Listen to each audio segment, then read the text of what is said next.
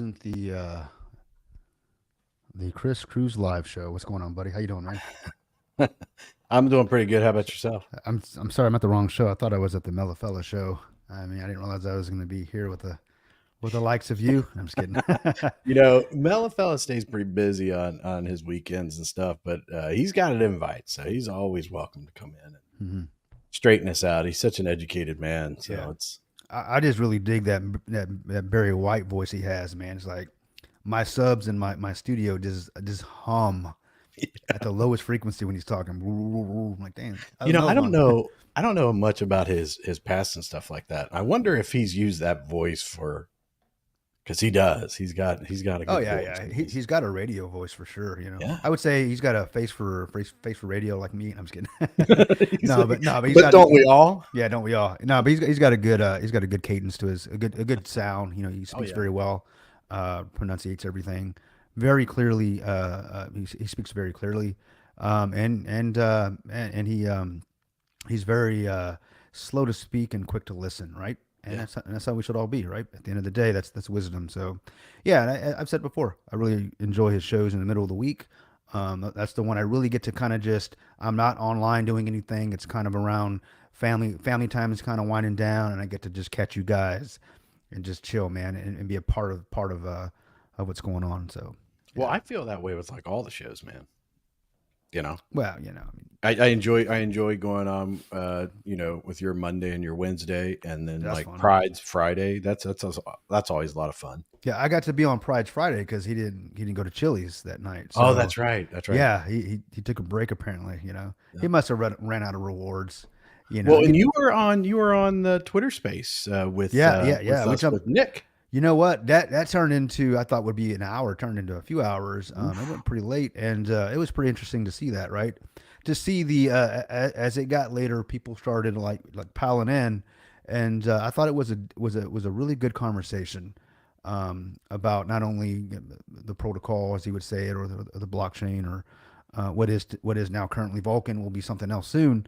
But I think he did a good job at kind of explaining what his approach is to this thing. We talked about marketing a little bit.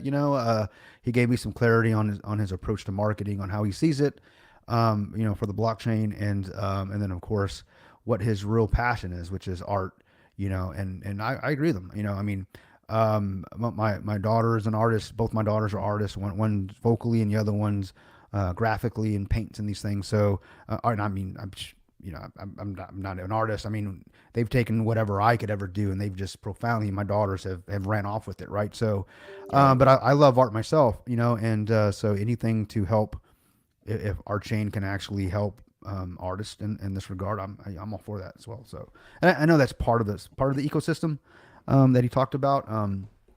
So, I think my daughter has something for you there, buddy. oh, what's that? Well, well, well. Well, well, well. Yeah.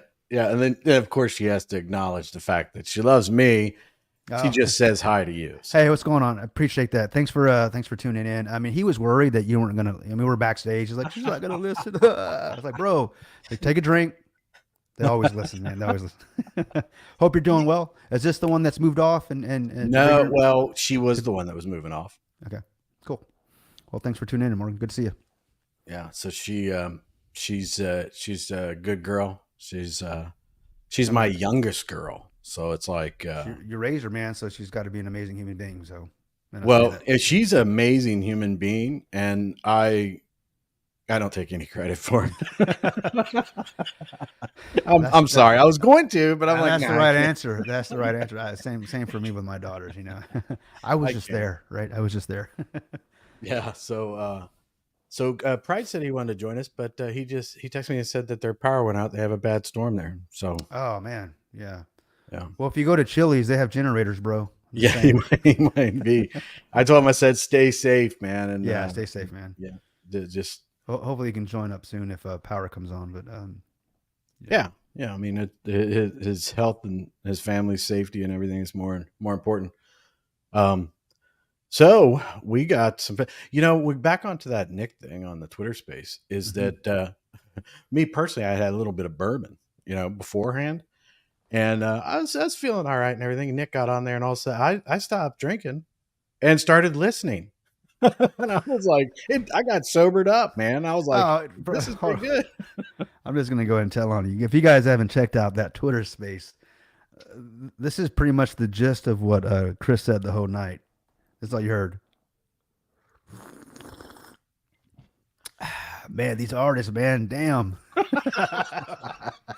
Damn, have you seen these Um, artists, guys? Guys, I'm checking out the artists. Have you? Oh, it's my turn to talk. No, just kidding. No, it was a good time, man. It was definitely a good time.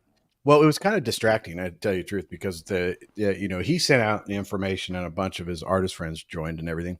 Yeah, it was And cool. while they were talking about different questions, things going back and forth, I was scrolling down through the people that were there and checking out their Twitter spaces, or it's X spaces now, is right? I don't know, but anyway, X Spaces, something like that. Yeah, whatever that is. yeah. But and Different like term. when you go to someone's profile and they got like some picture up there and then a picture of themselves and everything, I was like, whoa, man, that's a pretty cool picture.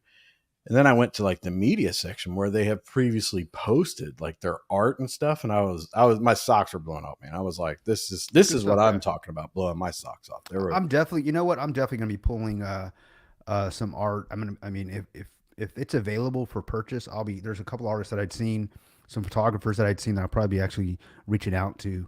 oh Yeah, yeah. I got a lot of stuff that I'm involved in that needs photography, that needs some graphic art, motion graphics and such a thing. So and other stuff's pretty legit, man. I know there's tons of artists out there all over the internet. But one of the challenges that we have is if you're looking for an artist, is to find a centralized I think a centralized space for them, right? I mean, obviously there are places you can go to, Hmm. Getty Images if you need photographers or something like that. But this is going to be pretty cool, especially if you're really into crypto and blockchain technology. This should be the space. I think this should be the place to visit. And if I can be a part of that to some degree and help with that, especially help artists get their due, man. Because I truly believe that a man's gifts will make room for him. And artist, art to me is it's everywhere. I mean, we don't realize if we didn't have artists, man, it'd be so boring. Life would be so boring. Everything around you, from your home to the design of your smartphone, everything. It took an artist at some degree to design that conceptually and bring it to reality. And then someone made it. But yeah, art. I think it's taken for granted. Unfortunately, yeah. So I'm looking forward to it. I want to go back to Greek. What's up, Greek? So I want to talk more about the artists and stuff like that, but I kind of want to get some business out of the way, and I want to kind of set the tone for tonight. We Okay. have no direction whatsoever with tonight's show. There's no special guests. There's people out there that we've talked to and said, "Hey, you're welcome to come on," and all that kind of stuff. If they show up, great. If they don't show up, the direction of tonight is that if you have questions that we can answer, or as a community we can discuss about Nick's plan, because the potential vote and all that kind of stuff will be soon. So, that's the plan for it. But one of the business things that I wanted to bring up is the fact that we have, if everybody knows who Lucky Charms is, um, I'm assuming everybody does. I mean, he seems like he's out there. He's He's with the one token and stuff. He does. he's in many communities. Yeah, I would say, Yeah, or many projects, right? Yeah, you should know who he is. Yeah, if not, you're about to find out. But yeah, yeah. You're about ready to find out here as soon as I can figure out how I do.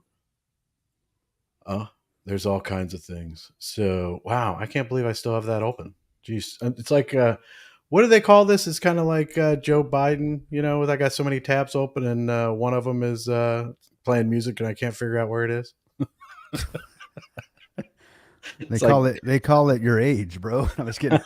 you know what, dude? Really, Too you're soon, going too there. soon. This is pretty early. I should have waited till you had a drink. It's What's pretty up, early Fowler, to man? go. Hey, is Fowler joining us tonight? Is he gonna? I don't know. He's super excited about it. He just announced some stuff about Vulcan Air and stuff, so he seems pretty pumped. But I don't. Normally he's I'll make Well, sure he's got the invite and everything like yeah, that. But I haven't heard it's from him. Sunday. It's about 7:15 p.m. Central. Oh, he's having a good time right now. Yeah, he's Yeah, chilling, and he accomplished quite a bit this weekend, yeah, yeah. evidently. All right, take a break, brother. Take a break. If you can join us, it'd be great. Yeah. But if not, man, I appreciate you being in the audience there, Oh, he and is in the audience. I didn't yeah. see Oh him yeah, yet. yeah. I saw him, man. Yeah, He's sitting Fowler. there giggling and stuff. That tells me he's feeling pretty good. Well, you know what? And he was the one that Oh, yeah. organized He that. just asked for the link though, by the way. So Oh, he did. All right, yeah. I gotta hold on. I gotta take this off. There you go. I was gonna send it to him, but then I was like, I had that thing up on my screen, and it was in the way. So, That thing. what is that thing? It's like says that to Oh, hide that you're doing this. You're sharing your screen. I couldn't find the hide button. I don't know. oh. Whatever. But anyway, so Lucky Charms puts this out. He says, "Hey Nick, I think you might not need to okay need to need this for your internal investigation on Brian for the next AMA for Uxie. This is confirmed 100% Brian's Uxie wallet, and the money is completely drained. I can validate it in his wallet 1,000% that it is his wallet. Definitely want an explanation because I'm heavily invested in Uxie. Look forward to seeing what will happen next." And he tags everybody, seems like. So then the next thing that's on here, I wanted to bring this up. You guys can research this all in the chats. It's there. So let's see. I wanted to bring up this one. It's the next one. Yep, this is it. So somebody says market making wallet needs spectacular number for marketing purpose. Okay. Lucky Charm says it's the Uxie wallet funds 100% positive, and I have signed documents showing Brian's signature on the wallet. All right. So that's very important because then the next part here is this right here. Now this is I couldn't change the screen on this one because of the fact that the way it comes up. So here it is. You see this wallet address that's listed on this document? Yeah.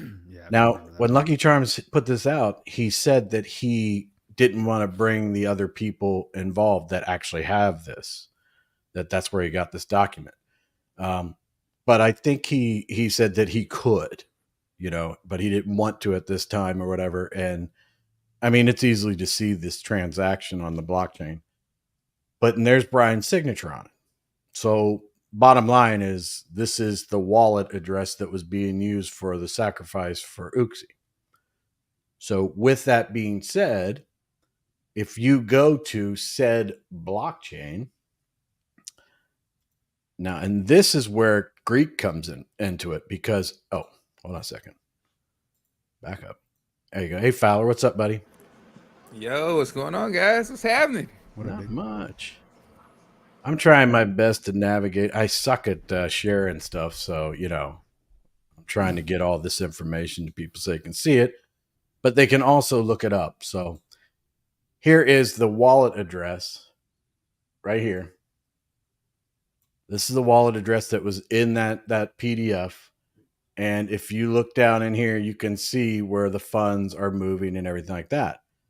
So I haven't had time to go through that. And it takes someone a heck of a lot smarter than probably Kryptonian and I. But Yeah. we just heard recently that that's what Greek has been doing. He's been working on this, and he's going to work later in the night and everything like that. And he's going to release a video of all the transactions as to where the ins and outs all the way through. And his video will be very detailed as to when the money came in, where it went, all that kind of stuff. So, Man, it sounds like somebody's about to get exposed. yeah. Big time. So, Yeah. and the money and everything like that the sacrifice and everything, it's got Brian's name on it. Those are binding contracts, I guess, that they're talking about. I don't know what that is, but I think it has to do with something. I mean, if it's something that they're putting a form out there and Brian has to sign to some type of agreement. I think that was for he's agreeing Was this for Uxie or was this for the This is for Uxie, and Oopsie. the yeah, okay, document okay. is for Uxie. Yeah. So So you and I were talking about this backstage a little bit, what this looks to mean, right? right, Um and it looks to be that the funds for the Uxie sacrifice was about how much, Chris? About 1.5 million or so, around there, $1 million, whatever yeah, it I was. remember watching. Pride was doing like the daily how much we had sacrificed and everything like that, and I think he was at like 1.1 somewhere around there. I think I don't know for sure that I didn't keep an eye on much of Uxie and everything like that. Ah, okay. So basically, Greek says this is the legit contract council got. Same one for our funds, I guess. Okay. All right. So this is, and it says at the top, a stable coin to the official Uxie Treasury owned wallet. And the wallet's listed, deeming the agreement as valid before the Uxie sacrifice event. Yeah. Yep. So I am very much looking forward to the analysis that Greek is going to do. Nah, that's Yeah. what's up. See, Yeah. look, I bet you never saw that coming. He was probably been sitting in BrewFi looking for something like that, and boom, here comes Lucky Charms. Oh, here, look at this. Look at this. Greek says, I see our multi-sig transaction to this wallet. The multi-sig for Greek. Are you talking about the multi-sig to Vulcan, like to the team, whenever he was supposed to be stepping away and handing over the remaining funds to the core? Is this the one you're talking about? About to have space level worth of delay for that answer. Yeah, right. Oh, Well, he I can says wait from the council. from the council. It's not popped up yet in our chat. There it is. Yeah, from the council. So he uses essentially the same wallet, right, or the same wallet. Yeah. Well, that's a little bit disheartening, but at the same time, I'll wait for the analysis that Greek does, because you got to give it to Lucky Charms, though. I mean, seriously, that information put out there, that was kind of a shocker to me. And Greek says that he also sent all the funds to the Vulcan multi-sig from this wallet. I get it. So $1.5 million for the Uxie. He used the same wallet to send to the council. He used the same wallet to send to for the multi-sig for Vulcan for after he shut everything down. So that means there is no other money, right? So is that what what Greek is saying, is the actual money that's in the multi-sig right now came from the Uxie sacrifice, not from the Seifu sacrifice, Right. and Right. any of that other stuff. Yeah, Seifu, Bitcoin, Yeah, Ethereum. that would make sense. Why, when I remember exactly looking at that 1.2 million or whatever it was, I'm like, this wallet is only 2 days old. Yep. Where's the transactions? Where's everything else? Like, So that you see what Greek is saying? So basically, every single penny that was sacrificed, and this is, I guess, what Lucky Charms is saying too. Every single thing that was sacrificed for the blockchain, every single thing, that money's gone. Whether it went for nodes, for everything, sacrifice. whatever it was, and everybody was thinking secondary about Uxie. I mean, a whole lot of people were like, "I'm not going to do Uxie." Some people were like, "Yeah, I'm going to do Uxie," but it wasn't like the main. We weren't all sitting around going, "Yes, everybody was 100% in," but everybody was 100% in on the sacrifice part. Yeah. Right? Oh yeah. Yeah. So we're all in there. So the money for the sacrifice, the main thing of what we were doing, that does not exist. That's gone. I mean, if you go about a blockchain, yeah, it's adios. So when people were asking me, and this was, I was actually thinking about this too, and I'm glad Lucky Charms did this, and I appreciate him, and hopefully he's not getting any grief for this or anything like that. But when people were asking me, what about the Uxie sacrifice? I was like, what about it? We did that already, right? But they were like, what about the money for the Uxie sacrifice? So I was thinking of the sacrifice, the nodes, all that. I mean, I kind of wasn't even thinking about Uxie. But what the point that I'm trying to make is I should have been thinking about Uxie the whole time because that's where this money came from. Everything else is gone. Everything else is gone. So that speaks to again that gives credence to there's not going to be any money coming back if they were to go after him legally. It's gone. I mean, if we get anything, even after going after this guy legally, I mean, it's going to take a while to even get that money. It ain't going to happen overnight. Uh, well, I'm looking forward to this video, Greek. I know you're going to put a lot of work into it, man, and I appreciate because you sent us some messages about it earlier, and then Chris was telling me about it. So I'm looking forward to your video tomorrow. You're dropping that, so everybody be on the lookout for Greek's video. He's going to break it down as he always does, and and it's super important that we understand. Yeah, we know, and I saw a comment. We all agree. Yeah, OBZ, you're right, man. We all agree that BL is a scumbag.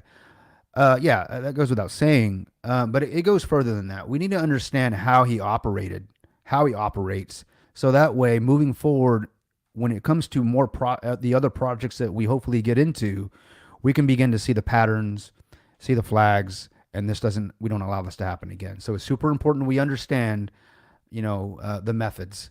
And I'm glad that the community, those in the community, are taking the time to break it down and to bring it to the front, bring it to the light. Because if not, history, those who do not learn from history are doomed to repeat it. And he will do this again. He's hoping for the human experience, those being us as humans. Obviously, we have very short memories. It doesn't take long for us to go, oh, wait a minute, what just happened to me? And then we get sucked into this thing again. But not as long as we're all here as a community, and we certainly get more educated on how these guys are doing this. He's not the first, and he won't be the last to dupe communities. But the good news is that we're catching on, and ultimately the tactics. Well, they're just going to have to they're going to have to change their tactics. Yeah, I've been saying it, I'm gonna keep saying it. Since the day I saw Esco server go down, Discord server go down, and everything, and everything just came in one wave. As far as like, yeah, this dude is, grass. Like, I've been saying it, is that I had to come to grips that money was gone. Like, I pretty much knew that money was gone. I knew it. Because it was just like, he took it. If you take it off chain, it's gone. It's gone. It's just gone. And the crazy thing was, people were like, "Oh, the 1.2 million came out of nowhere," and people was like, "Oh, there's a chance the money is just gonna magically pop up." I'm like, "No, that just didn't make sense, because if it's only 1.2 million, that's like, man, like." Compared to what should have been there, like, even if you want to say on a low side, 6 something million, right? If you want to just say, oh, numbers all screwed up or whatever at the time, at minimum 6 million, where's it all at? And only person that really came out and said something about where money is kind of went was Nick. And Nick was like, hey, I got paid X amount of dollars, and that was pretty much as a contractor, right? And it's like, and at that point I'm like, no one else is coming out and saying where the money is. No one's coming out. No one's coming out here saying it. And pretty much what Lucky Charms just did was pretty much solidify what we've all been thinking in the back of our minds. It's just now it's like, oh, now it's like a light bulb for everybody. Clink. It's there. But I think what's great is, right, I'm gonna say the light of all of this is that I'm pretty sure we're gonna talk about is, we do have Nick here. We do have a chance for this blockchain. Is it a tall task? It's a very tall task. Oh, yeah. Very tall task, especially when you look at how much money we got left compared to what we need. It's a very tall task. But I think we're going to talk about, like, how we should really, I think that's how we should talk. That's what we should talk about. It's like, how can we go forward the best way for the Vulcan, well, soon to be something else blockchain, after a rebrand.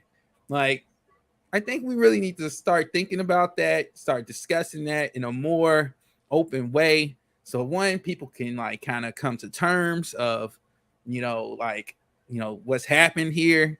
So we can kind of start moving forward, but not forgetting what's happened to us, right? We're not going to forget what happened to us because we still have to make sure those things don't happen to us again.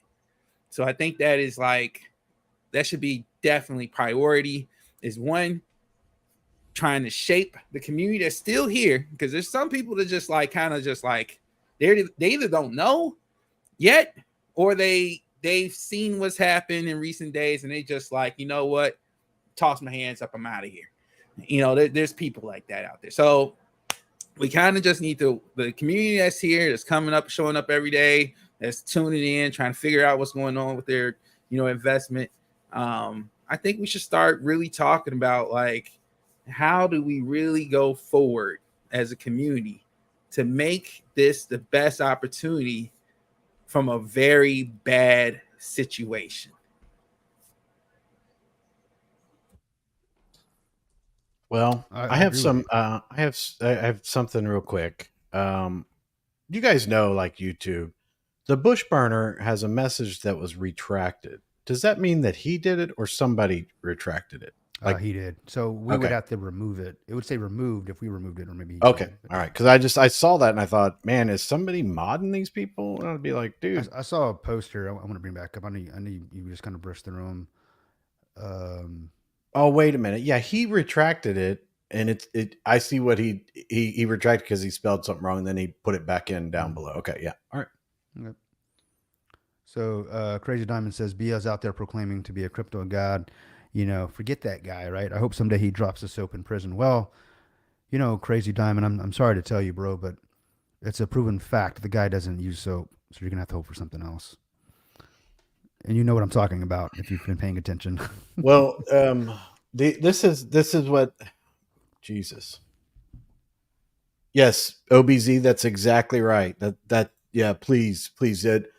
Listen, man. If somebody, even if people are talking bad about me or something like directly me and everything, that's fine. As long as I really truly want all the questions out there and people get answers and all that kind of stuff.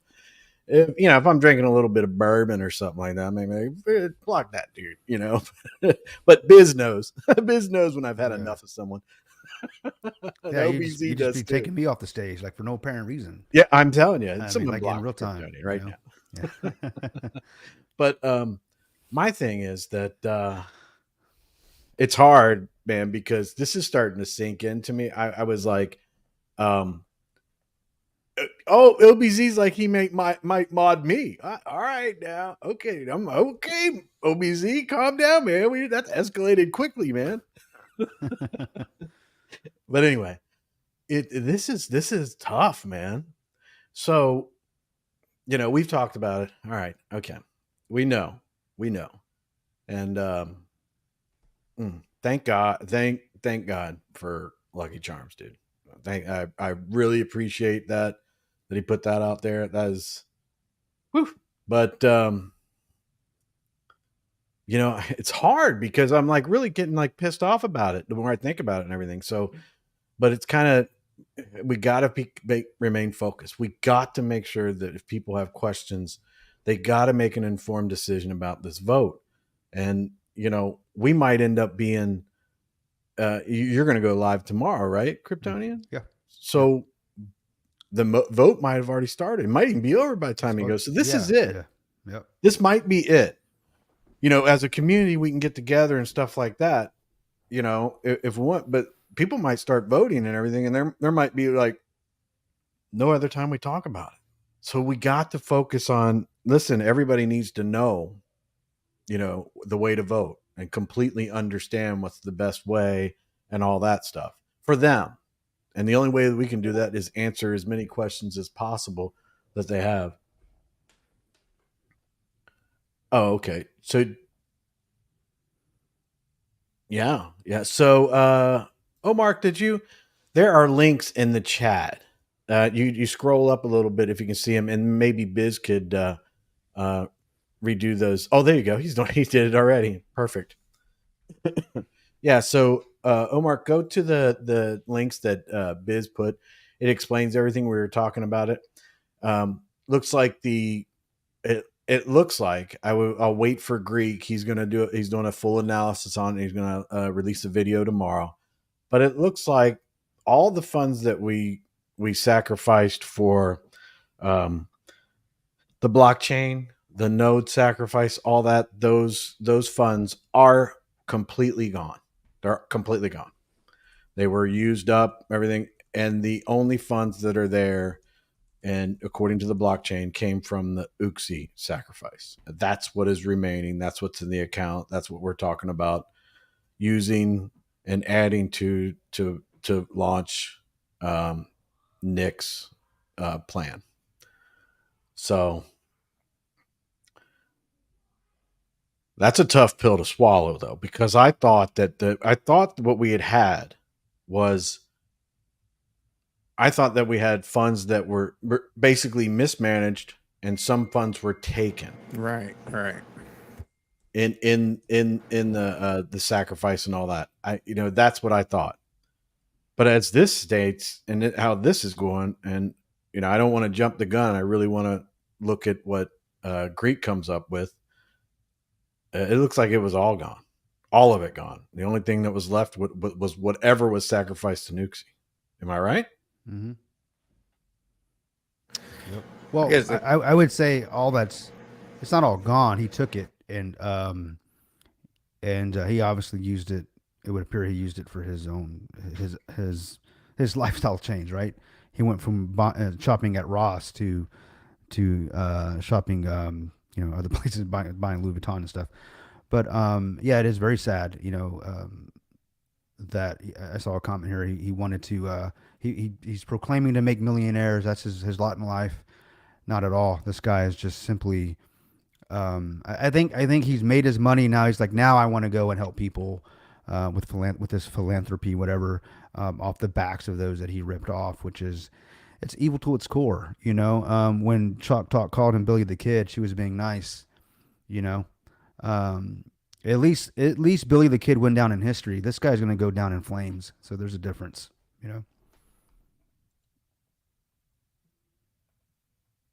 All right. I know that people might not want, but we got to stay focused. So we're thinking that we're going to have a vote in the next 24 hours. Is that still a thing? Have anybody seen anything different, like a delay or anything? I haven't seen anything. I think they're going to be posting that in the main chat, right, in Vulcan. Yeah, Biz would probably know. He's pretty up on that stuff. I haven't been in there much. I was in there this morning, and I mean, people were there. I have to say that there's a whole lot of people that are in the Vulcan Discord talking back and forth, and it seems like they had a good conversation going on. Every once in a while, you got the crazy person that's like, "You're all gonna burn," People are like, all right, whatever, but they go back to, what do you think about this? I think this. I think people are putting input, and it's like really going back and forth and discussing, what they think is best and all that. So I thought that was earlier this morning, and it was Sunday, so maybe all the, everybody else was like, it's Sunday, I won't be rude.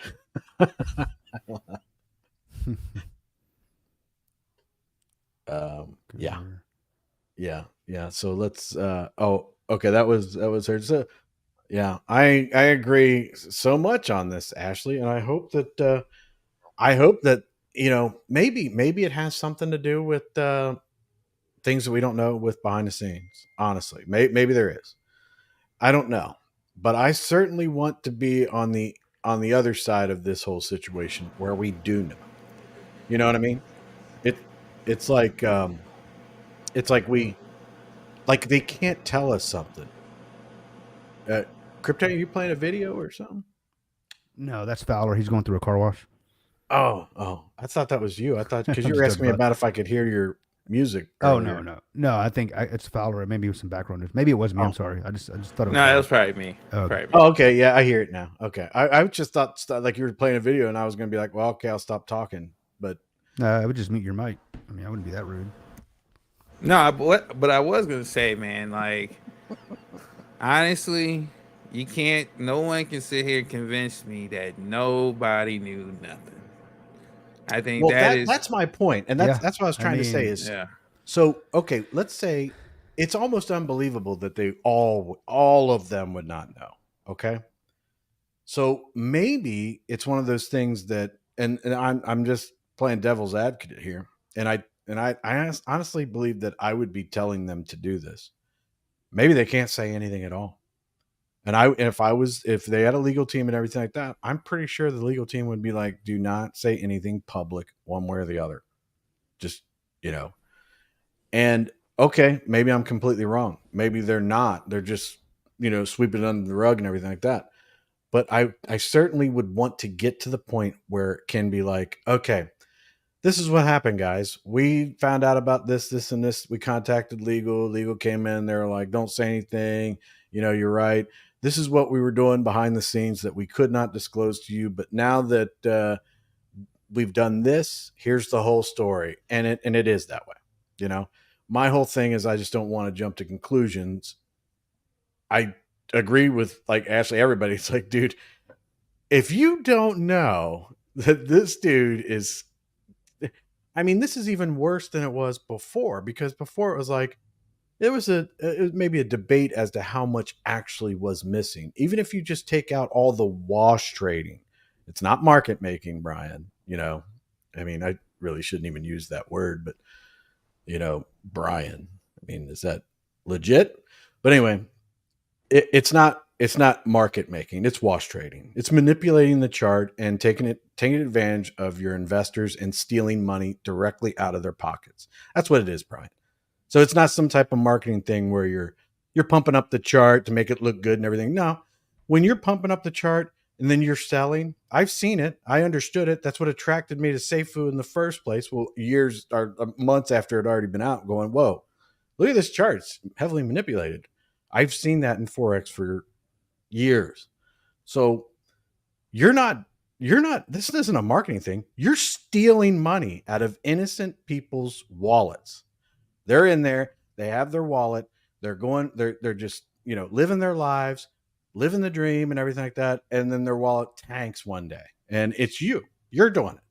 You're taking the money out of their wallet. So the value of what they invested in is less. It's not a marketing thing. You're stealing money from them. So you can call it market making, call it whatever you want, but you're lying straight through your teeth. You are. What the yoke god, whatever the hell that, and that's a disgusting name to use. That's a military term. And I'm sure military people are like, we don't want to be associated with this jackwagon. But anyway, frustrated about that, but we got to focus. I know I got to focus. You guys are probably all focused. I'm just going off on a tangent, but we got to focus on someone said in the comments, what are the pros and cons to the vote? Yes or no? So let's try to talk that stuff through. I know I'm going to get sidetracked on this absolute shitbag of a human being and what he's done to so many people, and not even our community. If you go back to communities before that too, I mean, this is disgusting. But anyway, let's focus. Pros and cons to voting yes or no to what Nick's plan is put forward. What are we going to do? Does anybody have questions? Let's figure it out. Let's help the community make an informed decision. And I do need bourbon, so I'll be back. There he is. I'll be back. So we're going to the segment 2, guys. I'm just kidding. Out of here. Yeah, that's funny, man. He's going to come back as a Decepticon. That's what that means. Oh, man. But before we move on, when Chris gets back, Seven Seas, what's up, buddy? He says, of course they knew to think otherwise. Shame on anyone for being gullible again. So I guess my take on it is, I've been asked privately, like, I mean, come on, man. I mean, you don't think that they actually knew, the team knew?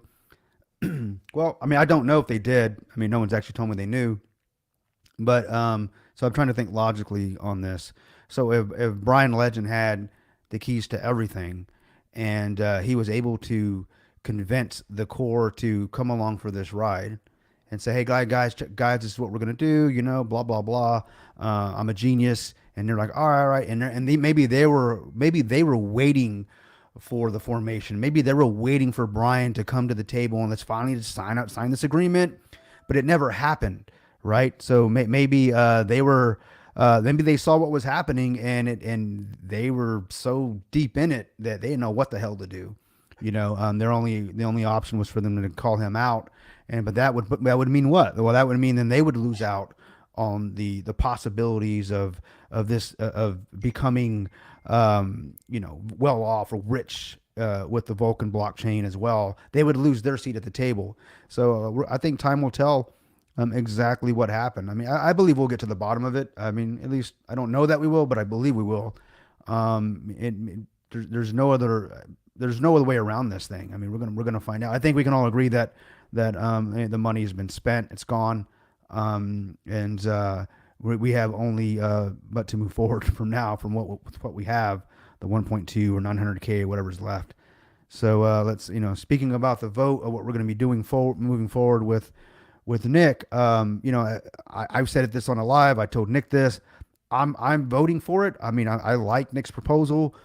And there are some that would say, well, it's kind of a forced vote. They're like, we have no choice. I mean, if you don't vote for it, then it goes away. Well, the truth is, guys, I mean, when I say it goes away, the company or Vulcan can be just dissolved. Well, the truth is, yeah, it could have been dissolved already. All right. But we're not there yet. Hopefully not. So this is to me, this is one option that we have. And if it doesn't go, if we don't vote for it, I mean, then it can be dissolved or someone else will step up and maybe they'll have a different option for us, but I think this is one, that as of right now, I like it. I'm going to be voting for it. And at the end of the day, what else do I have to lose? What have I got to lose? But everything to gain now moving forward. That's how I feel personally about it.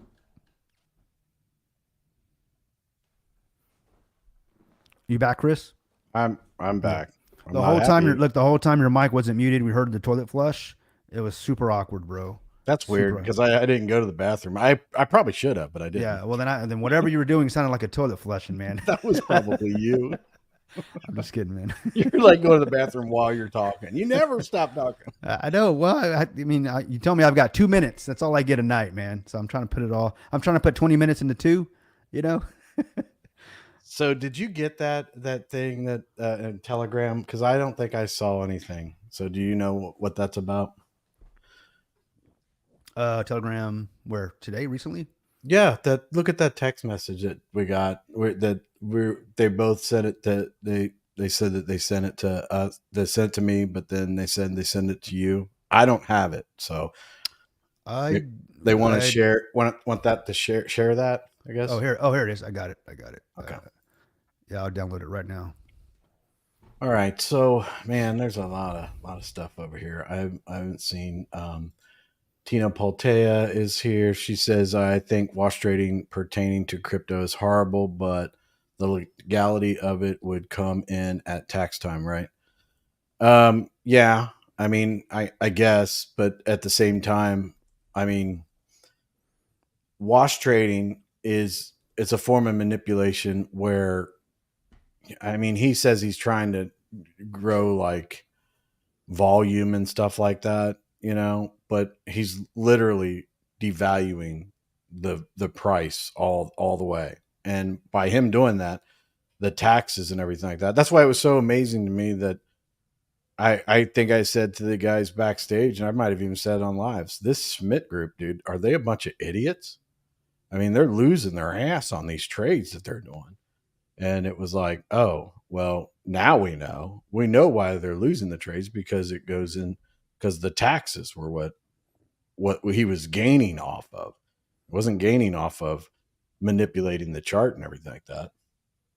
But yeah, I mean, the taxes are what it is. I mean, and this is hard to it's hard to say this and everything like that. But, and I know that people don't want to hear this, but this is all detailed out. The more and more I go into the research and everything that the Brewfied group has done, they are getting more and more right every single time something comes up. And it's like, they knew, I don't know. Sometimes I feel like an idiot about it, but, okay. So, No, I agree with you, man. 100%. Yeah. So Wolfram says, wash trading, he made investors pay more than they needed to, regardless of whether it survived or not. Exactly. Okay. Is Confirmant cussing us out on here? Man, he doesn't cuss. We already know that. Well, look at its first statement in there. I'm not sure if I can bring that up. What's he talking about? That's the nicest guy in the space, man. Yeah, he is. But the first thing he said, he might need to take a break. He's like so upset. I don't think he's ever said that. I've never seen that before. Mel and Delight, no way, nobody never knew. I agree with Chris that maybe it's a legal thing. Yeah, I'm hoping. I think that's more like, I think I would be, if I was in that position and I was in the background of it and everything like that, I'd be like, for God's sakes, don't say anything publicly. Don't. I mean, and if you think about it, if we're going to build a strong case, you don't want the case to be distracted by, going off the handle and everything like that, and speaking about something that could be used later on to be like used against us, and he ends up getting away with it all, if he is or not. Okay. So the Y channel, can you help me understand this? If price is set to $5 now, so what about the sacrifice bag are going to get more coins? So what part of that, what was he saying in his presentation about what were we going to get? Oh, I'm all the way down at the bottom. So the sacrifice, the price was going to $5. I'm looking at his AMA part. So he's thinking the price go to $5. Where is that slide? Because I remember that slide was up with the price, and I don't see it anywhere in this. In this plan, launch price, raise an additional. Okay, he is saying the only viable plan is launch at the price of $5, raise an additional $2.3 million for liquidity and operating capital for 6 to 8 months. Okay. He's recommending a total circulating supply of 50 million and a maximum supply of 250 million. Initial vested 50,000 tokens. Liquidity requirements 200,000 vested tokens. 1.490 tokens. So this is for a $4 price. He breaks out $4 price, 6, 7, and 9. So the liquidity requirements to have a $4 price is 9 million. And according to the chart, this would be 6 months. Liquidity requirement for 6 months would mean we would need $9 million in liquidity. $5 price would be 11 million, 13 for 6, 15 for 7, and 20 for 9. So I guess these are he's suggesting that the price be at $5, but how the tokens are split, I don't think we're not getting. How is this going to work? Because 50,000 initial vested tokens. Back, Greek Army. Today we're going to. Oh, my bad. Sorry about that. All right, guys. No, go ahead. Go ahead. Yeah. All right, guys. So I'm going to play a video. Were you guys able to hear that? Yeah. I heard okay. It totally fine. Cool. I'm going to play. This is the video that Greek graciously allowed me to play it. This is the video talking about the Uxie wallet, guys. So it's about an 8 to 10 minute video. So is this the whole video he's already done? So video, yeah. So we're going to play this. I thought it was coming out tomorrow. Yeah, he wants us to play it tonight. He thinks it's that important, and I agree. So I appreciate him allowing us to see it. Put him full screen and mute us all, so we don't make it. And how long is the video? It says about 10 to 12 minutes. So all right, yeah. Let everybody watch it. Let's get this info out there. Yeah, but this is going to take away from his views, though. He doesn't. He wants the information to get out. But I appreciate you looking out, and I'll let him know that you said that. So. Guys, obviously he's going to drop it tomorrow. So definitely to get that algorithm going out. So check it out tomorrow as well. But if you guys are ready, I'm gonna play it. Here it goes.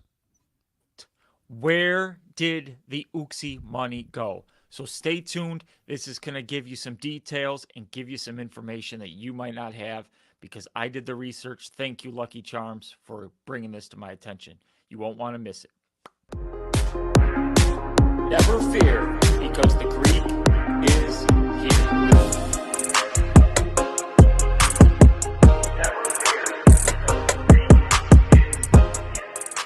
Welcome back, Greek Army. I'm the Greek DeFi Guru here with another video for you. Just your favorite Greek giving you the news you deserve. Never fear, because this Greek is here. If you like what I do, please like, subscribe, hit that notification bell so you know when I release the newest, greatest, best videos for you. Today, we're going to talk about where did the Uxie money go? Because a lot of people were like, wait a second, 1.1 million, that's what he gave to the multi-sig wallet, Brian Legend. But Uxie raised 1.1 million. So where's the Uxie money if you gave 1.1 million? And what the hell happened? What's going on with my Uxie money? Did Brian run out of funds? Everybody wanted to know what was going on because some of the fudders, and I'm gonna say this, they always said Brian probably ran out of money. That's why he took over Seifu and came back and started Uxie, started the Uxie token, and did that other sacrifice, and that's why he created more tokens because he needed liquidity. Well, they didn't have the proof at the time. You know, it was something that, okay, there. But let me tell you something. That is 100% the case, and I'm going to show you right now. So let's start with this first document. So here on the screen right now, you can see a document. It says Uxie Labs, April 1st, 2023. And it says, Dear, and for purposes, this was given to a person. He had an agreement because of the way Brian took over Seifu. It was messy, and he sold, and he was one of the biggest holders. And they said, you know, can I have an agreement for Uxie? The same agreement was made with the council, and we got a document just like this. Okay, I can assure you that we got a document like this. We all agreed to it, and it was signed with Brian Legend. And that will prove fruitful in a bit. It says, Uxie Labs hereby agrees to the following terms. This agreement is a purchase arrangement between Discord user. We're going to keep that. 86,000 USD from Discord user will be directly invested to secure Uxie tokens by depositing into the official Uxie treasury wallet. Now, this is where this is big because as you can see here, I'm highlighting it. The Uxie treasury wallet's there, so it gives us that information, that gold. This does not fall under the normal sacrifice condition. Instead, the commitment is exclusive, held under token purchase conditions, where a Discord user purchases 86,000 USD worth of Uxie tokens from Uxie Labs. He will also receive a 15% bonus of Uxie tokens sent to his or her wallet, which is the 86,000 sent to the Uxie treasury from. The total Uxie tokens purchased will be released to Discord user, and you can see here, but we're just going to go. And, you know, it was signed and accepted Brian Legend with Brian Legend's signature on the date. Okay. So on April 1st. So that is this document. And what this document is trying to prove is that there was an agreement. It gives us the treasury wallet so you know where everything was stored. And that's what we're going to look at now. Now, I looked up this wallet address and I went through and printed out the sheet with all the transactions, and that's what we're going to take a look at now. So as you can see here on the screen, this is an export I took from all 906 transactions done through that wallet address on the blockchain. So BSC scan, you can export, and I will show you some stuff here.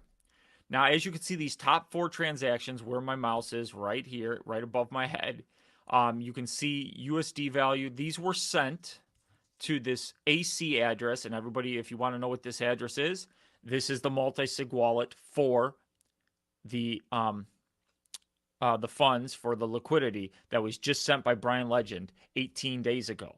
And if you add that up, it's $1,171,899, which is what we know he sent them. Now, are you getting the picture here that this came from the Uxie sacrifice funds first? Well, let's go through some more transactions. Right here, $50,000 was sent in from this DD9 wallet. I looked up this DD9 wallet because I'm like, where did that $50,000 come from? That DD9 wallet is the Seifu Treasury wallet, linking it to Brian Legend. So obviously, you know, Brian fashion, 50,000 from the Seifu Treasury in equal 49,000 at the time. Now there was this other big transaction on the first. This one right here, because I have access to the multi-sig wallet of the council, this 150,000 is what the council gave in, and that matches up.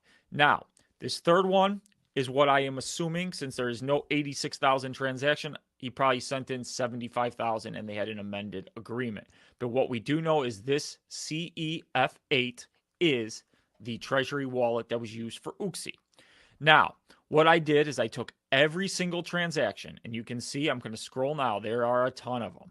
Okay, I went through all the blockchain data. I got rid of all the garbage coins that were sent in, they had no value, and I just did a simple add function. And, you know, we're going to get down, it's coming. You can see here a few big ones, 164,000, 164,000. I can't tie these DDF wallets or DFE wallets to this DDF4 wallet to anybody. If anybody watching or anybody in the Brood Discord group knows and can link that to anything. Same with this big 249,000, the DD4 wallet. It's a big wallet. I don't know what that wallet is, but I did do simple math. It amounted to $1,244,981 on all the in transactions. Now, there were a few out transactions, and they were to this BBB wallet right here. Now, I linked this wallet to Brian Legend, and people can be like, well, Greek, how did you do that? How did you link it to Brian Legend? Well, let me just say something. If you go on BSC scan with this BBB wallet like I did, and you click, there are transactions from the Seifu Treasury that directly go into this wallet. And who had access to the Seifu Treasury? Brian Legend's the only one with the keys, so there you go. Brian Legend is linked to the BBB wallet. He pulled out 47,700. Remember, I said that he got 50,000. He put in 50,000 from the Seifu Treasury into this. Well, we know now he took it back out, so he did that. There was also 25,000 taken out going to the BBB wallet. I don't know what that was for. If he had another 25,000 transactions somewhere up there and just was taking his money back, and then a $25 one, which amounted to 72,819 taken out. You subtract that from the 1.24 million, and that equals the amount that exactly was sent to the multi-sig. So, what can we take away from this? And that's the big picture here. What can we take away from this? Unless Brian Legend took funds that were already sacrificed in the LP from his other wallet, maybe that DD4 wallet is that. If he took those funds that were already sacrificed and faked in and put them in Uxie just to like kind of get more tokens for himself and, you know, not beside him, then what this tells me is Brian had no money. And even if he did take some funds out of sacrifice, there was only about, with one, the DD4 wallet was about 400,000. So he didn't have a lot of funds left. So this is telling me what the fudders said, we're not the fudders, what the truthers said in previous times, that he had no money, he had to take over. Why did he take over Seifu the way he did? Why did he do this? And remember, with the Uxie sacrifice, he announced Uxie, and then he took over Seifu and said you could use your Seifu to swap for Uxie. That's how it started. Because Seifu had such a big LP, and he realized, how do I siphon that out? Because I need that money. It makes sense now.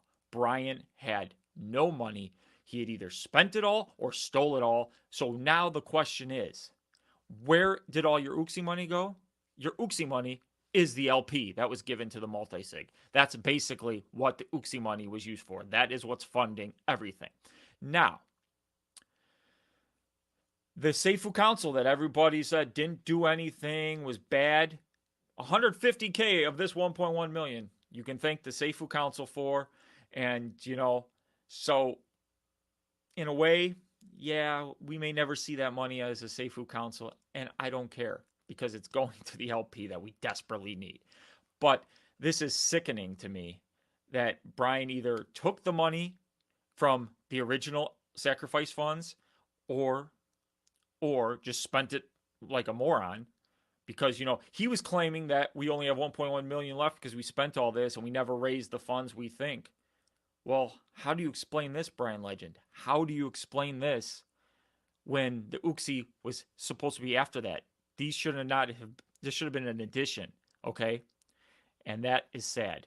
So now the question I ask, because I don't know where this answer is, where is the sacrificed funds? What wallets are those in? Because this wallet was created on April 1st, and that's where the multi-sig was. So where were the funds sitting originally from the sacrificed funds? Because this UXI wallet was created on March 31st is when this wallet was created. I have every transaction that it has.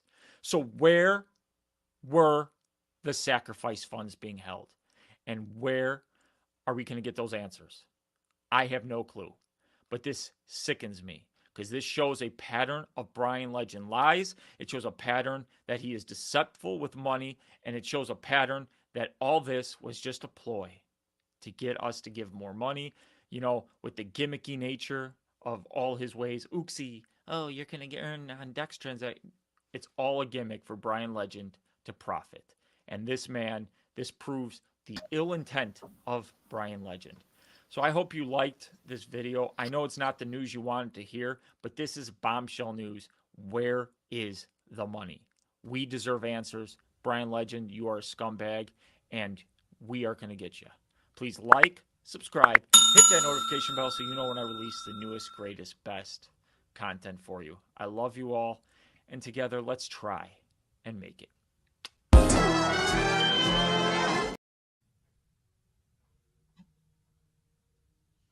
Well, we got Greek here with us. That spectacular, well. amazing video that you just put Change out. his shirt. I actually put the shirt back on. I was sitting down with nothing on, I was just That was good, man. Man, good work. That was today, good man. work, though. Good work to do. Definitely good work. Yeah, that's 2 hours of my life I'll never get back. Yeah, but that's that. Thank goodness, like I said, for Lucky Charms, and wow, thank you for the video, putting it together. But yeah, Lucky DM'd me, and I was on a craps table, and I'm looking at this, and he's like, "What does this mean?" So I take a quick look at the blockchain, and I see those two big transactions out to the multi-sig wallet. Right away, my alarm bells are going off. So I'm sitting on my flight this morning, and I'm like, "Okay, let's start piecing together." But I didn't have my computer, so it was tough to take the CSV so then when I got home finally, I went through it all and able to pinpoint all the transactions. Now the DD4 wallet, that's the only one where I can't pinpoint if those are actual funds being in or if that's sent from another wallet of his that had the funds. And he was just basically putting those in UXI to fake the UXI numbers, but then kind of hide his liquidity problems that we didn't have. I can't pinpoint that, that was only about 500,000, if that. So that's sad anyways, if that's what he was doing with that DD4 wallet. I said 400,000 in the video, but after hearing it again, it was 500,000 about. But it sickens me. It really, really sickens me because this is just telling you that he had no money. Like it really does pinpoint why he had to take over from the council, why he had to come in with force, because Seifu had, I think, what were he at 3 million in liquidity? So he saw liquidity there and he knew he had issues. He couldn't hide it anymore. You can only fake it till you can't fake it anymore. And of course, he's not going to come out of his pocket for liquidity. Or that's actually our pocket. Yeah. Our pocket. Yeah. Well, he was never going to use his own money. Like he possibly could use the stolen funds that he already got. And but I mean, no. that would be immoral of us to ask him to give it back. I mean, who do we think we are? You know, I mean, he earned it. Yeah, he earned it. Stole it fair and square. Guys, I earned that 15. And just on Yamp, when he says these words, now it sickens me when I hear stuff like this. I earned this 15% as a founder's fee for giving you this great. No, you don't earn anything. You earn it on merit. Wait till the protocol has merit, and then you can earn your stuff. This guy would not survive in the real world at all. When I say real world, I mean like in a real company. He has to hide in the shadows of of the deregulated space, which will come to an end soon. But I think with the work that you put into this, it's things like what you did and will continue to do is what's going to really, I think, limit the ability for these guys to continue to do this because people are going to be more aware now, right? And there's going to be more questions. I doubt very seriously that this community and those that actually are, tap in and figure out what's going on will be as gullible moving forward. Um, yeah. So good Yeah, job. because on now that. when the team claims, oh, we spent this much money on the blockchain, no, you didn't, Yeah. because this was created April 1st. Yeah, and I was called an idiot Sacrifice. for even saying by some people or one guy that I don't know what I'm talking about. That it takes $6 million to build a And blockchain. it makes sense why Brian, every time questioned about where the funds are, where the funds are, where the funds are, didn't give any answer. Because where are those funds? Where were they sitting? That's the question I still have now. And when he sent the 1.1 million, I just assumed this was that, and that maybe he kept the Uxie funds. That could have been a possibility. But now I never even thought back to look at my old Uxie document because I have the same document. We have it in our Seifu Council chat. So for anybody who's like, but that document could be fake and whatever, that might not be the wallet. No, it's 100% real because I have the same thing. And Brian did sign it, and we have his signature sent to the council. Same thing. So, I'm going to say something else that I think that we're all probably either we know, and I'm saying it, and I'm slow to your guys' intelligence and everything. But so this is the reason why he blew his shit about Seifu Go deleting the Discord and everything like that. He had to make an exit because he took all the money, and he had to be like, he had to fall. This is all planned. This is all planned. Yeah. There's a reason why he deleted the Discord. Like, he apologizes for deleting a Discord. All this evidence is on the Discord. All his patterns of him wash trading are on the Discord. You can see what timestamps of when he said, "We, all the whales love me." And then you look at his tweets, timestamp that with the chart action. Everything matches up perfectly. Mm-hmm. Also, with everything he was doing, with just all those old sayings of, when before sacrifice, oh, everything's paid for. He got rid of all that evidence. He thought he's smarter than everybody, but he doesn't realize that screenshots and the way the internet works, everything lives on forever. It's all in the Brood Discord. So deleting the Discord was his way of, you guys can't get the evidence now. That's why he did it, because Vulcan Discord doesn't have any of that stuff. He sheltered all that stuff from there. Everything was in the Seifu Discord. So look at this question here from Biz. He says, Greek, so it would mean that the funds that he seeded the new Seifu Go Now Justice Project is actually funds that should be in the Vulcan liquidity? Not necessarily, because everything made on that went into Brian's pocket. He moved tons of money from the Seifu SIF funds. About $1.5 million was moved into his Gate.io wallet from the SIF. Yeah. And originally, I knew that was happening the whole time. People are like, "Why didn't you say anything?" Well, at the time, he was going to make 500 liquidity pairs. So it matched up perfectly when he was making the liquidity pairs. It wasn't until afterwards when all of a sudden now we're not making LP pairs, these 500 LP pairs, but yet that money never came back into the ESCO ecosystem. It just stayed in the Gate.io wallets. That's when now I'm sitting there thinking. So then I'm like, okay, let me give him a chance. So at that time, I'm not going to say anything until I give him a chance.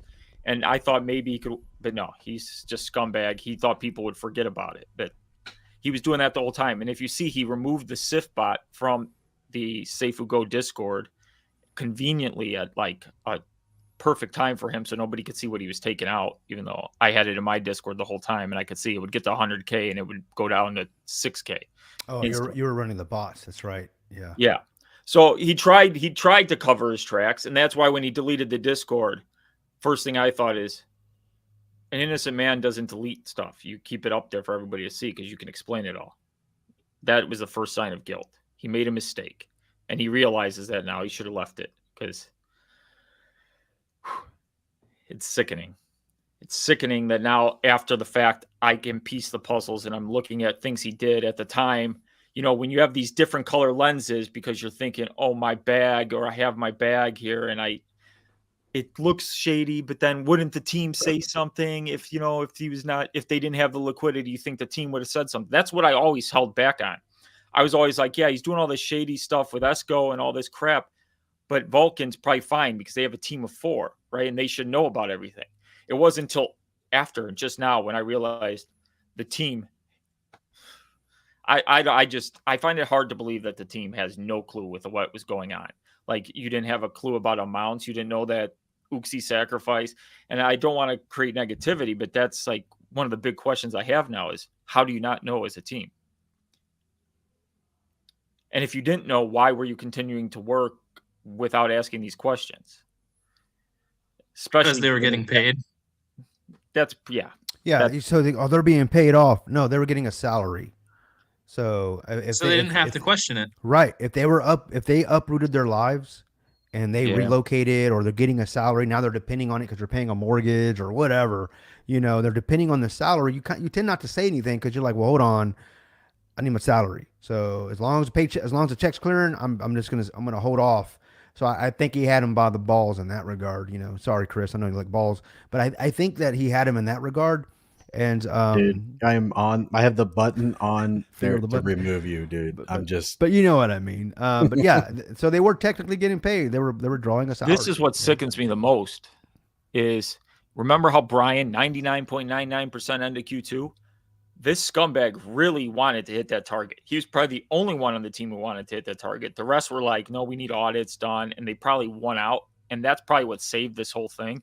Because if they had just released this thing, it was all set up for Brian with his top 7 wallets to get all the fixed flex, all the power pool stuff. He was just going to benefit and suck this blockchain dry because of his wallets. This was all set up for him. Every single.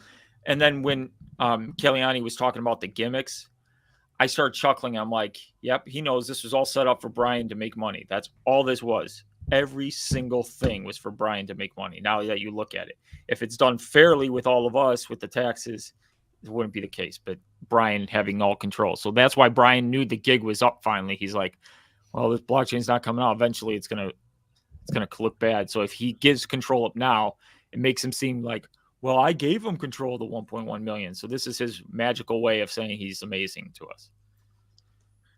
Well, so, isn't it crazy that they paid the team like what 900,000 so far to make the blockchain?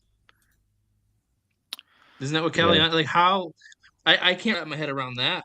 900,000, and it technically still isn't done. I mean, it is, but it isn't. But you know, whatever. Even more sickening is that was taken out of the Seifu funds originally. He sold treasury funds into and said everything was paid for, and that was part of that. That was on that spreadsheet. Everything was always paid for, man. Everything was always paid for in his eyes, right? Yeah. Well, he took out like $2.8 million at the time, and he said all the blockchain stuff, we have enough for that. So that was the first lie, which means whatever he got from the Seifu sacrifice, where the hell did that money go? There's no way you spent that much money. Now, I know people are saying he did buy a $3.5 million house, for anybody who doesn't know, right after sacrifice. Great timing. That's just... Yeah, what a coincidence, you know? Yeah. That's the crazy part, man, is where did all of the node sacrifice go and the Seifu sacrifice go? Like, it's just bewildering just to really think about, because that was not a small, even if it was $7 or $10 million. I mean, Jesus Christ, my guy. Well, I guess we're looking at it in a physical form over in Australia, I guess. You know, as a KVLT DeFi says, sitting on the sidelines watching all of this unfold, and I still can't believe so many of us were duped. And my rebuttal, or I'm going to say rebuttal, not a rebuttal. My reply to that is, it is in our human nature to believe and trust willingly. That's who we are as human beings. But it is in fact the human experience that teaches us to trust, but verify after the fact. So unfortunately, we didn't know what we didn't know. Now we know. So hopefully, moving forward, we're much wiser to the game. The unfortunate in my professional experience and what I do professionally and being in the IT space, and this is what I've learned. I'm involved in cybersecurity and all these things, and trying to head it off, right? Because what I've learned is hackers, scammers, crooks have all the time in the world to cultivate a plan to rip off that one guy. That's it. We as normal non-crooks, non-scammers, non-thieves, well, we're too busy. We're living our life. You know, we're just doing what everybody else is doing, going to work, taking care of our families. And while these guys are just focusing on how can I rip people off and get away with it. And unfortunately, and that happens because I wouldn't say that we're gullible. We're just, we're busy. We're just trusting, you know, that this guy was doing the right thing. Why? Because he showed us his ID.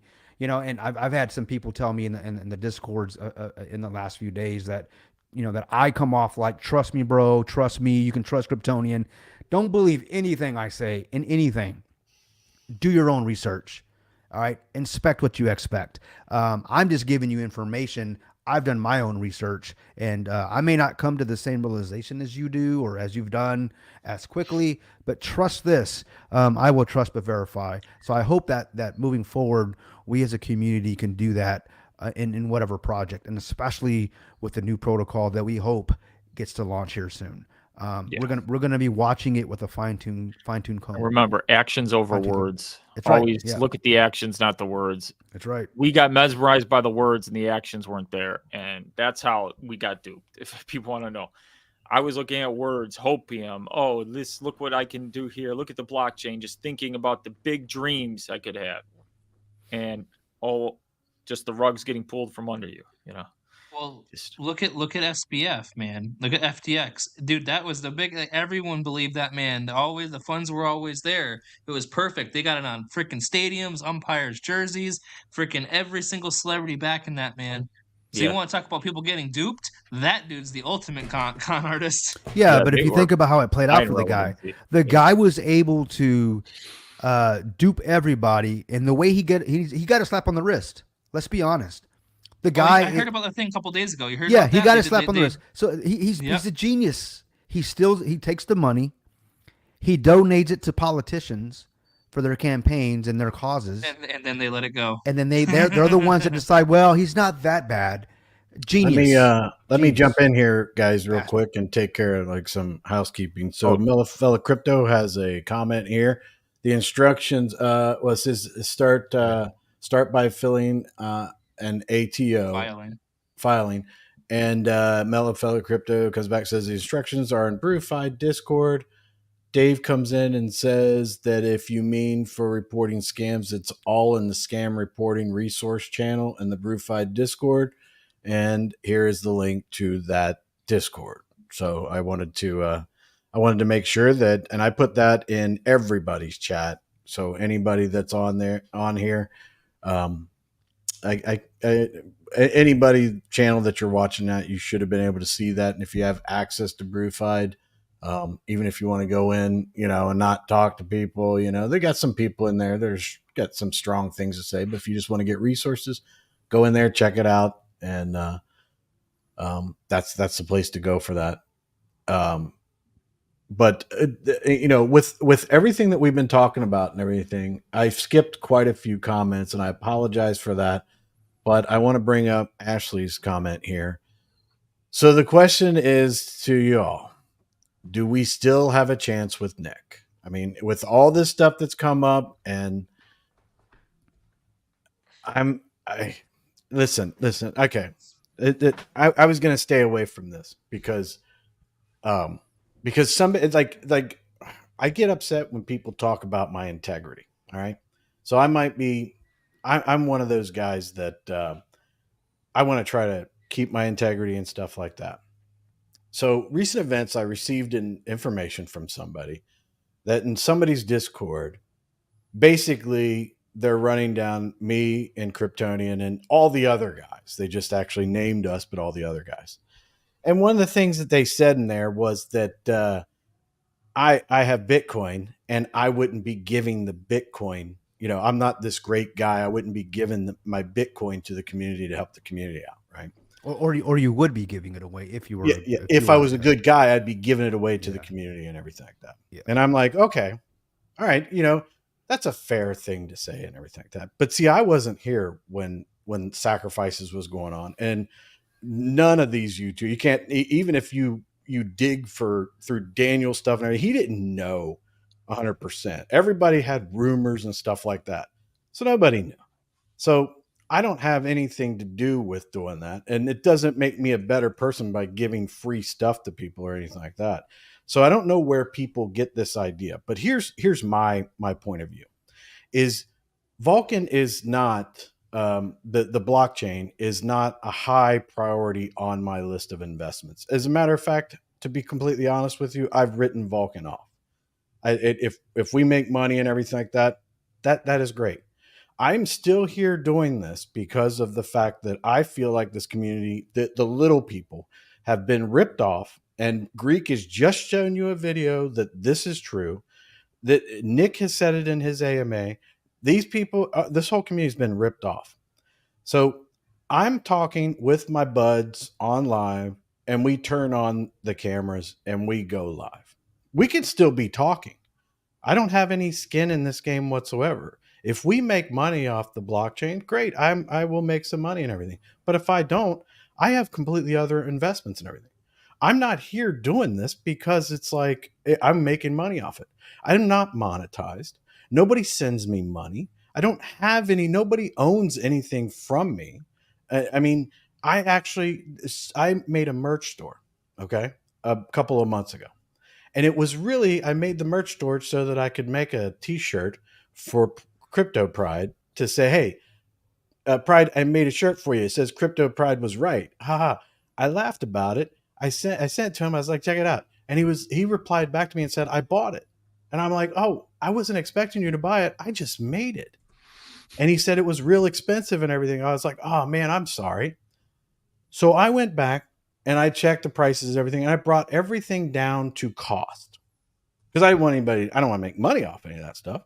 And so to make it up for Pride one night when he was doing his, the Friday night live and we were doing the B&B pot.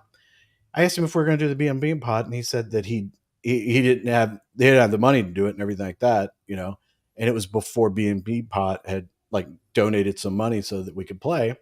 I sent him $150 in B&B. And I said, well, you do $100 for like 5 people on the show and then keep the rest of it for the shirt you bought. I'm paying you back for buying that shirt. I didn't mean for you to buy it. So then I went to the merch store and I put everything to cost. I thought I had. And someone in the community had purchased a hat. And I was like, oh, that's cool. And about 2 weeks later, I get a notification I made $3 off my merch store. And I was like, whoa, what the heck is that about? And I did not reduce that to cost. So I have made $3 off this community. And that person, you know who you are. I'd like to give you the money back, but you're probably going to be like, not to, because we're going to probably pay more in fees for me to transfer that money to you and everything like that. But if you want it, you have it back. But I've made $3. So I'm not doing this because this is something that's advancing my career or anything like that. I make zero money off of anything that I do by sitting up here and talking. I legitimately want to be a vessel so that people can talk. And when they do have legitimate concerns, they're not shit on and treated to be banned and excommunicated from the community. I want to be like, I can go live and say, hey, look, this person has a legitimate problem and we want to talk about it. So when people want to say that I'm doing something like, without integrity or anything like that, that's fine. I have no problem with that. But when you ask me to come to your Discord to make it so that we can move on with the olive branch, and this is the kind of crap that I see, that's not an olive branch. That's a setup. And I'm not going to be a part of it. So I'm not gaining anything from any of this stuff other than the friendships of the people I've met on these lives and in the community. If you think that I have some other nefarious type thing, I make a fortune off of my other investments. This is a complete waste of my time if I was actually trying to make money. I'm actually losing money by the time I could be doing other things. Really, I could. But my goal is to try to bring this community together to try to see if we can go forward. If you don't like that goal or whatever, let me know. I will turn the camera off. But that's my point, and that's what came up in that discussion. So, and I continue to get called someone that's on my high horse and talking nonsense, which, yeah, I guess I am, because I care about the people that were shit on for the last year and a half for just speaking what they thought, that Greek, that me, that everybody up here is realizing now. But they knew it back then. But when they came and said something, they weren't treated like we were. They weren't explained that. They were like, you are trying to destroy a good thing. You're gone. We all made, and if I made people feel like that, I'm sorry. I'm trying to make up for anything that I may have done. So you can take your criticism and everything like that, and you can shove it, because if the community says that they don't want me to be up here speaking, whatever's best for the community, I will do. But I wanted to make that very clear. So I have made $3 from the community, and I would be glad to give that back. I actually want to give it back, because the whole purpose was I didn't want to make anything. I wanted to make all my stuff at cost. Just cool. I really made it because my kids wanted to get shirts, and like I created and got a hat with my logo on it. I'm like, this is cool. You son of a bitch. Yeah. I know for the longest time you didn't even stress your merch store. You had our merch stores up on Yeah, I literally had everybody's merch stores on my YouTube for the first couple months. Then I took them up because I was like, I don't want them to feel like I'm trying to sell them, sell their merch. I'm like, Greek. I mean, that's fine if they go to Greeks and stuff like that. But then I was like, maybe these guys are like, don't be like, you don't need to be shilling my merch, So, and I even made a shirt for Crypto Terry. It says, what's Crypto Terry going to eat next? I mean, what the hell? I don't have to do any of that stuff. That's the stuff that bothers me. It's like, what do you think I'm up here for? And then I made one for Kryptonian that is pretty awesome. Bitcoin Daddy. Yeah. But who is your Bitcoin Daddy? You didn't have to make me a store. We already know, right?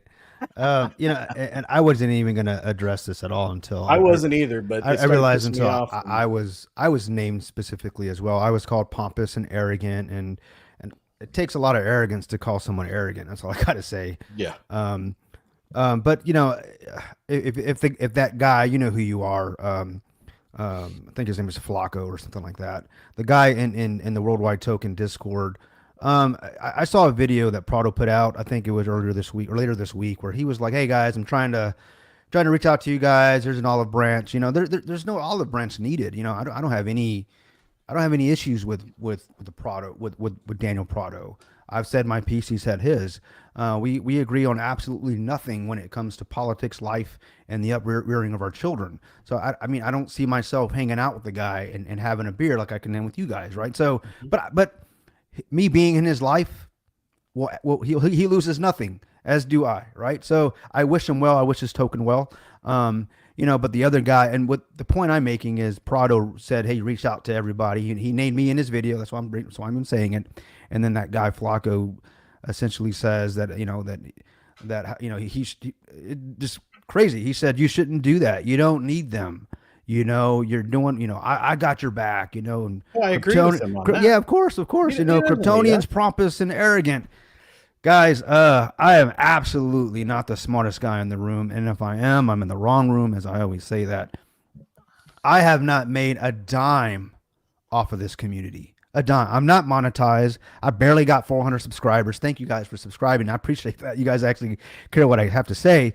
But I'm not in it to make money off of you guys. I'm not launching a token, to make money off of you guys. I'm not doing that. I am in projects, but it's not for me specifically. It's for we're launching these tokens because of the shit that we've seen in the last year and a half. We're trying to do something different, and actually add value to the space. None of this rebasing shit and where you can become a millionaire throwing $1,000 in. We're not trying to do that. We're actually trying to add real world assets, real value, bring it to chain that are sustainable. That to me, that makes sense. I want to be a part of that. And I have to buy in just like everybody else does. If you look at ARM, from Arbitrimium with the TCL community where I'm from, it's exactly what we did. I had to buy more ARM than you do, Dad. Yeah, well, yeah. It is reflecting. But I had to buy in just like everybody else did with Prism Chain, the blockchain that we got coming out. I have to buy in just like everybody else does. There's no team tokens, allocations, or like that. My point is, guys, is that for this person to call me out like that, I mean, someone told me, Zima says, "Hey, it looks like you've got a fan, a diehard fan." And I told her, "Well, the last time I had a fan, I had to get a restraining order." So I appreciate that, Flacco.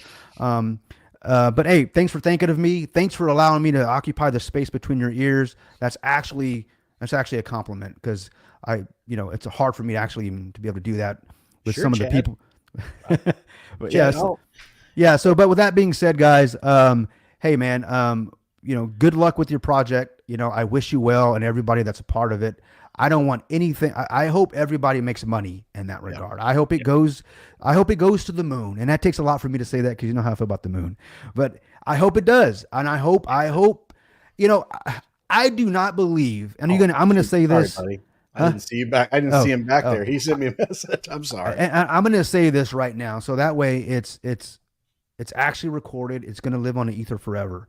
All right, unless someone deletes this video. I do not think, or never thought ever, that Daniel Prado was a scammer, scamming his community or anything like that. I never thought that.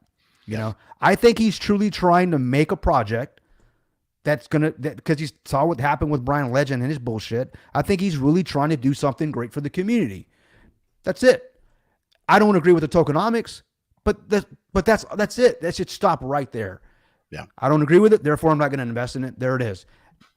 So just because I'm not buying into it, I'm not up here doing videos about it, doesn't mean, that I want the guy to go, to freaking to him and his family to do poorly in life. I mean, come on, let's be realistic.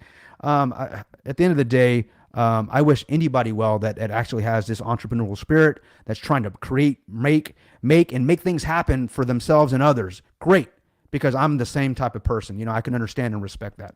So I wish you well, man. I appreciate you again thinking of me. It means a lot to me. I'll send you a card, whatever you need. I mean, if we want to solidify the relationship, whatever we need to do, I'll make it right.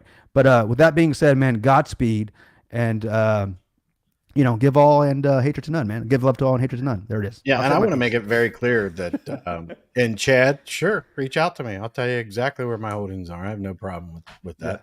But same here. Yeah. So that I have no problem. I'm not going to go public with those things. I'll talk privately about it and everything like that. And like I always tell people, this worked for me. It might be completely bad for you. You might do it completely wrong. I can tell you the exact way to do it, and you don't have the courage or the strength to last longer, or you maybe you hold out longer than I would, and I make more money because I get out or whatever. But I'll talk to you about it. But I want to be very, very clear that I feel the same way about Daniel. I mean, I disagree with personality issues. It's not anything else. And Daniel does not need us. His video that's great, but he doesn't need us to do what he's doing. And You're right. And you're right. that he's going to be fine. He'd be fine. Go over there. You check out tokenomics. They're obviously listening to the community. If it's something you want to invest in, great. Me, I'm not going to invest in it. And it's not because of the personality issue with Daniel. It's that I'm burned on all of the Brian Legend thing, and it'll be highly unlikely for me to invest in anything DeFi for quite a while. And I'm not blaming Daniel. That's not Daniel. Launching this token at this time is probably the worst timing that he should be doing it, because there are probably a lot of people that feel this way, but at the same time, that's my opinion. And he's doing everything I think he can to launch something. I share in that opinion, Chris. Yeah, 100%. And you know what, Kryptonian, if if you and Milky and Aaron, crypto, what was it? Crypto Legend? No, it's not Crypto Legend. Crypto Legend. Yeah, Crypto Legend.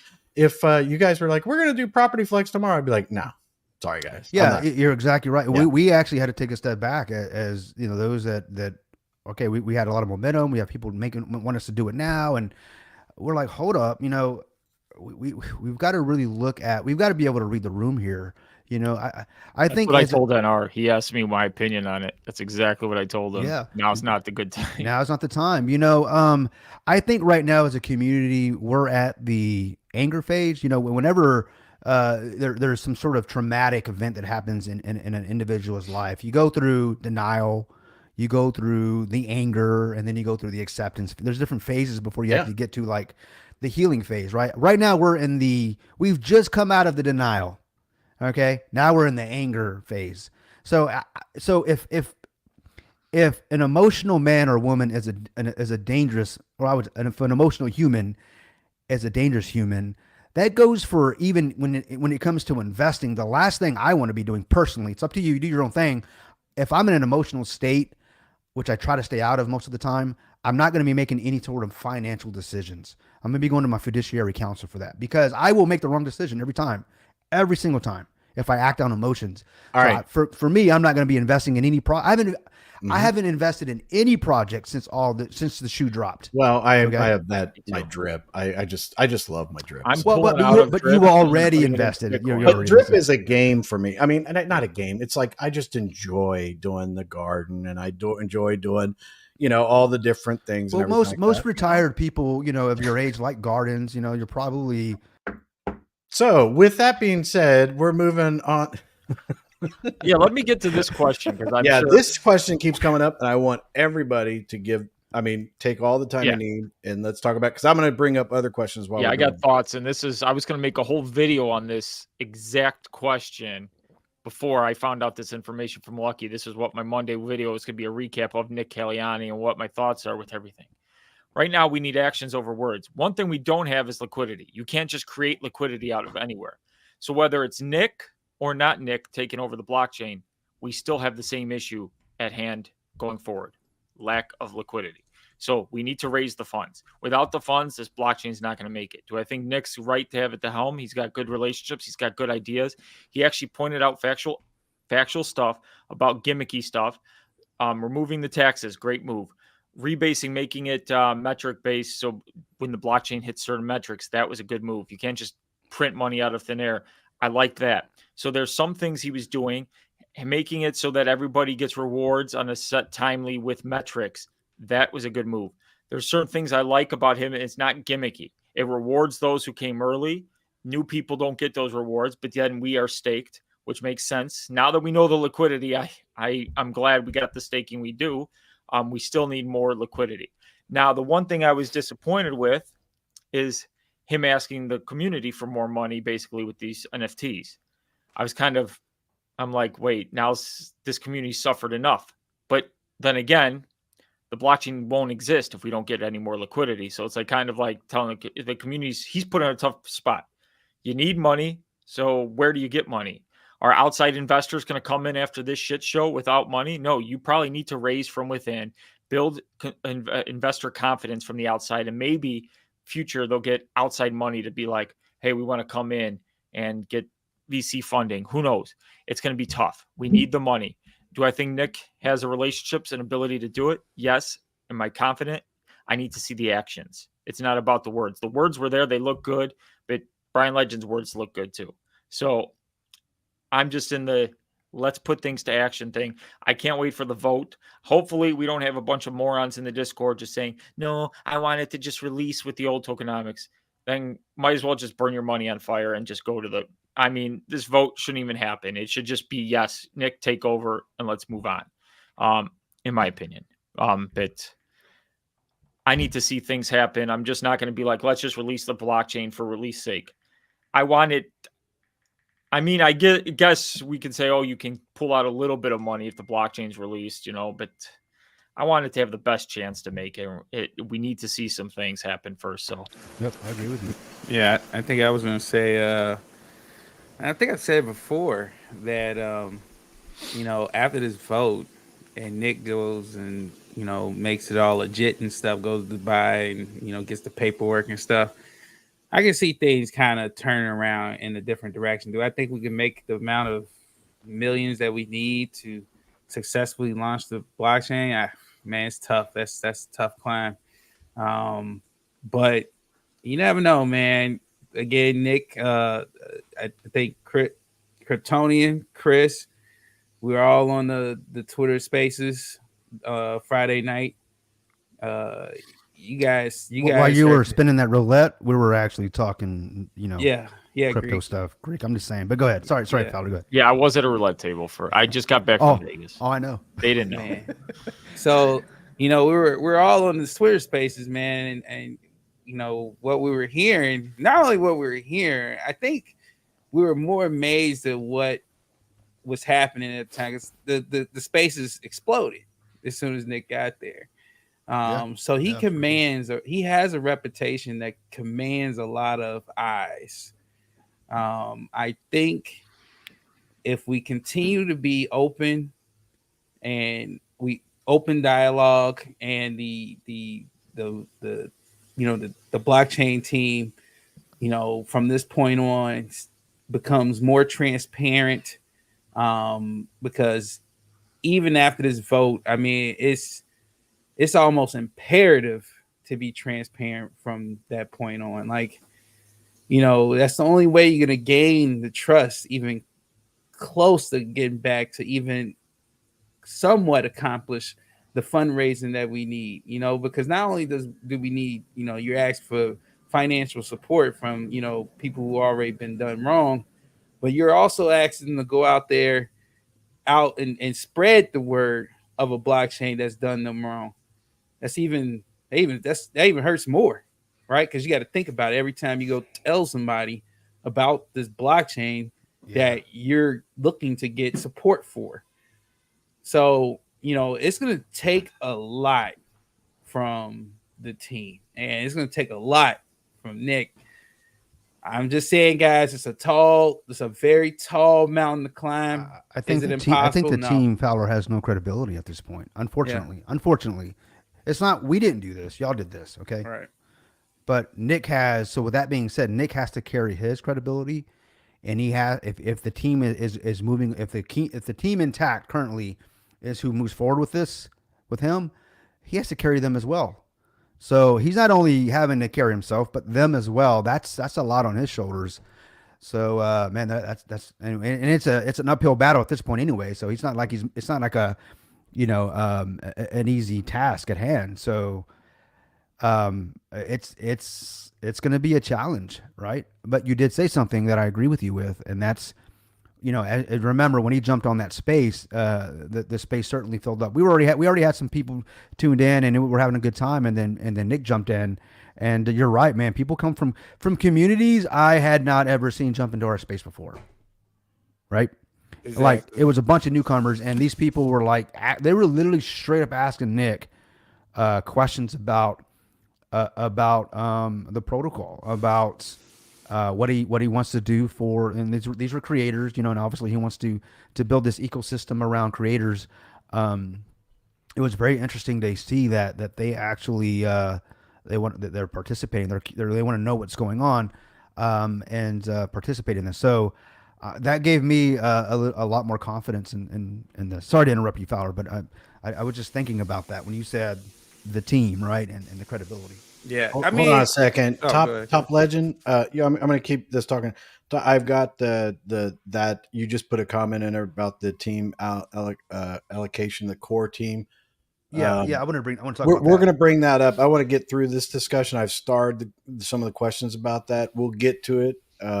If hopefully you'll be okay. But very important. We put off this question for a long time. Yeah, so. Top legend. In fact, we Darwin the Turtle already asked that question. He says, "Can you guys talk about the coin allocation?" So to your point, Chris, we will be talking about that, guaranteed. Yes, because I have an opinion on it. Good. Sorry, Fowler. Go ahead, buddy. Oh, so really, just again, off of seeing how spaces blew up and everything. I mean, he has this command. I think the more he comes out, doing space. Honestly, I think spaces. You guys remember when I came on, I said I've told Greek a lot too before. Spaces are big. Spaces is the way. Spaces, I was like, we need to transition from heavily on YouTube to being heavily on spaces, because everybody is seeing somebody join a spaces. And after hearing what he how he was talking about making this this blockchain for creators, they were just like you said, there were people there were people asking questions, honestly, more questions about his version of a blockchain than I've ever heard anybody ask Brian Legend when he was talking about Vulcan. That's blockchain right. or SafeWex. Right. You know, with that being said, think about this. What is the one thing that Nick, at least in that space, what did he talk about? What it's going to take? He goes, yeah, we need new investors, but we need developers just as importantly, right? And we need the creators. So if you think about the thousands of creators out there, if they find out there's a blockchain, a protocol that actually lends to their ability to monetize their art, their IP, and they like what Nick has to offer, at least or the proposed plan, that's an immediate installation of creators, right? And now the devs, I think, will soon follow to facilitate that ecosystem that's needed to help these creators, right? So you're right, Fowler. Remember, they're asking about metadata. They're not very, but there was quite a few technical questions that I have never, like you said, Fowler, never heard anybody ask Brian Legend. In fact, Brian Legend couldn't answer it himself. Did you guys record this space? Yeah, I yes. believe you can go to my Twitter. Okay, and perfect. It's right there. Yeah. Okay. But the first hour and a half is just us talking. I mean, and then I think Nick comes in about an hour and 24 into Good thing it. I got 8 hours at work. And an hour, he's right. It's about an hour and 24 minutes, but the 24 minutes is Chris interrupting, talking about, oh my God, look at all the artists. So you're going to hear that. Just mute it out. No. Before Fowler, that, Fowler, right? Fowler, Yeah, come on, bro. yeah. All right, brother. We were like, "Where's the Marvin?" We were like, "Where's the Marvin Gaye?" Listen, guys. As we approach the future, I think we understand that the three of us are really the true champions of all this. Except for Krypton, he's dying down there. Man. Oh my God. Yeah. All right, Thanks, all right. Fowler. You guys man, got for your sending- timed out. You're back. I will definitely join the next Twitter space. Okay. Oh, it's Yeah. so I much believe in fun. Twitter Spaces. we're going to need Con on her as well, man. I Same. mean, yep. Yeah. I was Absolutely. listening. Cool. Oh, you were? I didn't. Yeah, see. I saw you in there. Oh, I didn't see. I wish I would have. But no, because you were guys- looking at profiles. You I guys was, know- man. There's some pretty. I'm telling you right now. If Nick gets on anything that he does, check out the people that are in his audience, man. They make some fantastic work, man. I've never been able to do that type of stuff. I do stuff, and it's kind of like I'm like, oh, and people are like, oh, that's neat. It's about kindergarten level. I'm sorry, this guy, I can't help it, bro. He's gone. You know what? Just You just keep kicking him out. Dude, eventually it's just gonna be automatic. YouTube's just gonna bounce me. Like, the guy's got to go. they're gonna. No, but you're right. Kryptonians There can't are some join. amazing art. I was going through the Yeah. profiles as well. I followed quite a bit of them. So, and that was probably just a tip of the iceberg. I'm sure he's got thousands of them. You know who was actually in that Spaces as well? Who was watching in Spaces? I sent a message to Chris. It was Adrian. Adrian was in that Spaces. Oh wow, that's cool. Well, I'm glad he was Yeah. taking a listen. Oh yeah, and I sent him a message. Said, "Hey, you want to come on?" But he was with his kids and stuff. What's up, Kelly Productions, man? Thanks for throwing that in there. And I think, in fact, Biz actually put that in there. So he's got an announcement, right? Or what he's expecting to be done in the next 24 hours. So if you want to pull that up, if it's just a Wait, screenshot. did you say Biz put it in there? No, well, Kelly mentioned it, but Biz actually threw the link out there. Let me see if I can. Oh, I thought there was a link to the yeah, Twitter. Yeah, space. I'm sorry, I'm off. He's talking to Biz through the link about the Twitter space. I got nothing on my stuff for. It'd have to be in the chat somewhere. And Yeah, if you guys can find it quickly, that'd be great. Biz or even Kelly, man, appreciate it. Thanks for the heads up. Oh, someone asked him about what is the website that Nick Caliani started for artists, and he says it's a DAO for artists and Nifty Dreams. But see, that was one of the things that he talked about, is talking about creating an entity, a DAO, I think is what it exactly said, in Dubai for if the vote is yes and everything like that, and that it would be a lot quicker, because the toughest part was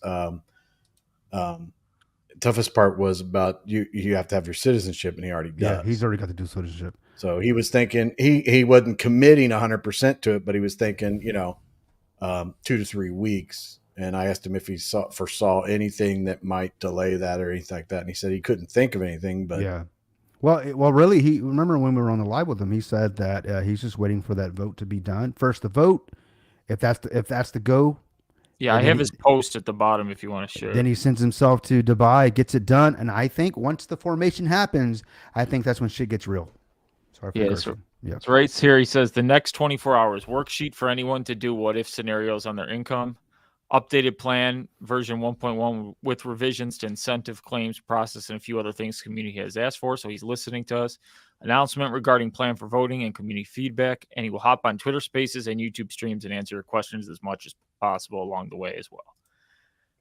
Now, I like that part. He's willing to answer the questions. Oh yeah, yeah. He's every time I've talked to him, either through Biz or me directly to him, he has been willing to engage, and he was out of pocket the last day or so for his birthday thing that he had planned.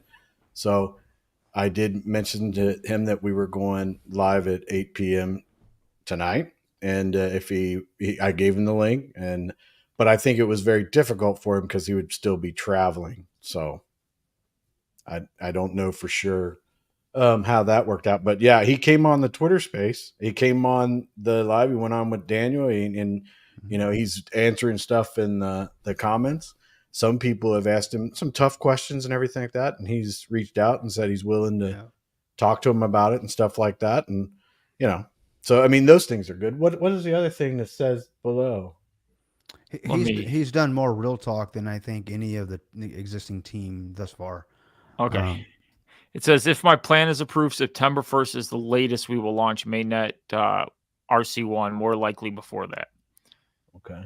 We got dates. And then everybody's like, vote yes, vote yes, vote yes. Yeah.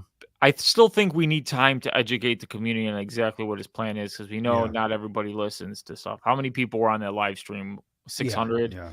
And then how many people watch us? There's still a lot of people are going to come. What's happening with Vulcan? What's happening with... Yeah, I think the continuation of what we're doing now. I mean, we're trying to be, the community. We're trying to be out there. Just let everybody know that if you want to know more, check out the lives or check us out weekly.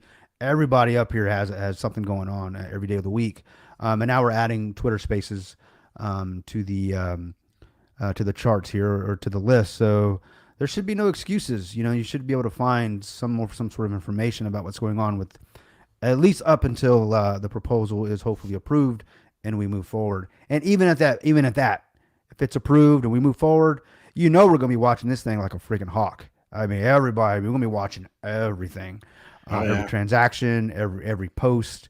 And at this point now we'll be able to hold some to accountability, which is the most important.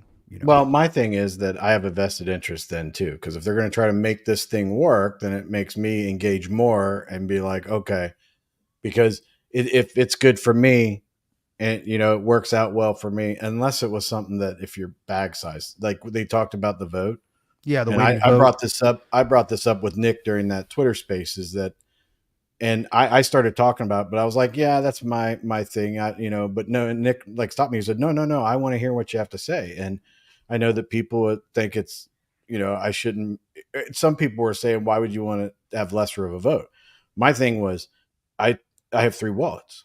I have a decent sized bag. I don't want my vote to mean that it's more than everybody else. I say that you have one bag or one wallet, you KYC some way, like your Discord name or something like that. I don't know. I don't know how that works. And then you use your one person has one vote. And that's it. And that's it. You don't get any more because you got more of a bag and everything.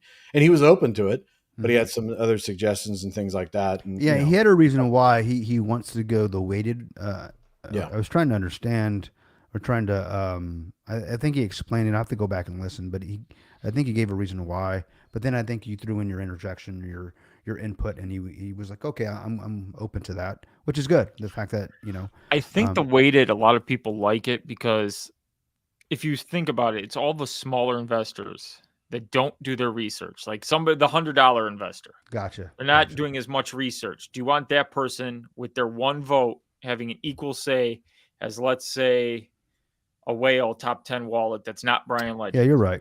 So we've got the informed voters versus the And understanding your take on politics. You and I both know the consequences of that. So yeah, you're right. I see that Don't get now. me That started on that. That's a whole. you know what I'm saying. But in all seriousness, and seriously, but I get it now. You're right. Do I want the $100 investors? And this is not a slight on $100 investors. Not at all. Every Not investor matters. Yeah, All the yeah. money matters, especially in this situation. It's just And we're not talking about the $100 investors from places that where $100 is your monthly salary. I'm not talking about that guy. I'm talking about the guy that $100 to them is nothing. They're in 1,000 projects at $100 each, and they're just they don't care. They're looking for the next Doge, right? We want people that are actually that are well informed, because they're going to make the better judge, or the better vote, or the most educated vote. Ultimately, this is about sustainability. And if there's sustainability, guys, I would say this: if any project has sustainability, everybody stands a chance to make money at this. All right, everybody does. Can you bring horse to water? But you can. That's true. All right, so I just want to say that Kryptonian, I know that everybody is on their seats to everything that you have to say, but could we speed up some of these answers? Because I'm like starting to star. Like, well, why don't you go back to the top star? I mean, we know you like stars. Okay, have we finished the You come question from the- about Ashley? yeah. Has everybody? Yeah, Ashley's- Yeah, hopefully, Ashley, that answers your question. All right. Here's the next one, and this is Darwin the Turtle. Can you guys talk about the coin allocation for the core team? All right, we're gonna let Con go first. What you got, Con? Oh, whoa, me? Holy shit! Who knew? Yeah. Or your corgi, whichever. Yeah, You he's having a are good time. live. That's cool, dog, man. That's cute, dog. Go ahead. Talk about no, dude. As soon as I saw that on Thursday, I think like 99% of people, you had like that sick feeling in the pit of your stomach as soon as you saw that name start with a B and end with an legend. Yeah, Starts with a B, ends with the O. I don't agree. I agree with the other three people, but having him still a part of it. But like, I feel like the legality they talk about. I mean, Uxie was never really a thing, and I don't think Vulcan was ever really established as a corporation or an entity at all, or an LLC. So it makes me so intrigued that he has any sort of like allocated funds that are rightfully his. You know what I mean? Okay. So that's going to be a negative, Ghost Rider. What you got, Greek? Pattern is full. Okay, I saw the comments, and I like to gauge the communities. And right when that Brian Legend name came out, everybody went from really happy to screw this. We're all screwed. I'm like, oh, geez. Oh yeah. Now, if you look at the amount of team allocation, what is it? 7.5 million. What's their allocation? 7.5 million. Yeah, Okay. 7.5 million. For anybody who doesn't know, the old treasury was 33 million, controlled by Brian Legend. So, I mean, they need something, because this time they're not taking taxes. They're not going to have a treasury. So this is all the team's going to have. Then didn't he say it was going to be on an extended, like 5-year vesting, something like that? So it's not going to be. Yeah, with like 18-month cliff or something like that. Yeah. So it's really vested heavily. So the team's taking a risk here. Here it is. I'll bring it up real Okay. quick so that we can. Yeah, I make was sure on a that plane when this was all going through and on a small screen, so I didn't really dive too deep in it. There it is. All right. All right. Seeing So this stuff you're bringing up, Chris, definitely made it feel better to see this, because he's getting a lot smaller of an amount. So right here, he's got 7.5 million for the treasury. Between 2023, 2024, they'll have 3 million, and then each year it's like 30%, Okay. 40, 30, 20, and 10% over the next 4 years. Okay. I mean, they need to do something. They don't got Everyone asked me about that. taxes. So I just was wish that Brian Legend name wasn't included at all. was that a typo that he was included, or is that actual what he submitted? He is No, included. but just he shouldn't have- prefaced it with he said that Brian was up there and all that, and he brought that up, and he said, but I want to be very clear: if Brian Legend has anything to do with this, I will not be a part of it. Yeah. So Yeah, he, man, he 'cause said that several times. So he it shouldn't got get me- he shouldn't get jack shit. Right.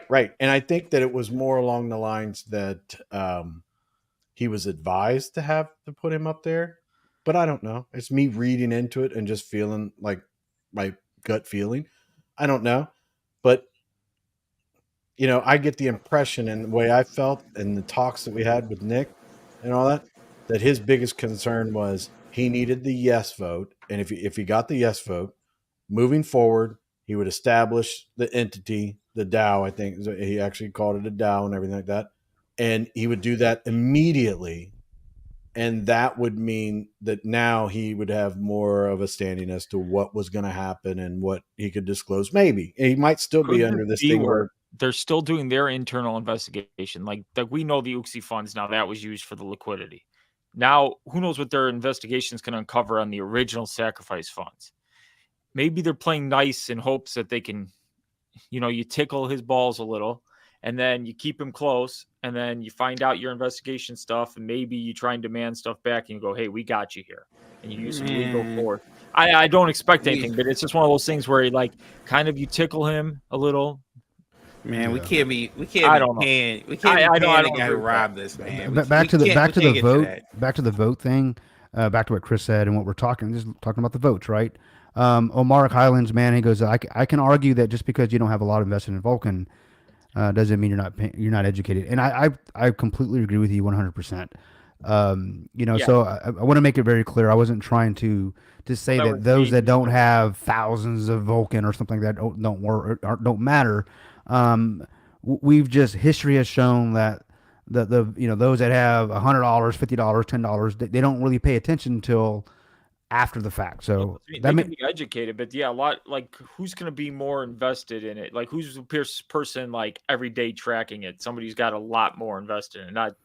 I didn't mean to say they're not educated, but normally the less you're in something, the less divested, the less time. Yeah. So you're definitely an exception to the rule. We're just looking at the statistics in this, and this is not just in crypto, but in anything that requires investing. So one thing that I appreciate is that you are paying attention.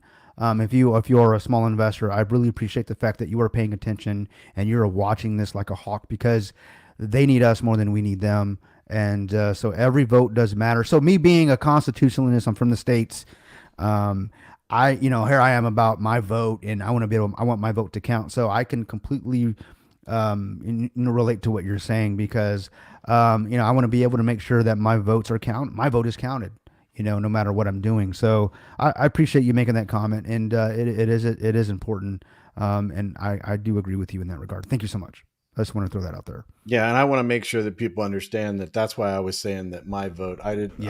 Nick, I'm sure Nick will work out whatever, but I wanted to make it clear that just because I have a bigger bag, I don't think I should have more. Well, you have the biggest bag of anybody on this panel. No, well, it's. I mean, honestly, it was like. Yes. No. But my point was basically to say that the person that sacrificed one should have the same voting power as me. I agree with that. Yeah, I agree with that.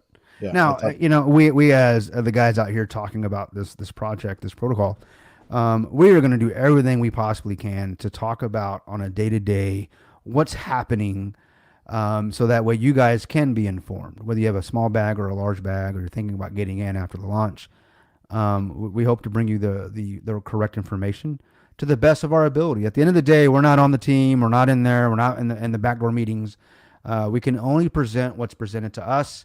And, I tell you this though, we will do everything in our power to hold them accountable as to what Greek is saying. Let's follow the actions, not the words. So. There it is. And isn't that team allocation now?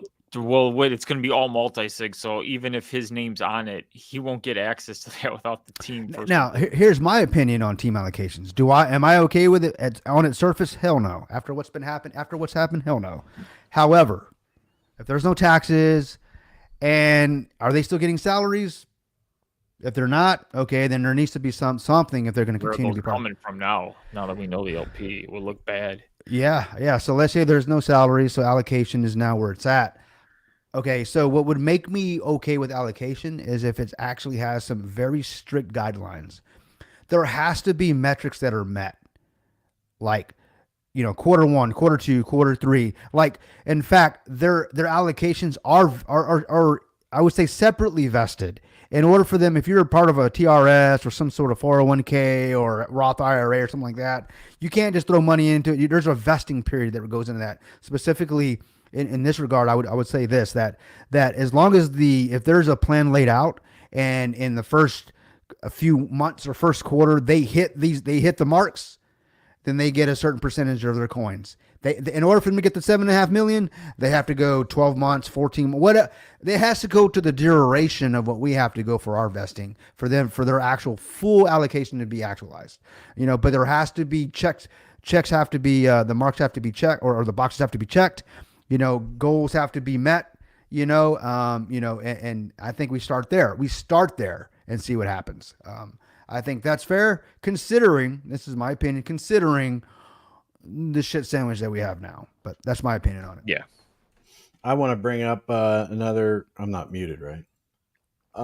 Yeah. Nick was asked, hey, Nick, I think people are very interested in knowing when the coin can be traded on a central exchange.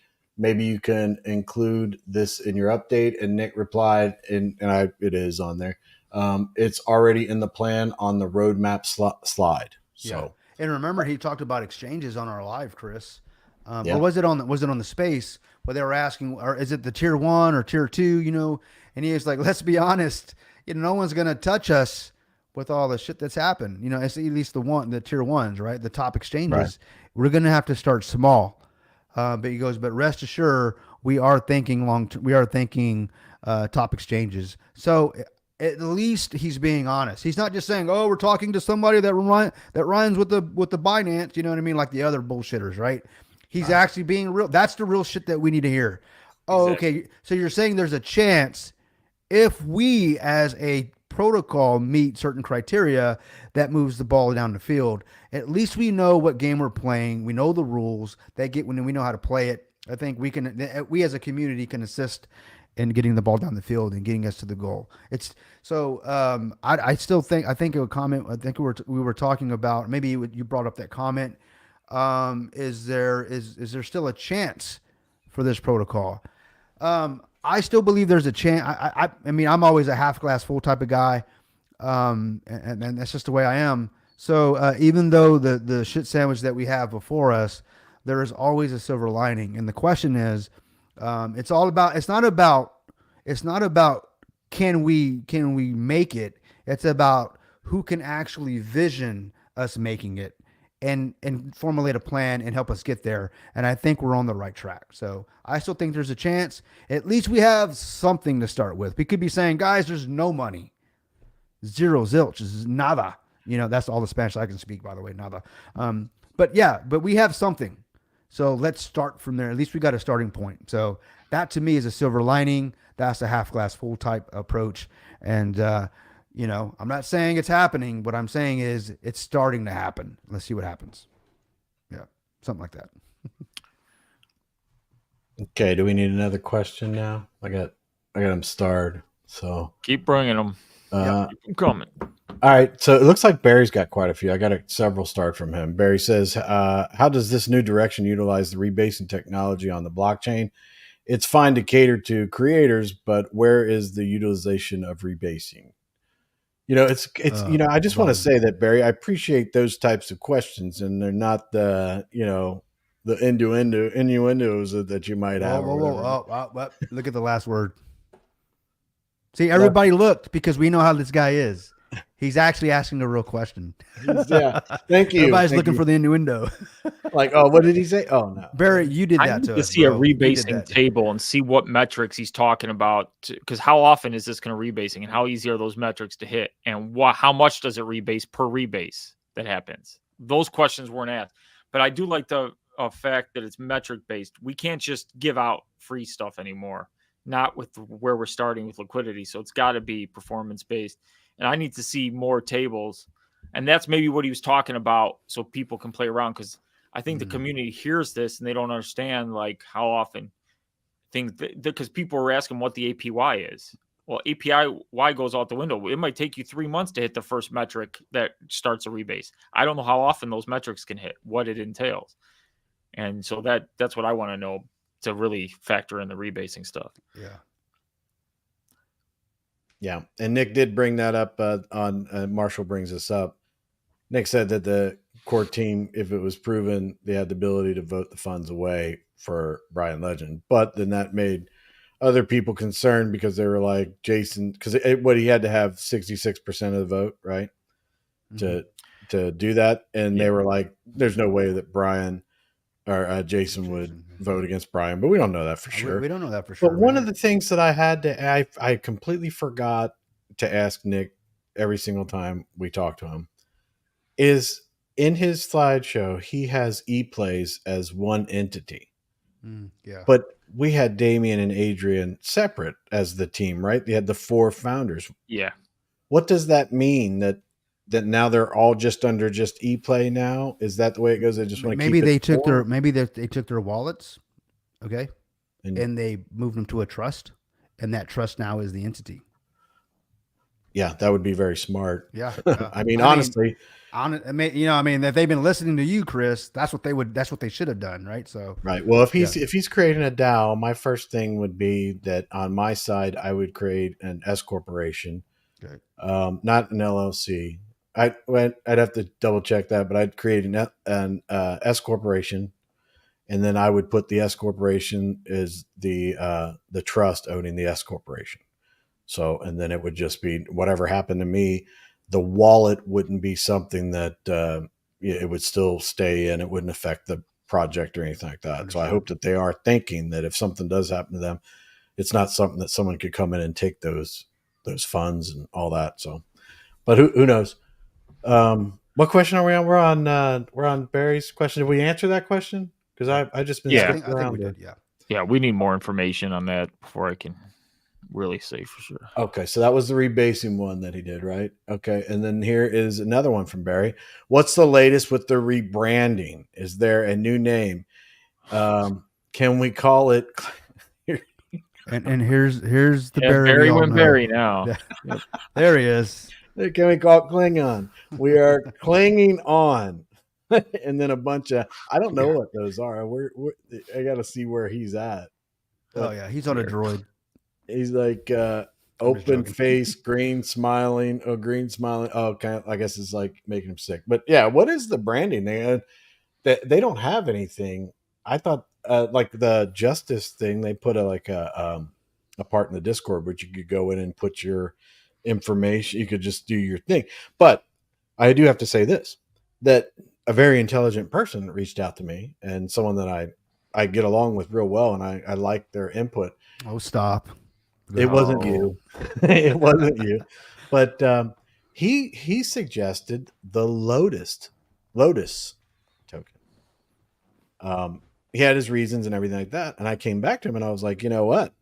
Those creators might even like that. And so it was like the Lotus chain is what he said. And I kind of looked into it. He had some explanations about it. And I was like, I mean, that's a pretty interesting thing. But hopefully he's put that out to people and everything like that. I haven't followed up with him as if he posted it, but I mean, he's not one of those names matter, guys. At the end, I mean, whether you believe it or not, names matter.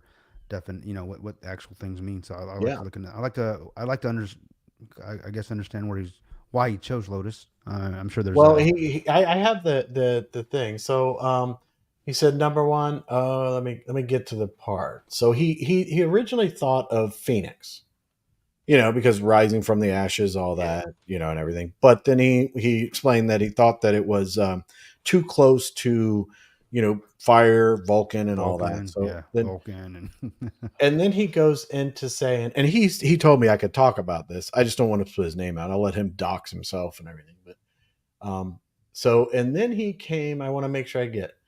Let's see. And then Vulcan. So I did a little digging and saw that the Lotus is associated with death and rebirth. Plus, it is a beautiful flower and stark contrast to the hellfire damnation that we have been going through. So I'm thinking Lotus Chain. I actually don't mind that. Yeah, and then he actually talked about he'll be pushing that on the Google feedback if that is something. I don't think he's announced it to everybody and everything, And he said, so okay. And then he talked about, I can't stop comparing the rebranding or the rebasing to banks of the old days when they paid out interest and gave toasters and incentives to bank with them. People would, go there because of interest and money and everything like that. And I wrote back to him. I said, I really like that idea about the Lotus chain. And I said, it may also mean something to the artists that may come on board that Nick is wanting to bring in. And then we talked about a few other things. And then he said, yeah, I didn't think about what the artist would, how that would be with the artist. And that's good input. So the Lotus chain, that's him. He, hopefully he comes out and he can take credit for all that. I mean, if he doesn't, and they do pick up that name, I'm going to dox him himself and give him the credit that he deserves. And he can be mad at me, but it's a good idea, I think. But so that was that. So that's the answering the question on the rebranding. But he says we have to rebrand, right? Yeah, it's happening. In fact, I think that's part of his non-negotiable. I think one of his things is vote him in. Then once he's voted in, then it's probably let's get a name, probably a week, and then let's go. Yeah, and then he's off to Dubai, right? And then shit gets real, guys. Once it's on paper on purpose, it's real. It's happening. Yeah. Like, I mean, we thought it was happening before, which it was, but it was all happening in that shithead's head. But now it's actually happening. My words exactly. Yeah, now it's happening on paper on purpose, and now we can actually start to actually follow the money because it's going to be available for everybody to see, right? So at least that's the hope. I like Steve Andos's comment. He paid for a trip to Dubai and didn't even get a souvenir. I have a SafeWX keychain if you want one. Did you guys see? I mean, it's open. I guess I wouldn't be giving up any information, but did you see CoffeeZilla in the BrewFi Discord wanting to get pictures of the necklace and everything like that Brian had in Dubai? Oh, there's plenty of them out there for sure. Yeah. You know, I saw a comment about, man, they can't wait for that Zilla video to come out. You know, I hope it comes out before or the I wish I had talked to him now with the information. Yeah. I know. Oh, he might be reaching out to you. Yeah, I would. I mean, you have you know his link or his DM, right? So yeah, we are friends. We have talked. When the liquidity came out, me and him started chatting again back and forth, and I'm like, look at this scumbag, how much liquidity he left us with. And I go, when I talked to you, I thought Vulcan was not touched. And then now that's why the video is taking longer, because it's much bigger than he originally thought. I would send it to him if you haven't already. Get ahead of that. And I think my take on the video, it's going to do what most of the CoffeeZilla videos do. They expose, right? They expose, but all Brian Legends is going to do is he's just going to change his name, wait a while, and then do it again. And because he has complete control and censorship over his media channels, Discord, Twitter, I mean, most people that can be exposed to the CoffeeZilla video that haven't seen it, they're not going to be able to see it, unfortunately.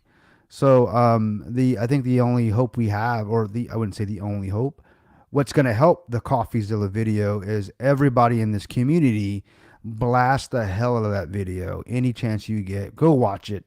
You know, like it, comment on it. As you know, as Greek talks about time, like, subscribe, blah, blah, helps the algorithm, blah, blah. Yeah, he does that ding, ding, ding, ding, you know. Those are actually real effects coming out of his mouth. Those are not actual. That's the difference. Kryptoni and I, we just turn on the YouTube and Fowler and Compliment and talk. And Greek, they're professional. Those are the ones that you want to, give them a super chat and do those types of things and continue their work and stuff. No. Don't send that to me, because I'm not. If I ever go live, I'm just gonna send it to that guy. Again, do not super chat me until you are making money on this blockchain. No more super chats. Okay, that's I don't want anything. You've already heard it, guys, and that's actually brings up our next question. Let me pull it up. It says something like, Greek, are you going to receive any more super chats? I'm joking. Our next chat is that. No, that's good, man. Which one am I on here?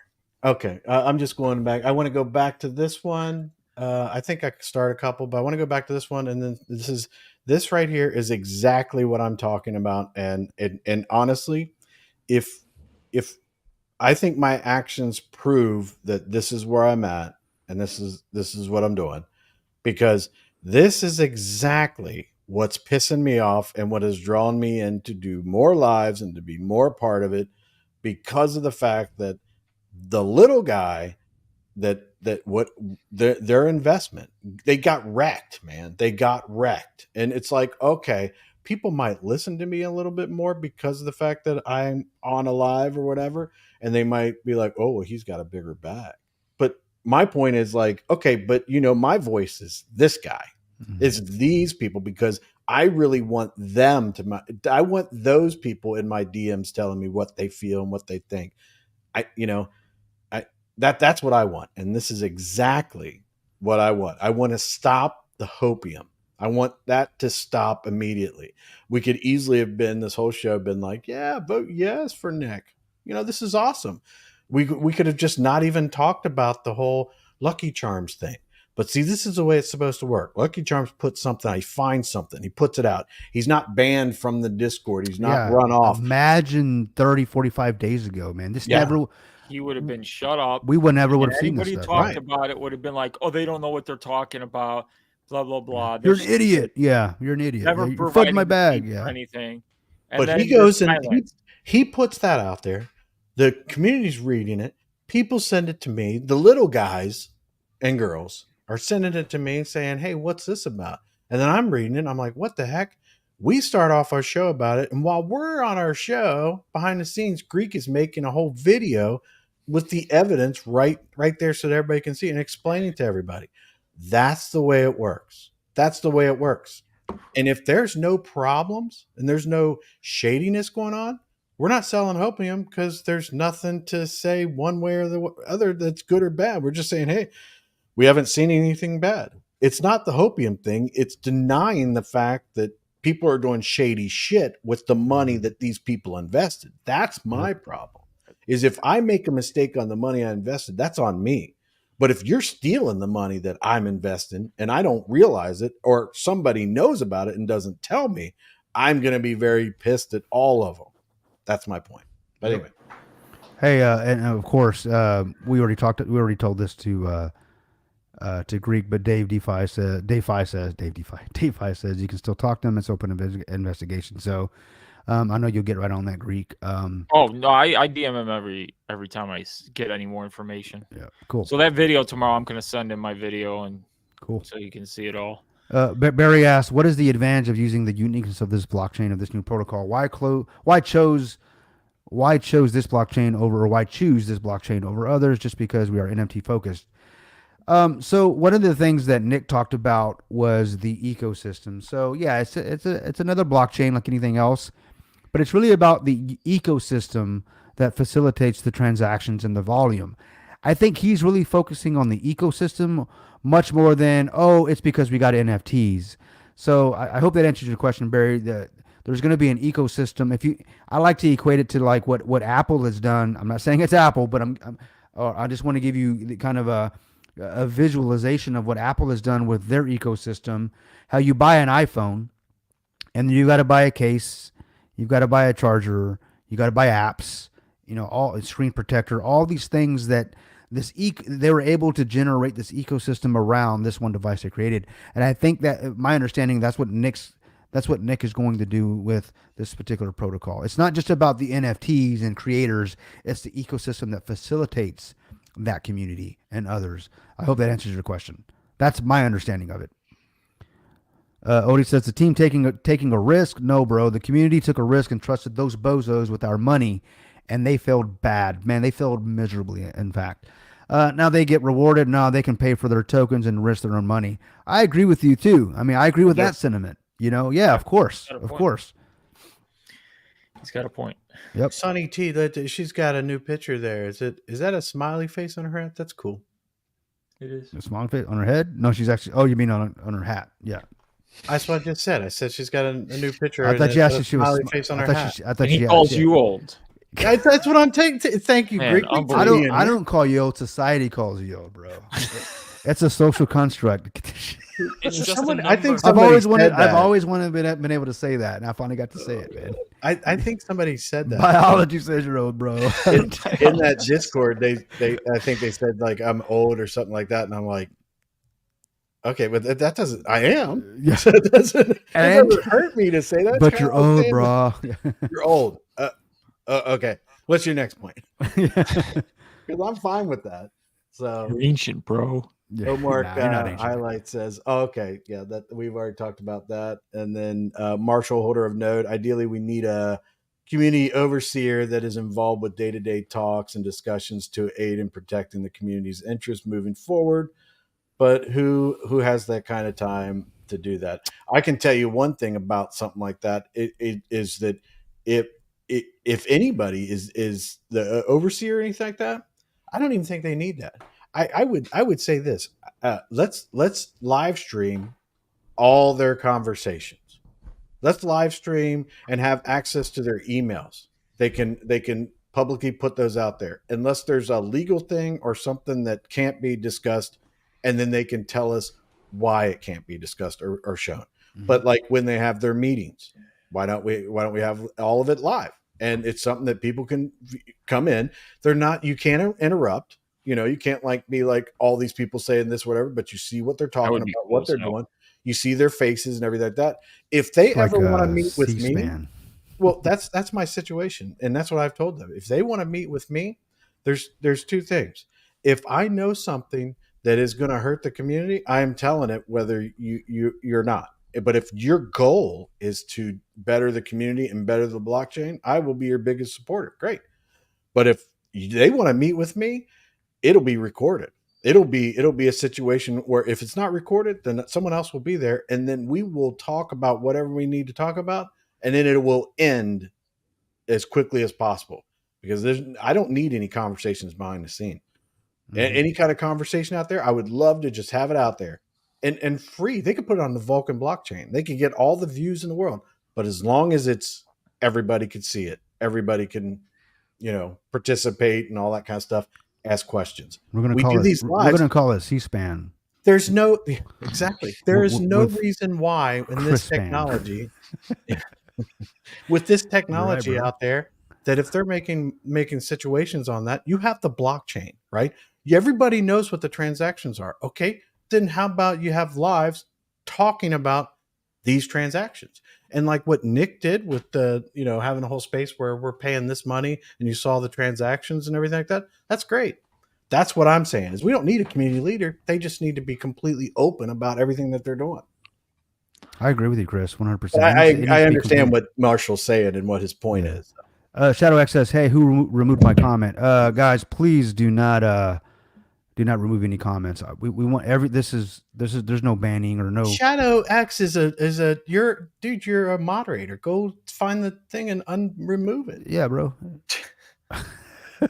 Dude, you're a moderator. You could see your little gear thing. You probably did it yourself, bro, but not. I assure you, it wasn't me. I'm not a mod on any of their channels. They won't even. And Hadouken, he knows that's the sound from Street Fighter. For you guys, just dated myself there, but he says we have to make the coffee selling video on BO go viral, and we will. Trust me. Oh yeah. And there was a comment earlier that a sleeping giant has been awoken, and absolutely, Brian created a monster.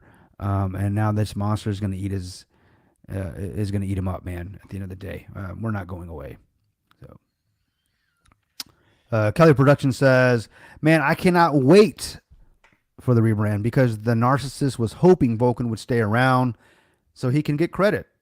Little does he know we are going to wipe him from the face of anything positive." And I agree with you 1,000%. With the rebranding, he will have no stake in that. I mean, it won't have anything to do with him. You look up Vulcan, you see Humpty Dumpty is what you see. He is on here. I thought Confirmant was backstage. Oh. It's like, oh my god, he's still you look up Vulcan, you see the face of Humpty Dumpty, and then with the new rebranding, it's going to be you see the face of the community. All right, we're going to be the community guys that actually. Got sick and tired of being sick and tired. That is our mantra. That should be our focus and our centralized energy. Is we're the ones that got sick and tired of being sick and tired. I'm talking about us, the brew guys and everybody that wants to jump on this train. We are going to wipe this guy off the face of the ether, man. I'm 100%. He's not going away, and I hope he doesn't go away, because anytime I get a chance, I will be calling his ass out every time. This thing right down here. Oh, I'm sorry, Fal. Let me answer this real quick, and then you jump in. G says I'd be willing to buy 1 or 2 booster NFTs. Not a big bagger here. Maybe big baggers, and bring us up several boosters too. And if the community, if this is something the community gets behind, they vote yes, and they establish the DAO, and I can see the paperwork that's a legit company and all that kind of stuff, and they kind of do the things that I do. I would not have a problem putting money into it to buy the boosters, not to get. I would want to get financial gain later on, but I would participate to help out if this is what the community wanted to do and all that kind of stuff. It's not like I'm saying that I will never have anything to do with, what Nick's doing and everything like that. I would probably be investing with Nick more because I like the art stuff and everything like that. And, I think it's neat. I like it, but yeah, I'd probably buy some. I'd put money into it. I wouldn't have a problem. I think there's quite a few other people that would. Yeah, I like it too. Even if it wasn't our protocol that I'm invested in, I still love art. So yeah, at the end of the day, I'm in on it too, because I'm in. But that's a long way from now, though. It is. It's this would not be on my radar to invest in at this particular moment. So correct. Can you let me answer this one? Yeah, go ahead. Yeah, because I get this one a lot. And what I have to say is hindsight's 2020. It's very easy to say, "Oh, you should have listened. We warned you. We warned you." The fact is, now I'm seeing the light, and I'm doing something about it. Okay, I could just continue to spew out hopium, continue to say, "Oh, we're going to be okay," but I'm not going to do that. So I get, in the past I covered it, and I didn't see it, but I was a fool. Now I'm not a fool anymore. That's all I got to say about it. Good one, man. And I'm in the same boat. So for me, you guys hear me say often, inspect what you expect. Do right and fear no man. All these things I like to say, and because I believe them, these are my principles. So I'm not a pitchfork type of guy. Just because 1 or 2 people say, "Hey, man, this guy's a scammer," you need to look at this information, and then within 15 minutes, I don't go, "You're right. Oh my God, what was I thinking?" I'm sorry. I'm going to take the time to actually look into it. I need to get to the same realization that they did. I may not move as fast as they have, but I am looking into it. So once I come to the realization and I've got all the facts before me, then I make that decision. Then I make the move. So if you guys have been listening to me at all in the last few months, I have been poking the crap out of the bear because I knew what was going on, but understanding this, that had I come out and said the guy's a scammer, which I did believe that before I had absolute proof, other than what was provided in, let's say, in the Brew Discord, which is obviously proof, but it's still you got to understanding where I was coming from. I was still of the mindset that, okay, if he's doing this, certainly the team, they're going to stop this. They know something I don't know. But unfortunately, it looks as if the way it looks, they were being duped as well. Time will tell. Time is running out. So I respect that comment though. It's not that we weren't listening. It's just that I'm not a pitchfork guy.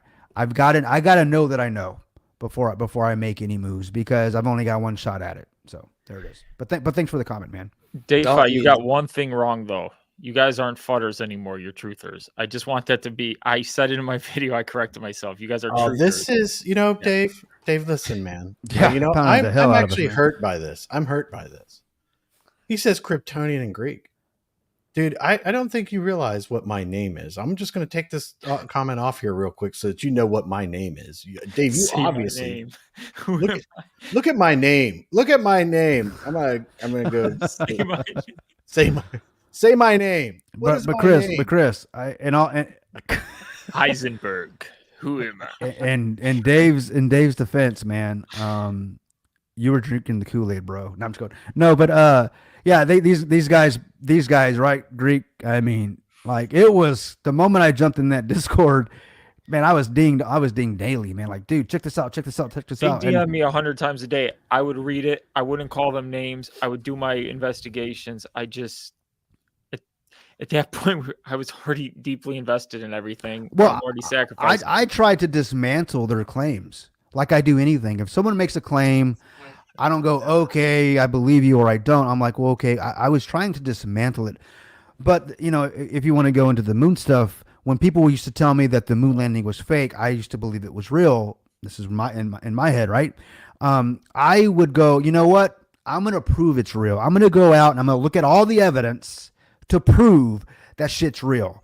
Well, that's exactly my approach to the Brian Legend bullshit. I was like, okay, you're saying he's a scammer. I'm going to go look into it. I'm going to prove the guy is legit. And the more I tried to prove it, the more I found myself realizing this Joker's a scammer. So had Dave and those guys not relentlessly bombarded me with facts, I wouldn't be at this point. So I appreciate it, Dave. You're right, man. You're pounding the hell out of my head with that stuff, man. And I appreciate it. I must say appreciate they it. are very respectful now to me, and they've Oh, yeah. taken me in. So I appreciate every single one of them. Yeah, they I think they're great, but they get it still every time they say something. It's like all of a sudden it turns out to be fun. But look at Sunny T's answer. Yes, it is a smiley face. See, because I pay attention, and you can remember whatever. always keep a smile on your face. Yeah, You know. and that her name is Sunny T with a smiley face on her hat. I mean, it's almost sickening that she's so nice. Well, that's how It's you just, define her, you know. but No, that's what I say. Her name's Sunny Well, T. She's got a smiley face on her hat. wait, hold on. Bro, what, you can't say it to my face? Huh? You can't say that to my face? Oh, You're not even that cool. I forgot Con was on this I live. know, man. I can hear him like petting his dog. That's how quiet he is. He texted me behind He's the like scenes. He's like, Dr. I agree Evil. with you. No, they were Well, going I at wanna Con too, man. interrupt everybody. Like I Oh, said, the look nicest who- guy in the space right here. This guy right here. look who joined us. I mean, wow. What up, Babu?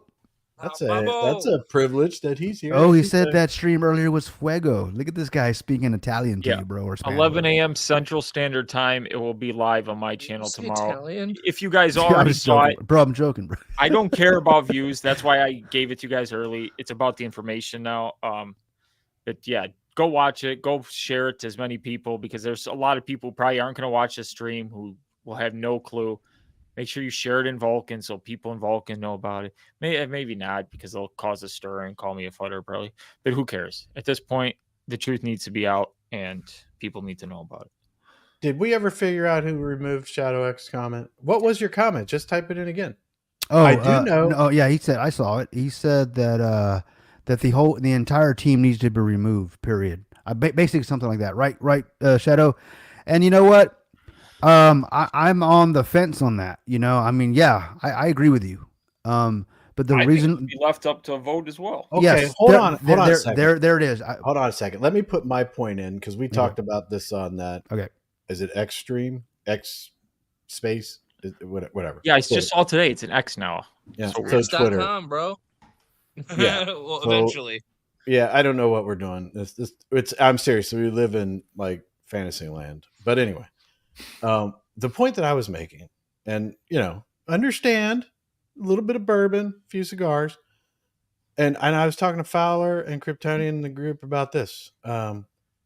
Okay, so let's say that they all knew and everything like that. All right, and then let's say that they were even in on it and everything. Now there's no money left. What are they going to do? There's the monies that evidently has come from Uxi's sacrifice and everything like that. There's nothing left. Why are they still here? That's my point. It's like, okay, so yeah, they all knew and everything. Why didn't they just ghost us all? We don't really know them or anything like that. They just stop being in the Discord, and Nick and doesn't even have a plan. And it just goes quiet. And we're all sitting there like yelling at each other in the Discord and the teams are all gone. Caitlin isn't talking to the Brewfied, and by the way, she was in there last night and she answered a question for me and clarified it, and I appreciate her. She's in there quite a bit talking about stuff, and her and Bob talk quite a bit. So Bob would be one that would tell me if it's legit or not. But my thing is, why are they still here? And Fowler was saying the same things. Like when he didn't say the same thing. He said yeah, I can understand what you're saying. You don't stay at the scene of the crime. You know, if the crime's committed and everything, they don't stay there. You don't go back to it. So my point is like, what do they? I mean, they've tapped this community out, right? So are they just here to clear their name? Okay, well let's start talking. Maybe they can't. I don't know, but why are they still here? Just create another, name and just go. We don't know much about Damien and Adrian and stuff like that. We know about Jason a little bit more and stuff, but why would Nick make this plan? Why would Adrian and Damien still be around? Why would Jason be still talking to everybody? I mean, they just want to, they're just trying to smooth things over. I mean, Brian's pretty much burned them. You know what I'm saying? Why are they still here? That's my point, is that I sit back and say, yeah, they all need to be replaced. I'm done with it. And I'm like, but why are they here in the first place? I mean, really? Wouldn't they just be gone? You guys understand what I'm saying? I think even if they're innocent now, if they were gone, like if they left on their own accord, and make them look guilty. Yeah. So are they like forced in right now? Yeah, but if they are guilty and everything, they should just be marching to whatever Brian's saying. If they were all in on it and everything like that, wouldn't you be like, well, we were in on it, so whatever Brian says now, we're just going to continue doing it? But they're bucking, they're like pushing back, going, no. And I mean, trying to save face. Okay, I can see that point of view. They got a lot of trust to regain if that's what their plan is, if they're going to be a part of it. But why are they still here? Just, they could easily just be like, everybody's mad at Brian, and hardly anybody knows the other founders, and Jason too. Jason's in the comments and stuff. Yeah, he handles it a little differently, but he's also like answering questions and stuff like that. Why wouldn't they just all leave? Anybody know who the Vulcaneer guy is? Greek? Does he look familiar? That Vulcaneer guy. Are they talking about Fowler? No, it's Vulcaneer. Oh no, there's somebody in the Discord that's named Vulcaneer. I'm like, yeah, Fowler, you're the Vulcaneer, not the Vulcaneer, right? I want to make that clear. Fowler, you up, bro? You pass out? No, it's my bad. My mic was up. Okay. I don't know who that is. Okay. Crypto, he's like, you pass out, bro? Puff, puff, pass, brother. Puff, puff, pass. Which reminds me, I gotta go get a cigar. Yeah. Yeah, so I guess, I like what you said, Greek. You know what? Let it come up to a vote. And I like what Chris is saying as well. You know, why are they still here? I personally think it's for redemption. Like, it's one of those tough things, though, because remember, I've always said, like, they didn't question enough. They had more knowledge of what was going on. Why didn't they request the funds? Why didn't they all care about this stuff? Like, or maybe we were getting paid and Brian was showing them false documents. Who knows? That could have been going on. I don't know what they were seeing. So it's hard to really. But yeah, why are they still here? That's a good point. Yep. I mean, what's this, Bobo? I'm gonna look this up. We got some. He's part of GitHub, so he's obviously got some access there. He says it's the Haspy Labs welcome spot. I'm gonna check this out. Thanks, Bobo. Appreciate it. Haspy Labs. This sounds like a. Hey, can you guys bring up my share screen real quick? Oh yeah, is that what that was? Hey, Moki. No worries. We're in the same boat. You know, we're up here. At the end of the day, you're listening to us, so we're hoping that the team listens to us. You know, at the end of the day, and we hope that they do, because they need us more than we need them, and they know that. So you guys tuning in, they know you guys are tuning in. So any questions you have, any concerns, there is no banning, there is no question, there's no dumb questions, there's no questions that would be deemed as fudding. There's no, that word doesn't even exist in my vocabulary anymore, thanks to the Brew Crew. So we appreciate you tuning in. And most importantly, we appreciate you guys caring about the investments that you're a part of, because if you didn't care, you wouldn't be tuning in, right? And we wouldn't be here trying to find answers for you guys. I'm going to bring this up. What you got? Bring it up now, Fowler. Here you go. So pretty much, I was trying to talk about what Chris was talking about. You know, what's like what? Why would they still be here? Like, and this is kind of what I kind of see. This is the E plays, the Australia thing. This is Adrian them project here.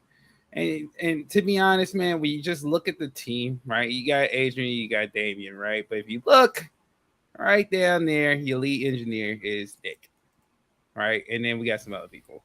So, and guess who you don't see? Guess who you don't see? Anybody?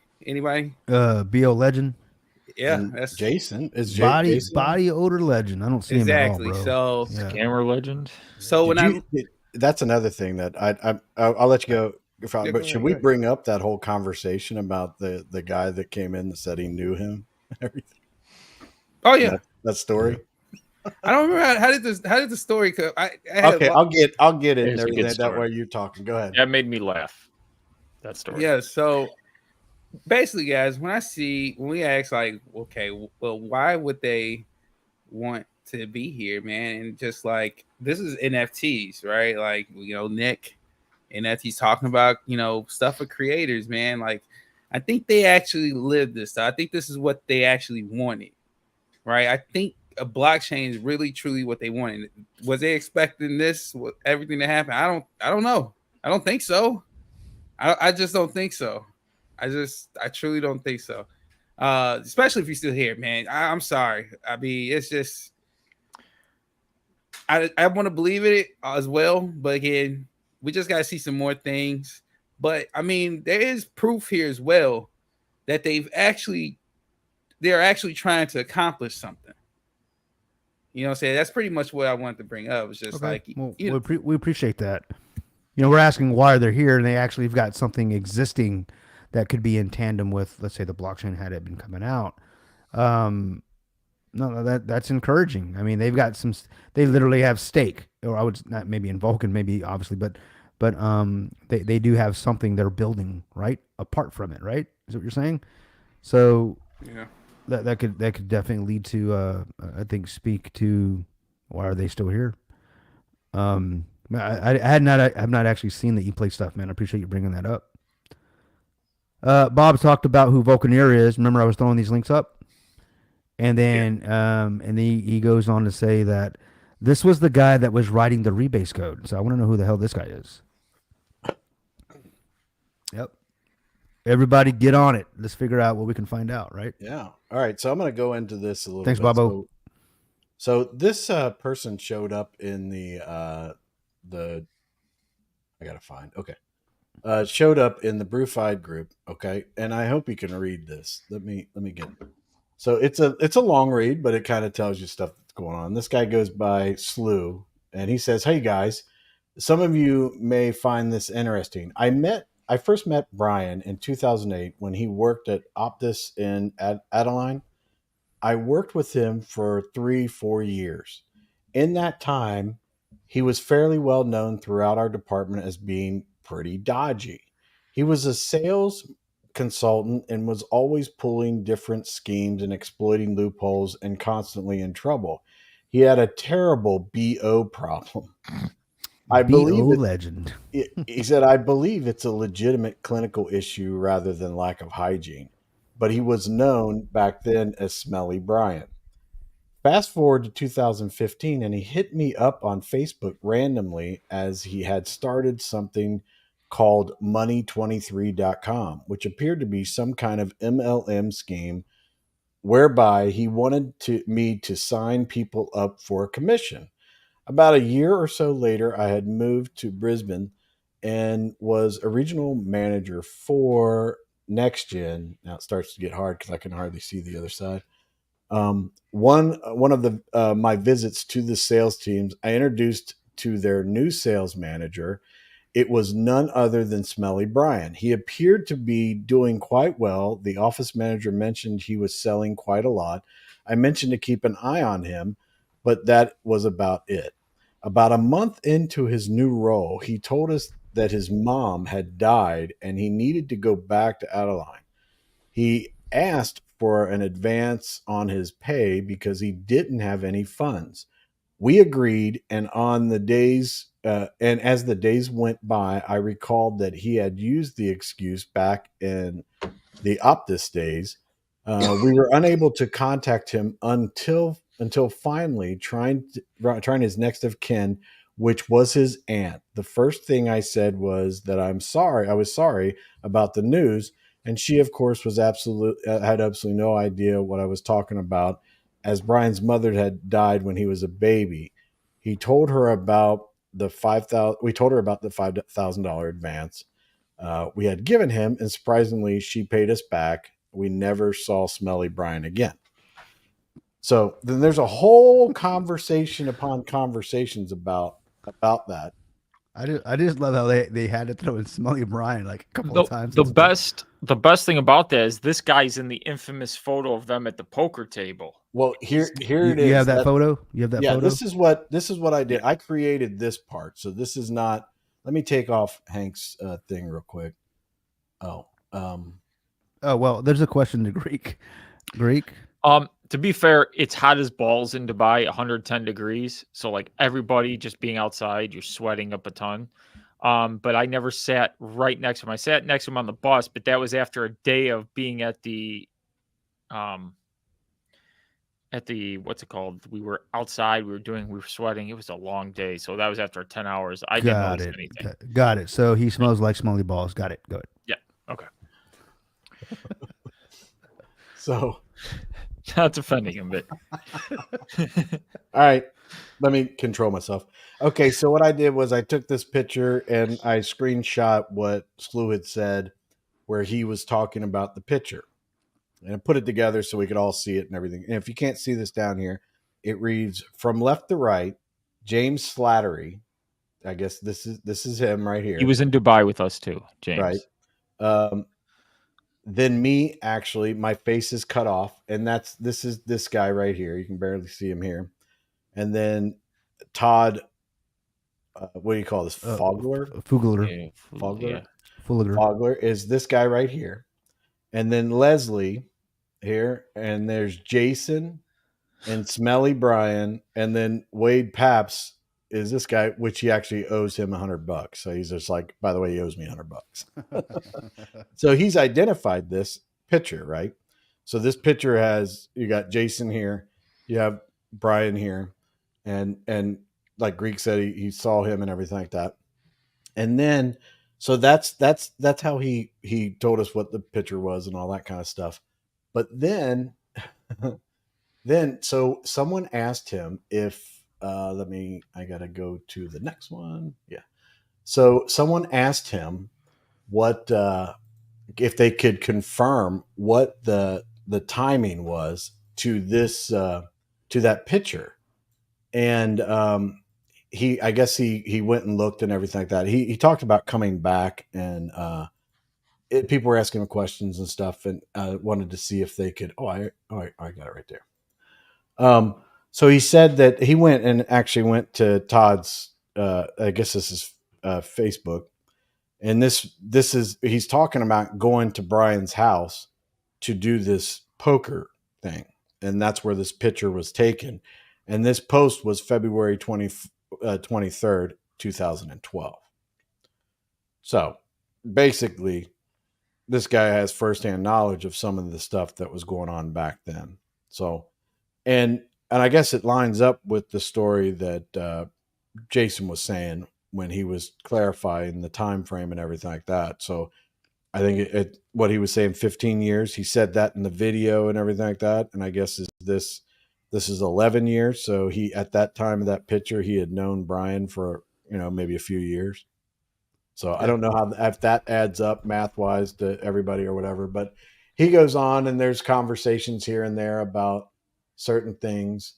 He's got a screenshot of, this is another screenshot that you guys might want to see. Some of this stuff you might already know this, but here is Jason's, I guess, Facebook, and here's James there, and then there's the Todd guy. So, but that was information, and that's where when we started talking about Brian, Smelly Brian. That was Slew posted this too. I don't know Yeah, what this I is. didn't make that up. I was just repeating what I heard. So just so Yeah. you know. And Greek says he smells like hot, smelly balls. I mean, you heard it here, guys. Okay, so I guess this guy reached out to embezzlement, and he said something to him like, "Hey, are you in the Brewfied group?" And that's what he sent him off, and that's where why he started looking and or went to Brewfied. Oh, okay. So, but I mean, the whole conversation is in Brewfied. You can go in and just search for Slew, and you can read all the different things that they were talking about and everything like that. Okay, so down here, okay, so yeah, it's, OE says if Jason said 15 years, that would put him knowing Brian at the very least 2007.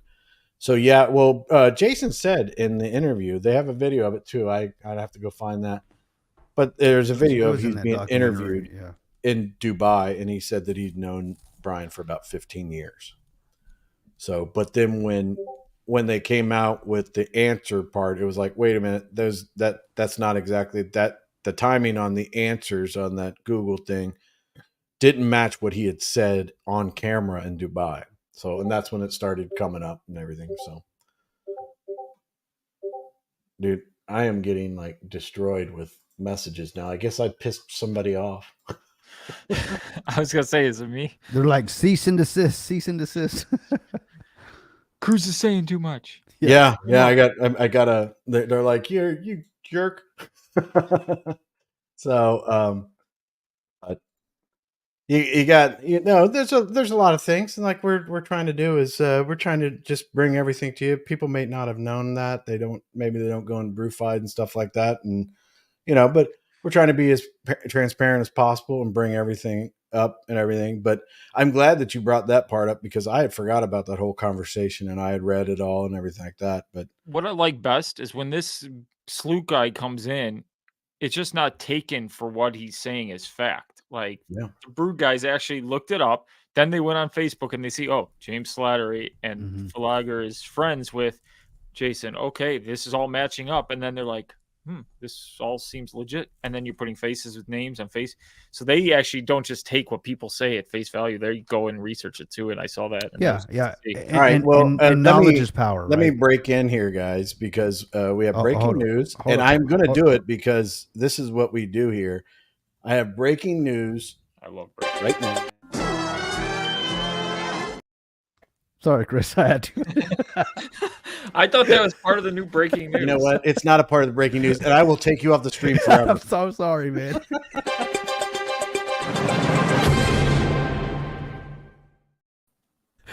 We have Nick Caliani has joined us. Look, Nice. I know Nick would Nick. appreciate the Transformers, man. He knows the Transformers. Come on, if he loves, come on. Nick, What's going I'm on, just Nick? going to tell you right now, just so that you know, the Transformers are on the dark side of the moon.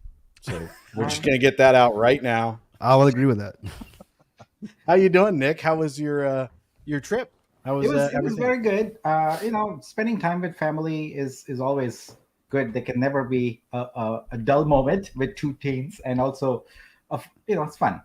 We went for the Tears for Fears concert in Sacramento. Oh, nice. yes. Tears for Oh, Fears. wow. I love me some Tears for Fears. That's Yeah, kind of dates me so there. Cool. that was very good. And drove back, spent some time with some relatives at lunch, and then came home. Did they play that one hit wonder? Everybody Wants to Rule the World. Did they play that one? Yes, they Oh, opened with that, Oh man, I Yes. love that. That takes me back, man. and they ended with Shout. So, Oh yeah, those are the Oh, two. yeah, those are the yeah, only two that I Shout. know. Yeah.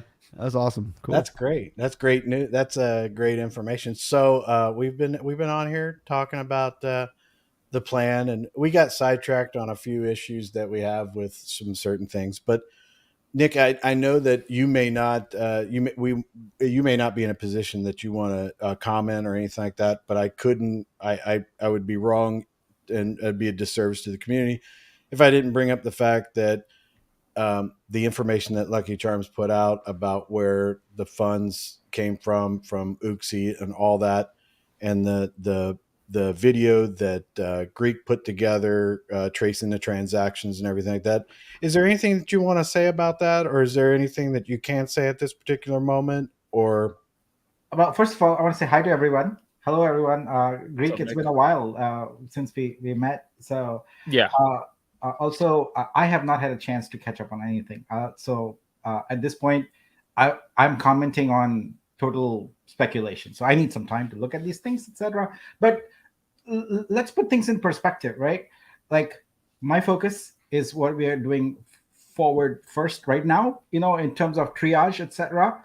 All of that information is very, very useful because I think, as we move forward as sort of a community, we have to right the wrongs. There's no doubt about that, right?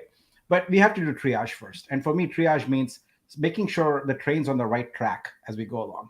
Because these things can't be rushed. Neither our plan nor our response can be rushed. We have to do it in a measured way, and we have to do it the right way. So I'm committing to look at all of that and just making sure that we handle this in the right manner. If you're going to do something, you got to do something with the goal of being successful at it, not in a haphazard way, right? So I will look at that, and I think as a community, we need to right the wrongs. nice. I appreciate that. I took the opportunity when we did our X space. Now it's going to take me a while because Twitter. Every time I think about it, I think Twitter space, but X space.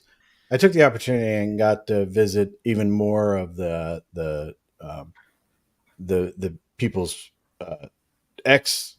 I don't know, whatever their Twitter space or whatever their Space. We're just going to say space. their profiles. Is that what Oh, yeah, profiles? yeah. And saw their art and everything like that, and kind of like some of the things and everything. But I think that space that we did the other night that Fowler set up for us and everything like that was very informative. It was great, and I appreciate that time. And it was really great to see some of the people that were out there. But I'm gonna reach out to the community if you have any kind of questions or anything like that. I saw that you had posted there that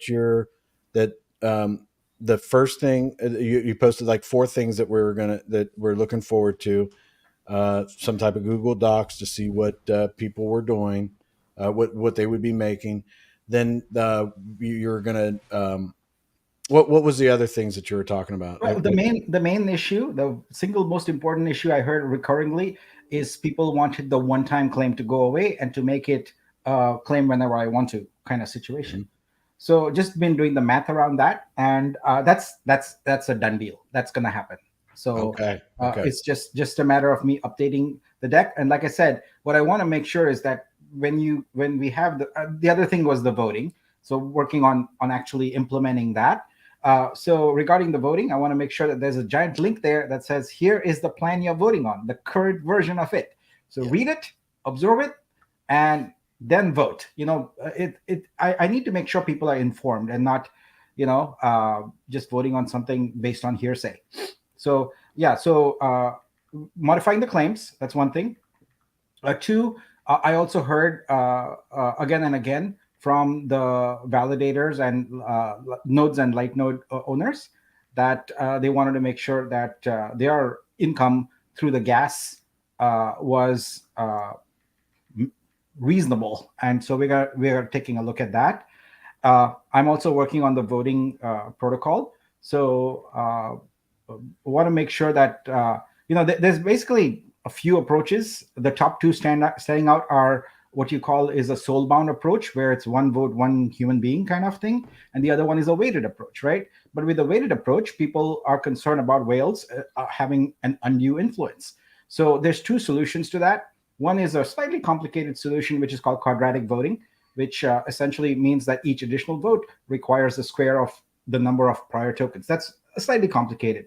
Another one is to simply say, it doesn't matter how much you have, we're going to cap it at X tokens, And that's the simplest approach of all. Like, everyone gets their voice heard. Those who have a lot of tokens also get their voice heard, but it's at a cap. And I think that and of course, we're going to remove all the wallets that are all the accounts that are suspect in there. So those are the ideas we are bouncing around. Nothing is ever simple. It's never black and white. So we got to get to the point where the voting system is also clear and transparent and open, and everyone knows exactly what's happening there, right?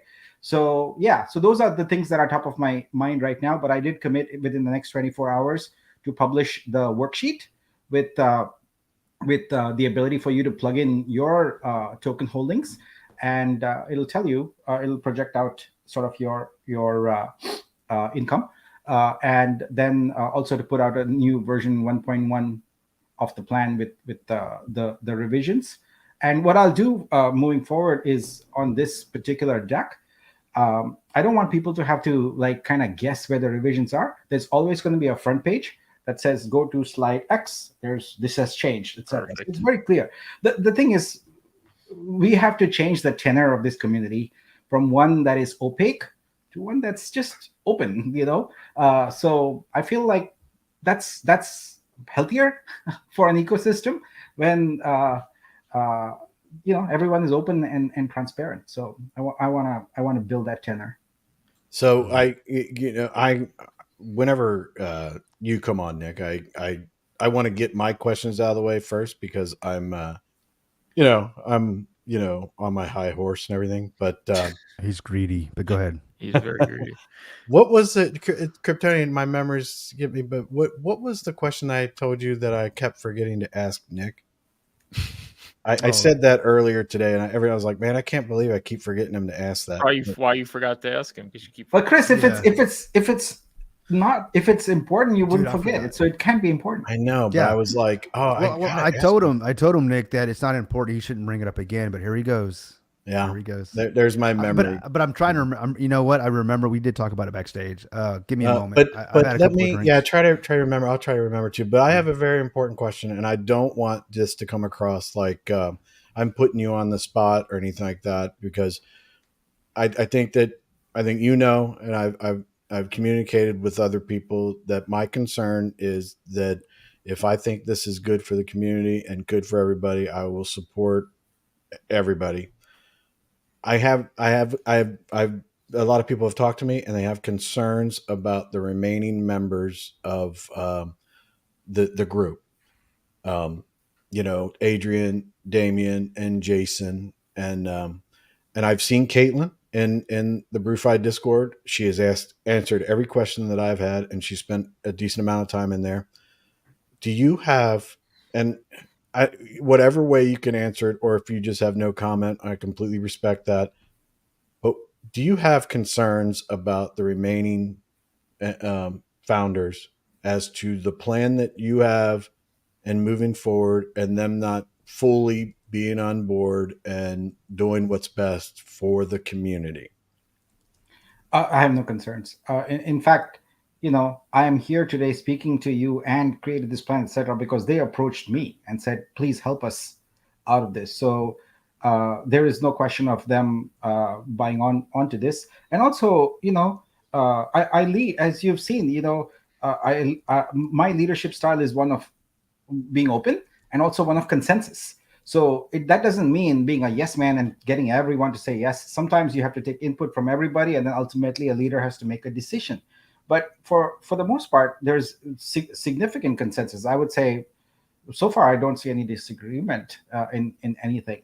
So also, I understand how polarized the community is with regard to everyone's got to go, it's got to be a fresh start, etc.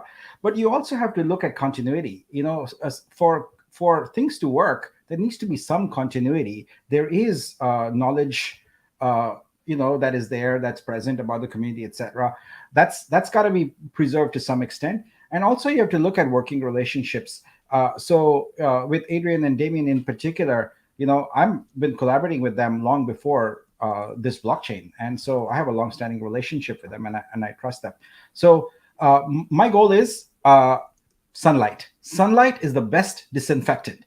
So put sunlight on everything, and then let things fall where they may. So I'm going to insist that everyone on the team also do everything in a very open and transparent manner.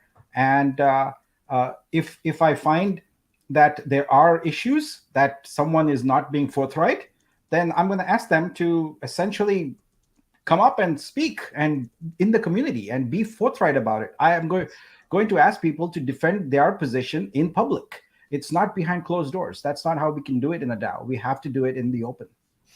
This is exactly the question. I appreciate Hank Tester for thank you, Hank, for listening to me and not treating me like I'm some old fart like somebody on this panel. But anyway, Hank brings up the good point, and this is I kept forgetting about this. So on your slide, you listed Jason, yourself, Brian, and ePlays. And I was curious as to why that previously the conversation was that it was Adrian, Damien, Jason, and Brian. Yep. That's who the four were. But in this new plan and everything, is it just that you just typed it that way, or is it Adrian has a vote, Damien has a vote? Is it that way, or is it just ePlays is one vote? That kind of thing. Yeah. So it's important to understand the difference between a cap table and members of a team. When we have a cap table, say let's a venture capitalist or whatever, whoever invests in your company, they don't put their personal names in there. They put the name of their firm in there because that's who the tokens or capital goes to. So that their ePlays Labs is the holding company they have. That's who the tokens are going to be assigned to. That's what we talked about earlier. Yes. It's really that simple. It's no. Everyone else I was, but my point was that I didn't know enough about ePlays, but I didn't want it to be one of these things that, again, any kind of research would unveil the fact that ePlays was actually had something nefarious or something like that. They seem to be legit, all that kind of stuff. And I think that that's actually the way that you should list it as ePlays. So. Yeah, and I made a mistake of leaving that label there called core team. That's gone. Okay, I just want to make sure that it's gonna be like token grantees or something like that. Because really, that is a cap table. It really just indicates the categories of people and for whom the tokens allocations are assigned. There's nothing more to it. Okay, we have some questions coming in, and I don't want to give you guys, if you anybody on the panel want to ask him stuff, I'm going to start organizing these questions. And I don't know how long Nick's got here, but I want to try to get through as many as possible so we can get the community up. I'll tell you, in 45 minutes, I have a team meeting where we have to go through some of the strategic things, make decisions, and finalize what I've already told you. It's just a matter of making sure people are working on it. So maybe Nick, one other thing that came up while we were discussing earlier. Is there any way that, and would this even be feasible? But we move forward with your plan. We're doing everything. Could these teams meeting be something that could be open to the public, that we could view them, and that we could? And I know you don't have to read the comments, but we could all openly see. Okay, we see everything on the blockchain. We see the transactions. We have that. And then we actually could see in the such and such meeting the other day, somebody brought up to do this. I wonder what the status is, and we would all be able to, people may not view everything, but they could see it. Is that an option? Absolutely. And I'll tell you, the only meeting that I think would actually sort of be not public, but would still have the minutes is anything regarding personnel, etc. Because what you don't want is, I always believe praise in public and criticize in private. But if you're giving feedback to someone, etc., you can't do that in public. That's at the end of the day, we're all human beings, Oh yeah. So other than that, I feel like this will be like a traditional DAO where here's the agenda. This is the meeting that's going to be held. So and so sets XYZ. It's recorded. It's public. It's all there. That's basically the world we're going to live in. Perfect. Good. Okay, you guys go with your questions. I'm going to start starring. And Nick, yeah. Go ahead, Creek. Just a simple thing. If you wanted for the community vote, I can put together a detailed video outlining everything of the new proposal. So somebody has a video they can watch rather than reading it. If you want to, that would be great. Vote. Yeah. So once I have that final doc, I'll share that with you, and I would much appreciate. Yeah, we're Discord friends. I will put a like 6 to 7 minute video, do it my style, where it's simple to the point. I won't put any of my intros or outros, so it will just be here's the new proposal, and I'll just call it the Vulcan, whatever we decide. Yep. You guys can use it as you want. Cool. Sure. Thank you. I appreciate that. Because we've only got so much of your time, Nick. I'm going to just throw some questions up that we've started that are coming from the community, people that are from all sides. Okay. Not and the first one is from DeFi. He asked, who is Vulcaneer and are they involved with the blockchain? development now, or were they ever involved? Do you? I believe Vulcaneer is a GitHub account, right? So that's a generic account we were using to do check-ins. That's all I know of. That's the only Vulcaneer I know of. Okay, fair enough. There it is. Is that the one they are referring to? Yeah, I believe so, because It's just a generic account we created for check-in for the, because see, some of the teams we are working with, they work on multiple different protocols and they don't want themselves to be doxxed. So we have to be mindful of that. So some of the engineers, these are just engineers. Gotcha. So this is a shared account that they're using. You got to probably have quite a few. Yeah. Gotcha. Yeah, Gotcha. that's Okay. all. Okay, so that's what in this question from Bob. Yeah. Robbo. Exactly. Yeah, that was the guy doing that. And just so you know, subsequent to that, I made a lot of the commits for the rebase code. So I'm deeply into it myself. So you'll see. Yeah. All right. Well, Yeah, appreciate you letting us know. That was straight to the point, and you came with it. So it makes sense. I understand it's a shared GitHub, and for the doxing, the privacy of the devs. Bob has another question. We have another question from Bob. Is the plan to launch Vulcan using? Is this? Yeah, I understand the question and I understand the rationale behind it. In the doc for consensus, there's a note there that says this clique is not ready for production case, but actually that's not factually true. That's the basis of that question. I've done a ton of research into it, but if you go and do a little more digging, you will see that there's a bunch of and the clique protocol that's in Go Ethereum was not written by consensus per se. It's maintained by the GoEth team. Anyway, so there's at least 3 protocols out there that are using it in production, and you have to remember that we are talking about 500 nodes here. We're not talking about, I don't know, 300,000 nodes or something like that in a public network. I've also committed publicly that in order to not impede our timeline right now, what we'll do is we'll launch with POA, but immediately as part of the DAO, have an engineering committee that is working to potentially explore moving to proof of stake. So Ethereum did this successfully. Why can't we do it, right? But we can't. We are on such fragile, brittle, whatever you want to call it, ground right now. We can't make such a huge change in the protocol, etc., and move things back months. That's just not gonna. That would be a really poor strategy. So we're gonna launch with this, and then immediately as part of the DAO, we'll explore going to proof of stake. I don't think there's typically people have concerns about the security of it, etc. Look at Binance; they've got 21 nodes. They are centralized more or less. We have 500 nodes. It's pretty decentralized. I'm not concerned about that. Okay. You know what, Nick? These other people might know what you're talking about. I literally have no idea what. No, we got those in the community. Yeah.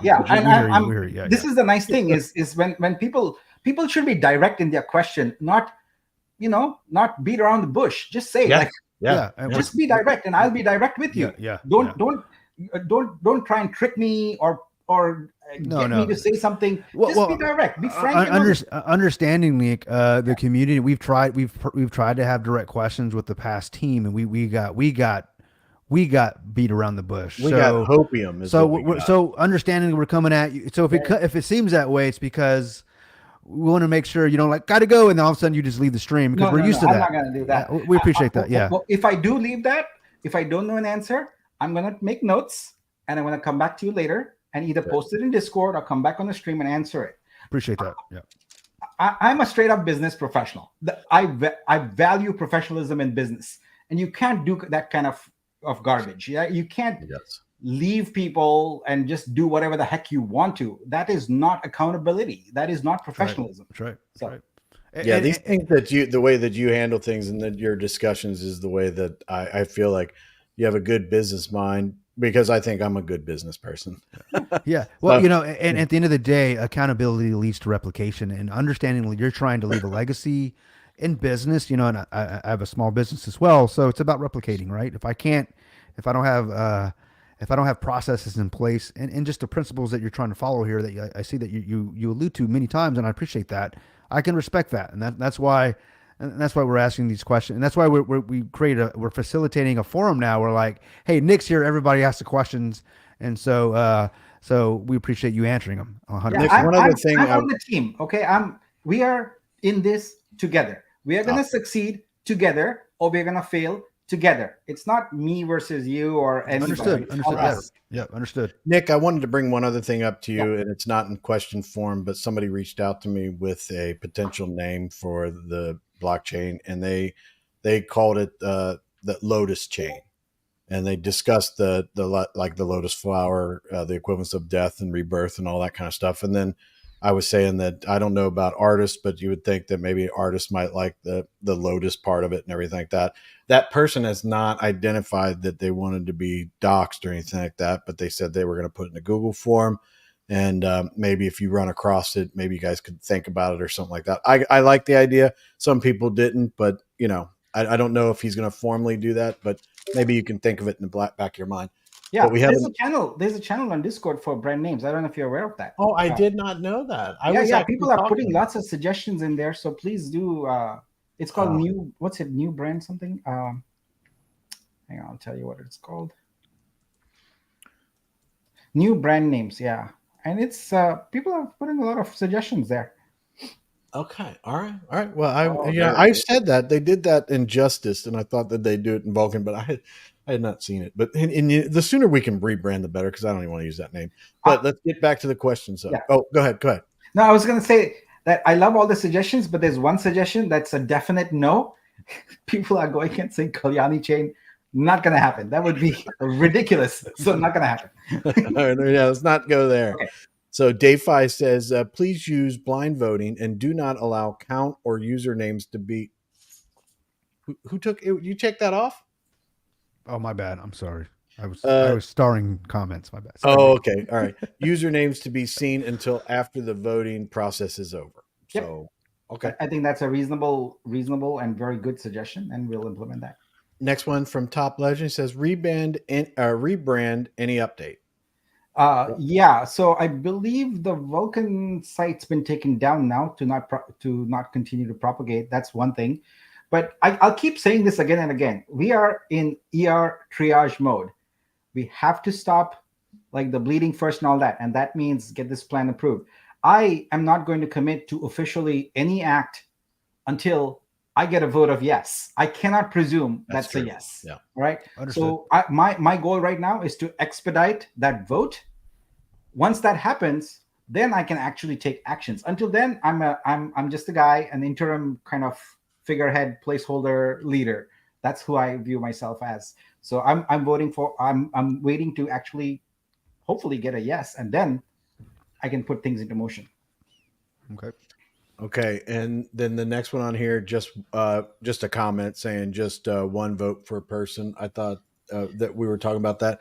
The next one is Biz Entertainment as Nick. Is this possible? From all the bad actors and unclaimed wallets, do we have the power to evenly distribute those tokens to the community regardless of bag size? Okay, so you've seen the deck and you've seen the sections there for investors, incentives, etc., right? In the investor sections, the OGs have an assignment of 15 million tokens. That's based upon the current math we've done. That's what the sacrifice checker, basically, right? So any tokens that are left over from OGs, let's say that we cut it out and we don't need 15 million anymore. Right up there. So if you don't need 15 million anymore, I just want to take the balance of those and move them into that OG's incentive pool. That's it. Simple math. So they are available. Yeah. So they don't, the cap table stays the same, the aggregate amount. It's just that we move from the investor section to the incentive sections, thus accomplishing exactly what the person asked for. Okay. And then we had a question earlier tonight. We started talking about, then we got sidetracked when other things. Someone was talking about the price. I don't remember how it was phrased. Maybe the guys can help me. That the launch price at $5. What would our allocation of tokens be? What would the percentage be as to what we have? Oh, and by the way, I have 3 wallets, and previous to your announcement of the sacrifice checker, one of my wallets had 0 balance, but right before I checked it the other day when you said that it had been updated, and all my wallets were reading correct. So great. That worked out, and I wasn't too concerned about it, but I figured there's a lot of things going on, and you guys would know it. But but anyway, what was the premise of the question that he had? He was talking about the price was going to be $5, and how many tokens or coins? This would be a coin, right? Yeah. Well, what is it, a token? Or I don't know, whatever. So, How many? I'll just state this again for any people who are not there the other day and listening. So the native cryptocurrency of a blockchain is called a coin. A token implies a smart contract and typically an ERC20 token. However, when I or other people make statements around this, we use the term token because in the regulatory language of the SEC, particularly in the United States, all the language is geared around the word token, regardless of it's a coin or a token. And so in order to make sure that any statements I make essentially are covered, if you will, by the regulatory sort of statements there, I use the term token. But assume that when I'm talking about the regular cryptocurrency, the native cryptocurrency, it's in fact a coin. Okay. All right. So let me get back. Crypto, have you started any? Because I was looking at a couple other ones. I've been starting them. Yeah. Okay. Yes. All right. Yep. So Ken, what is the deflationary mechanism for the new plan? There is no deflationary mechanism. It is an inflationary currency with a cap at 250 million. So previously, it was almost an uncapped thing at 350 billion or something like that.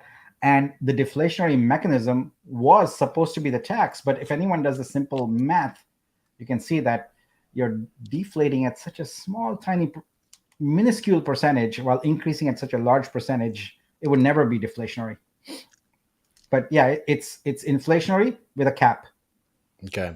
Then there we have another question here from Bob. Allow the community to vote on it. And what is?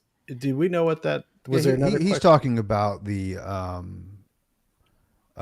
proof of stake, or it wasn't the proof of stake. I think it had to do with the something nodes. I think no the weighted vote. I think this is relative to the weighted votes and all that. I think this is what he was coming. This is coming in as we were talking about. The proposal and all that stuff. I think that's what it was about. Well, Bob has another question. He says, expand the multi-sig, independent DAO and community members and or give the core team one signature. Is this something he'd be open to? Okay, so let's talk about the proposed architecture for the DAO and how the model of how it's going to work. The DAO is going to be divided into councils: strategy council, operations council, technology council, etc. The leads of each of those councils are going to make up the strategy council. That NFT you're going to have, that has your vesting, it has your incentive share, but it has a third component, your governance weight, right? So validators have a higher governance weight than backers, which are the light node owners, than sacrificers, and then no one else has any votes. So that's it. All the OGs are the people who vote in the DAO. So what we are going to do is create essentially a model that's really about financial controls first and foremost. That says if the amount that has to be spent is X, and that said it's a high amount, it requires a higher threshold of votes than if it's a lower amount and so on. You don't want to go to a vote every time you want to spend some money, because then we'll be stuck in days to get anything done. Yeah. So what you do is you vote on budgets. It's just like everywhere else. You vote on a budget, and then you have the controls in place to ensure that no single person, no one person can spend that. It requires always a multiple of people, of signatures, of accounts to authorize the spending of that. So the community approves the budget, and then through the councils, we do the actual spending and allocation, like transfer of funds, etc. So, in spirit, I'm addressing exactly what the question was about, but I'm doing it in a more structured way. That's all. Okay. All right. Well, hopefully that Bob got that. Oh, Bob has another question here. Another point about the number of nodes. Many are planning or running multiple nodes. Some have 12, etc. So these are validator nodes? Yeah. I would assume, yeah. That's, so is his question about? This is part of another question. I think this was relative to when you mentioned the Binance having 21 nodes or whatever. So this has to do with, I believe, I'm trying to find his comment. Does this have anything to do in what he's talking about here? Does this, because I saw a conversation that he was having last night about the node holders, they need to know the full process of running the nodes. It's not just turn a web Yeah, page on, you're yeah, done. yeah. Is Talking. that what he's talking about? And will there be any kind of like training or any kind of way to make sure that these nodes are actually, this is what you have to do to run the node and all that? I'm not sure if that's what his question was, but it's my question, that the part of what I want to know. So Sure. It's a really good question. I think part of the disservice that was done to the community is focusing more on uh, the income of the node and the cost of the node and the rights it gives, but not talking about the responsibilities of a node owner, right? So if you think about a node, it's like it defines the blockchain. Without the validator nodes, there is no blockchain. So one of the things we are committed to doing and keeping that going is the KYC process of nodes. So we should be able to tell how decentralized our network is. And if there's a high concentration of node, if it turns out that someone owns 51% of the nodes, we are screwed. That is not the case. I know it's not the case, but we are screwed then, because they own the network. They can validate whatever blocks they want and put them on there. So we want to make sure that we have clarity based on the KYC about what the distribution of the nodes are. I think 12 is reasonable out of 500. What percentage of that is, I don't know, just do the math on it, 12 divided by 500. So that's not too centralized, but I would want for this network to be as decentralized as possible, which means having as many unique owners as possible. Now, in terms of what it takes to run a node, it is typically not the protocol's responsibility to sort of aid or assist the validator. I'm talking about in general terms. It's an IT function. It's a DevOps function. You need to have a computer that's running the software in the cloud and that's got high availability. In a lot of protocols, you get carded if your node is down or unavailable. So you get like a yellow card, then an orange card, and then a red card, and then you get booted off the network. So really, what we need is to make sure that I realize that in this ecosystem, there's a lot of business owners who basically, own the nodes. So I think what we need to do is two things. One, first of all, educate them that they should not ever give their private key to anybody, because that's the end of the game right there if you share your private key to anybody. But at the same time, what we need to do is cultivate within this ecosystem maybe a group of DevOps service providers who those business owners can refer to, who are trustworthy and who can maintain your node for you, because there are going to be updates. You are going to need to do maintenance. These nodes are computers, they're servers. They don't just automatically run forever. They need updates, patches, things like that. They might go down. You have to restart it. What is the restart process, etc. So as a protocol, we can't be in the business of doing that, but we can certainly facilitate people in the community who have those skills. And I met a few of them at the conference in Dubai, so I know they exist, and have them essentially create some of this material for you and make it available. Long story short, I'm saying that being a node owner is a responsibility that requires DevOps skill. And if you don't have it, you need to have someone available who can provide that DevOps skill for you. Yep. all right. So we have a question here. Nick, do you really need the 3 remaining co-founders moving forward? I feel they're untrustworthy. I think I wanted to bring this up because I do feel like this is a sentiment among the community, and at the same time, the community hasn't actually, seen them discussing things and everything. They don't know the whole story and everything, so it has been, a lot of people feel that way, and I think he wants to get your opinion on how to move forward.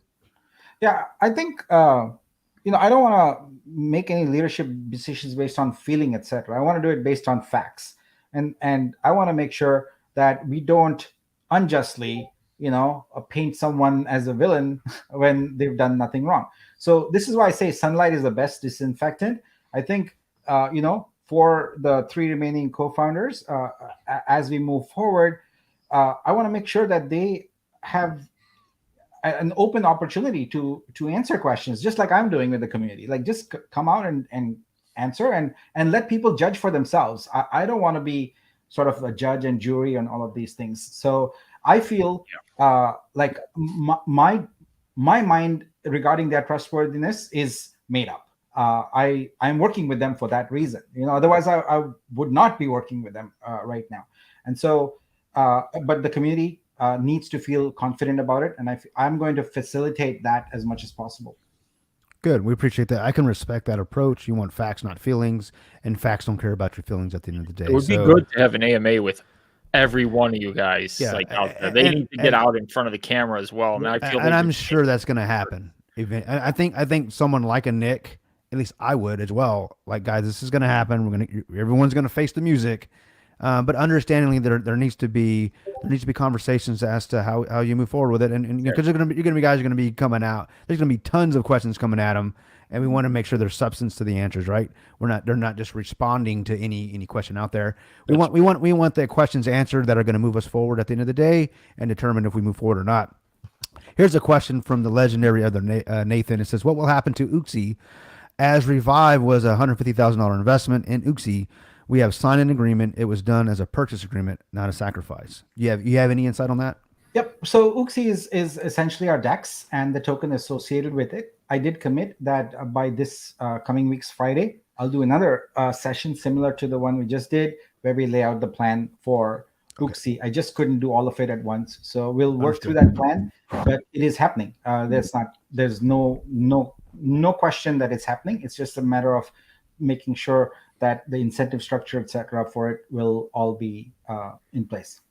Thanks. Hopefully that answered your question, Nathan. I'm sorry I missed it, but we're getting tons of questions here, man. So we're trying to catch them all. Sure. I had it starred, and then I was like, it was way at the top, man. I was trying to go through them, but you and I it was coming up. I apologize if you guys think we're all good. OBZ, will there be a token for governance?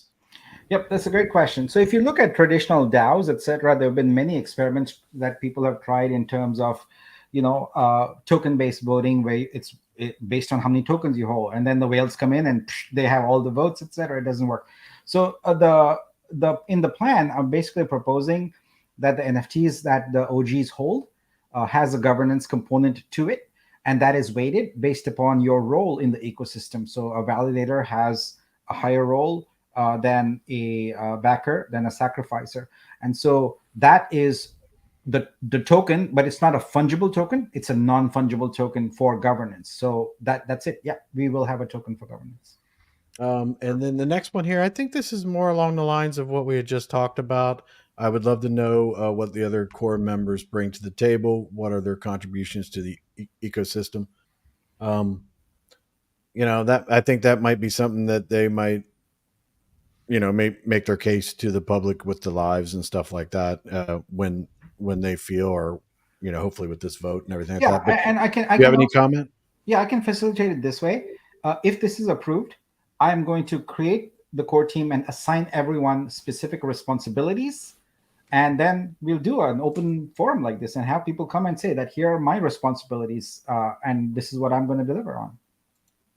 Awesome. I'd like to hear that. We have another question. What would happen if the booster capitalization exceeds what is needed for the $5 launch? Could it be possible to launch at a higher price, or even $9? In the breakdown that Nick has, he has it broke down that we would need a certain amount up to. I don't think he went past 16, was it? I forget. I think 9 is where I kept it, because that's the one we agreed to. Yeah, I'll bring it up real quick so that they can get a shot of it, and we'll move on to the next question. I want to make sure So here's the thing, right? So the astute folks among you will note that the order of the roadmap, where the release candidates are, has the booster sale happening and the centralized exchange coming later. And there's a very good reason for that. The booster sale tells us how much liquidity we are going to be having, and so that will drive the price. So of course, if you have more liquidity, we should be able to go at a higher price. I don't see a problem with that at all. Okay. So then the next question is from C. Titch. Nick, since we sacrificed at $9 and now the launch is $5, so we need to recalculate our sacrifice, or is it what it is? All right. So that's a very micro question. Part of what I want to do in these kind of sessions is also help people think at a macro level and a market level, right? So we are concerned about our price, but look at how the world, who we want more investors to come in, right? This is only going to succeed if you've got more people coming in. Look at what the world thinks when they do the multiplication of the maximum circulating supply multiplied by the number. Do you think a protocol that goes out the door with a market cap of some absurd $1 billion valuation can be taken seriously by anyone? Think about that, right? We want serious investors to think seriously about what this protocol is about and not think about it's just some joke, right? And if we throw out large numbers without any factual basis, that's what's going to happen. You can't have $1 billion market cap on something and or even like just say 9 multiplied by 50. That what is that? $450 million. Is this protocol worth $450 million market cap? Look at other companies with that market cap. What are they doing? What is the productive output of that company? Is that the productive output of this? So we need to think like that and not just think about, like the price up and down. Now, having said that, that number, $9, was thrown out by someone who's no longer here without any sort of basis in fact. They just kind of to get people hyped up, right? I need to deal with the reality of it. I need to make sure that whatever number we have, there is liquidity for it. Otherwise, it's all gone, right? What can we do about increasing the numbers? Well, it's math, right? So if I increase those numbers, the whole cap table changes again. And now I have to rethink all the different pools and all that. So it's not like a Nick decision arbitrarily. Hey, let's just do this. There's all these consequences. So we have to retool the cap table now. We have to retool exactly sort of the allocations for each pool. We have to go rethink the long-term consequences of certain pools changing, etc. So I would say that don't think of it as it is what it is. Think about it as if we do everything right, and even if we go out with $5, if there's a solid vision, the market is going to reflect that, and it's going to go up. That's what we want. We want the market to show confidence in our ability and not be like, let's start high and then just go low. We don't want that. We want to start at a reasonable number and go higher and higher. That's the mindset we want to have a growth mindset. Right. Okay, and we have a question from Sonny T. Is if we move to proof of stake, will this mean the bigger bags will stake more and get more rewards, or can we put a cap on the staked amount? So this is a question best asked when we have a DAO council that's responsible for the migration to proof of stake. They will make that decision, and hopefully the people who are asking these questions seem knowledgeable enough where they should be part of that council and help facilitate that. Nice. Yeah, Sonny T is big member in the community. DeFi vote count and username count can skew the vote. People will vote on a popular vote and or for an option that people they trust for voting. Exactly. That just So basically, the old guy did the Discord emoji votes, and you could see. Yeah. So basically, they want this is a second part of a question or a statement saying that the vote should be anonymous until afterwards, right? So we don't want to know who's voting for what, right? So all right. So there's a yes, no, and there is no indication of who's voted for what, but maybe how many people have voted so far. We need that count, and then the results will be revealed when the voting ends. Perfect. Thank you. All right, Nick. Let's run through a few more questions here, and maybe we can do like a wrap up part. I know that you got to go to your meeting, so maybe you can just kind of recap what we talked about. So let's try to get a lightning round in here. I have did we talk about Barry's question? Oh yeah, well the light node holders need some extra skills or knowledge. So that I think we've deprecated the light node need for having any software. So no. Okay. Twig says, do you have plans to market the blockchain beyond US and Australia to countries like China and Europe with big money? Yes. Master Baron says, guys, hello. I just joined. This might have been addressed already, but anyways, how many coins will the full node holders get based on the new launch price? I believe the sacrifice checker should be able to tell them that. If it doesn't, I'll make sure. I'll make a note to make sure that. Greek, do you have that off the top of your head? I got it. Yeah, he almost did have it. Yeah, he too, usually does. You checked, right, Chris? You checked your wallet, and you are a full node holder, right? I am not a full node. Okay. I checked mine before you did the updates and it wasn't on there, but I always have spreadsheets, so I never have to use it. Okay, I'll just verify that that is indeed the case. But ultimately, that's where we want you to be able to look at it. So I'll verify that that's there. Oh, it's pinned in Vulkan. That's right. It's pinned in the node chat. Yeah. Also, I need to think about the availability of that checker with the website down. So it's actually the second question. Thanks, Biz. Biz is saying that it's 3780, 3,780 total vol. Did you ask the question about was there going to be a governance token? Yeah, that came up. Oh, okay, yeah. 780. It is. It matches up with what I had on the spreadsheet. Cool. Thanks, Biz. R. Shepard says, and you kind of you talked about this, I think, last night on that space, Nick, a little bit about marketing. What is the marketing plan? Gaming is a big industry, and meme coins bring volume. So, I mean, that's kind of there's you're not just thinking. My understanding, you're not thinking of one thing. It's a big picture here. So, yeah, we need to have a strategic marketing plan, and it starts with, first of all, incentivizing the established players in the ecosystem that's in Ethereum to bring their products or services to our protocol also to more targeted marketing, not just bus ads in the middle of Australia. Yep. Here's a question from Bob. He says, why would light nodes be receiving gas fees when they aren't in consensus or providing a service? They are not getting gas fees. So the premise not. of the question is incorrect. Okay. All right. So hopefully that answers your question. So they're not getting. Okay, cool. Okay. Perfect. That's a good. Thank you, sir. Okay. All right. Well, that's great. So, Nick, I know maybe we want to do a wrap up and everything like that. I think we got through a ton of questions. Aren't you guys on Eastern time? Central, yeah. Oh my gosh, we're on Eastern time. I'm on the right time. Else. Central is where it's at. My body's used to Pacific time now because I was just over. So the other day on the space, or yesterday, it was like midnight or something like that for me. But you're like 10 o'clock, 11 o'clock, or something, right, Nick? Right? I think you're a couple hours behind me. But like you just had dinner. I'm like, dang, it's like midnight. What the heck is he having dinner for? I was like, oh. Okay, that makes sense. It's even worse for me when he said it because I was like, "Yeah, you need to be in bed." Yeah, you're supposed to be you get to 4:30 anyways. I mean, your generation. You be careful, there, young whippersnapper.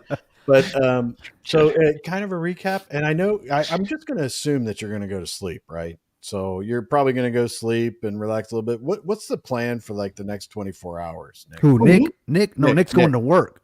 I'm starting work now. Sorry, Nick. Oh, you're starting already? You're starting now. Yeah. He's got a meeting with the team. Well, no, I'm talking about later. So you're going to sleep. What's the plan for the next 24 hours? What's going on? You got a meeting starting in a few minutes. I got a meeting starting. I'm going to get those worksheets out. I'm going to get the updated deck out. I'll probably also spend some time modeling. Well, actually, no, I got to work with on the voting system. Okay. So get that created, and figure out exactly what the solution is around that. But yeah, I probably won't go to bed till 4 or 5 in the morning. Oh man, I remember those days. I'm trying not to do the all nighters, being an IT guy. Bob, this is part of that. I guess the last question they had kind of ties into it. So I guess he's talking about the light nodes. So are they being subsidized with the credit system you spoke with about in the video recently? It's the incentive model, basically. Yeah, they're gonna get incentives. Okay, cool, fair enough. So Nick, I just want to bring up the fact that Biz Entertainment has correctly stated that Nick, we are all on the correct time of Eastern Standard Time. So yes, you were correct, and everybody that's on Central, I don't even know they don't know which way they're going, but West Coast, I can understand their time. West Coast is the best coast. Yes. Well, and I mean, you guys do have rap songs, but but we got barbecue, so it's all. I think we win. Any other questions or anything like that? I want you to be able to be prepared for your meeting and not take any more of your time. I appreciate it. Nick, we will Kryptonian will and we might have and a couple others. We will be going live tomorrow night too. So what do we do about 8 p.m. Eastern? Is that? Yeah, 7:30 Central, 8:30 p.m. So let's say, Nick, if you're available, I know you're busy, man, but if there is what you talked about, what you're going to be working over the next 24 hours, if you get some things knocked out and you want to bring it to the community, you're more than welcome to join. I'll send you a link and we can talk about it. Or if there's more questions and you have time, you got a few minutes, I'm sure the community would appreciate that. So Absolutely. As I've stated, and I'll state again, my goal is to be as open and as forthcoming as possible and answer as many of your questions as possible. For me, these AMAs are not about theater. They are about connecting with the community. right. And so I can't connect with the community if I'm sitting around and controlling. I can only be here for 10 minutes or whatever. As a practical matter, I do have meetings and all that. But if I'm available and you guys are on, I humbly request the opportunity to hop on Appreciate so I that. can answer questions. Again, this is new to us, honestly, because you understand we've been pushing and talking about the Vulcan Seifu, blockchain for a year and a half now, some more than others, and we've never had the team join us and talk about the day-to-day stuff. So we appreciate it. I think this is what's going to help instill confidence in what's going on and the road ahead. So thank you. Super. Thank you. All right, I'm out. Thank you very much, Thanks, friends. Have a good evening. Good All right. night. All right, man. Take Get to care, work. Nick. Get to work, Nick. Thanks for your time. Thanks, bud. Yep. All right. So, yeah, good job. That was a good breaking Biz, news. on there on that. I like my transition better, because we went the transformer thing. Obviously, I upset Chris, man. I'm so sorry, man. Oh no. Yeah, I wasn't mad. I was just wanting to get. I was like, okay, I know we got a little bit of time, and I'm like, let's hurry up, and I don't want to play this. This breaking news is cool, but it's like we're wasting time. So you weren't mad? No, I wasn't mad. Yeah, I wasn't mad. And you can spend the rest of the time back there. No, I'm kidding. I love that transformer thing. I remember watching We that. need to do a little longer one and maybe razz it up It's a a little bit bit. short. It's It Not, what are you talking about? That's perfect. That is from the 80s, dude. I remember being a kid eating my cereal, man, Oh, my on a Lord. Saturday or probably after school. Boom, that was a plot twist. That anybody that knows what that means. We just spent like an hour plus time with getting some great information. Here you are about Transformers, dude. I mean, really? Terrible. You know what, Ain't guy? been enough. Fowler, wasn't this guy last night drunk on freaking profiles? Whoa. Man, NFTs. NFT. He was like, look at the NFTs on that one. I mean, I remember I have it on tape, bro. I was like, listen, all you. Here's the king of the fudders is here. Y'all shut up. Can't beat these NFTs. I'm gonna NFT you all night. That's what you were saying all night last night, man. I was like, bro, mute your mic, Chris. I don't know if I want to watch this now. Nah, Listen we to can't. It's actually a space because you've never been a part of when you're gonna listen to it. Yeah. This guy's. Yeah. Listen to. I'm sorry. It's the whiskey guys. It's the whiskey guys. I'm sorry. Can we get some feedback from the community? You got any other questions, anything like that? Throw them in there. I'll put them together, maybe send them off to Nick. I hope that we got as many questions as possible. Just like a little bit of feedback. Let me know. Are we going in the right direction? What we're saying or what we're asking and what we're doing by trying to open it up to you guys and is it working? You guys getting a better understanding? You can make an educated guess on what way you want to vote and everything. Yeah, and I appreciate Bob and Dave and you guys helping us field the questions and throwing them out there because they need to be asked and I hope that I hope the answers you're getting are going to be beneficial to what we have planned moving forward. And keep them coming, man. Keep them coming. And he did say, that he will be more than happy to jump on any live with us. So let's hold him to that, right? At the end of the day, again, we have more access than ever before.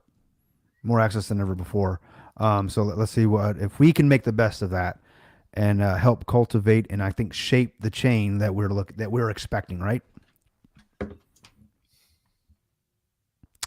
And there's silence. I don't know. What do you want? You want me to? Chris, keep did you just talking? mute me, bro? I mean, I was literally I was spilling my guts. Trying to. I was trying. I couldn't get to the button fast enough. I know some people are probably going to take the light node stuff that they're not getting gas fees and be disappointed, but I think the incentive model will probably be more than what the gas fees would have paid the light nodes anyways. You're right. Yeah. And I'll leave that up to you guys for the math that you're going to figure out. Well, based on volume, the based on volume, incentive model first, but like based on the transaction fees alone for these for the amount of transactions we would have needed on the blockchain to make these light nodes work, it was going to be low. So but I need to see the incentive model. I can't really give any opinion yet. Yeah, I think it would be a little bit better. Is the incentive model actually detailed out in his proposal, or is this kind of a rough summary? It's just a rough summary right now of because I don't know what metrics on the blockchain release those incentives and how often they get released and how the rebasing works. Is the incentive pool is grown with the rebases. So, but certain metrics have to be hit. Now, does this happen once a week, once every 3 weeks, once every month? Could it happen that often? Or what if we're really start off slow? Could it take 3 months to hit your first rebase and your first incentive? Who knows? Yeah. I don't know. But Odin's champion. What's up, Odin? I know who you are. He says, I think that one question about the $5 price was, since we sacrificed for 9, will there be an allocation to make up the difference? That's a good question. And I mean, I don't know. We're asking for more allocation to make up to the 9, but understanding they're still vesting, right? So it's not like we can all cash out, right? So I don't know. Maybe that's in the cards. We'll see. That's a good question. Hey, Kryptonian, would you do me a favor and just go behind the scenes, and would you set up that set up the live that you're going to do tomorrow night? I mean, you don't have to send it anywhere, but just set the link so I can send the link to somebody. Oh, gotcha. I understood. I'll talk to you about it later, but I want to see if we'll send him the link and see if he can join that tomorrow. All right, working on it now. Did I interrupt what you were talking about? Always. That's okay. I'm sorry. I forgive you, man. Greek, will you? We will require you to do a video of the nodes and incentives breakdown for the community once details are released. Yeah, 100%. 100%. I also like that he liked my idea of doing the video, so trying to inform people. So when you click to vote, you can watch a video on exactly what you're voting for. That would be cool. I'm glad he was down with that idea.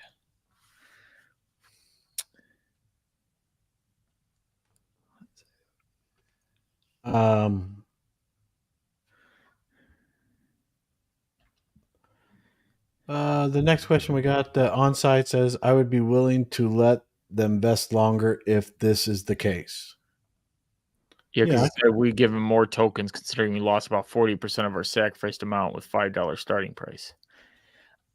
I just want people to get around this thought of that we've lost something, because think of where we are now with the liquidity. It's like we have nothing with this liquidity. So in my mind, making the blockchain sustainable and coming out is gaining something in this instance. Like, that's just how I'm looking at it. If you keep looking, we lost that 40% of our value. I looked at whatever your value is monopoly money, and now you have a tangible chance of getting some money out of it. So maybe I'm just that's just how I think, positive. And what's going on? I mean, you guys don't like what we're doing? What the heck? Mookie's out here. He's like 89 watching and 40 likes. Come on, y'all. What? I mean, really? Come on. Oh, this guy. Like it if you want. You guys get more likes when I'm not on the stream.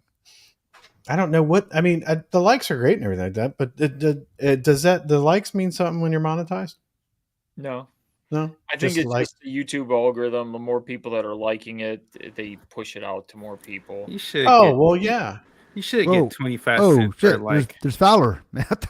Bro, I thought you passed out, bro. Hey, man, I let you guys just go ahead, man. Man, you didn't say nothing, man. You said one thing, but I'm glad you said that. You guys know I just sit in the cut, let you guys have your way with the questions. We know you cutting something, bro. But the funny thing about it is Fowler will be quiet there for a little bit, and sometimes I'm like, am I just over talking him or anything like that? But he'll come on and he'll come on, and it's like he didn't say anything. You almost think he's not there. Then he'll come on and be like, yeah, and he'll say something smart, and you'll be like, okay, now I got to think about what he said. He just spoke over my head again. So it's like he's like, yeah, all I hear is that's cool, man, and then he goes away. That's cool, man. Cool. All right, there's comment. Now we're getting comments, and I start getting behind again and everything like that. But once the incentive model, allocation is depleted, then Lightnode has no income anymore. The good thing with the gas fees, even if how small a percentage, it is an income till the blockchain lives. Or is it not die? I think I know what they're saying. It's like in long term, we need to they'll be see. making. This is why I need to see the incentive model and how it's released, because it's probably going to be released in a way where it won't run out for a certain amount of time, especially, or shouldn't run out for a certain amount of time. I can't really say that for sure. I need to see it, but obviously that would be a problem for light notes. Yeah. Did Shadow X, you got that comment there? Did your other comment did it get worked out? I know that Biz, if somebody was in my YouTube taking care of that baby person, I've saw them before. They come in and say some terrible, mean things, and they were on it quick. So I didn't even have to say to delete them. They were like, "Bam, you're gone." See ya. Yeah, I mean, we want real questions, guys. I mean, I know we say we're not going to ban anybody, but Well, I'm not saying Shadow X did that though. no, I know. I was just seeing some comments, just like, dude, come on, man. Let's ask real questions here. I mean, Well, I think they took care of them. I saw them after they're deleted. I did not even see them come up. Did you make that link? I'm going to send it to them. I'm almost done. Yeah, I'm just working on the thumbnail. Oh, for heaven's sake. It's just got to be perfect, man. Just like turn it on. Bam, done. Jesus. I know. Okay, so here we are. I need a thumbnail. Are you doing the thumbnail and you're doing like a whole movie and everything like you do and all that? You're not even going to add your... Guys, I'm sorry about tonight. You know, it was going so well. All right. I took My him show off. now. Oh, I'm sorry, buddy. Oh my god. All I saw was Greg was like, Fowler, are you there? I was like, you took me off, then I took you All right, off. I'm about No, I to was say, in the it's middle like- of reading this question in my head, and then all of a sudden you disappear from the screen, just ruined my train of thought, and I'm like, oh. All right. kinda- We're obviously a bunch of children. So kind of a thing we do, man, to get used to it, bro. Yeah, it's the Greek and Fowler show. it'd have been funny if we didn't come back. I know, that would be hilarious. They go They're for another both 2 like- hours. They go for another they're 2 right. hours, right? You know what? Both of them would be there talking. They talk about like gambling and roulette and stuff. Oh yeah, how much they That's want. exactly what I was going to ask. I was like, hey, man, how was Vegas? Yeah. Yeah, I was up $900 the first day, and then I gave it all back. I told them that you were drunk and you bet on the soccer. Oh yeah, that was great. Yeah, I bet on the Women's World Cup. Just picked 2 random teams and just put a bunch of money on women's soccer, and then wake up to find out I hit the bet that I made at 3:30 in the morning. It was great. Okay, so this is a legitimate question. So I mean, It we is start legitimate. goofing off and everything like that. So it says, I'm still trying to get my get over this math in my head. John Doe holds 50K vol. So 50,000 vol, just not like $50 amount. Yeah, 50K. 250K. We could say that. I just put the link in the private chat, guys. You guys are more than welcome, obviously, to jump on that one. I'll send it off. Okay. So if he buys 1,000 boosters, it's 150K to free up 100% of his vesting and ready for withdrawal. How will that work out? I mean, I guess you could do that. Essentially, you're increasing your stake in the blockchain to 400K. I mean, if somebody's willing to do that, we need the liquidity. So, I mean, Yeah, if I would that's what it say is, thank you. thank you for providing 150K liquidity. Yeah. I mean, Do you got any friends? You know, that's what I would ask. but what advantage is there to just get rid of your, unless you're just, that's taking a big risk and hoping the price is stable at $5 and you can get all your money out at $5 just to break even at the start. Somebody doing this would have a long-term mindset. You're not, that's just my thinking on it. I don't know anybody's willing to throw 150K more with a 250K bag just to get out right Yeah, away. That's a no. I'm not doing that. So I don't, but yeah, if somebody did it, they could, and yeah, they would have access to their whole bag, but they're also throwing 150K more in desperate liquidity that we desperately need. But yeah, It's going to be a work. I mean, it's going to be a lot of work, but I do like the fact that, I mean, you guys want to start wrapping it up? I mean, we got some people watching, but it's going on 4 hours and all that. Yeah, I want to bring 11 p.m. comments. already. Jesus. Yeah, but we're good, man. It's 11 p.m. for us. Over there, it's like, Chris, what are you like 1 a.m. right now? You're at midnight. It's 12. Fowler's at midnight. Fowler's just gonna start. Fowler's with you guys. Yeah, Oh, he is Central. What's up? That's right, man. See that's right. Yeah. He about to go eat. Master Baron says, I really do appreciate Nick stepping in to revive this protocol. But if we're a community and the team a part of it, they must contribute to the LP too, and not just us only into Booster. They got paid, and we've already invested, is what he's saying. And yeah, you're right. You're right. And I think that's going to be determined as to there was, once there's a formation, and I think if the vote goes as planned and Nick takes over, and I would say takes over, he moves forward, he's able to move forward with his proposal. Based on what I've heard, there's going to be on paper, on purpose, actual contracts with everybody involved. There will be a formation, what should have been done with Uxie at the end of the day. At that point in time, there will be anytime there's some sort of a coming together, a fellowship of the rings, if you will. There's a company formulated. Let's say I'm setting up an S corp, an LLC with a partner. We're both bringing something to the table. And what in the contracts that I have with my business partners is, it's 50-50 or something like that in some degree, but we both bring something to the table. And if I don't meet my end of the deal, there is an option for them to get me out, because I'm actually not forwarding the plan, if you will. I'm not helping this thing move forward. So I would assume that's going to be the same thing. There's going to be like, look, we're all coming to this is what everybody contributes. If you don't meet the end of the bargain here or meet the end of the deal, there will be repercussions and consequences at the end of the day. I think that's, to what Master Baron's saying.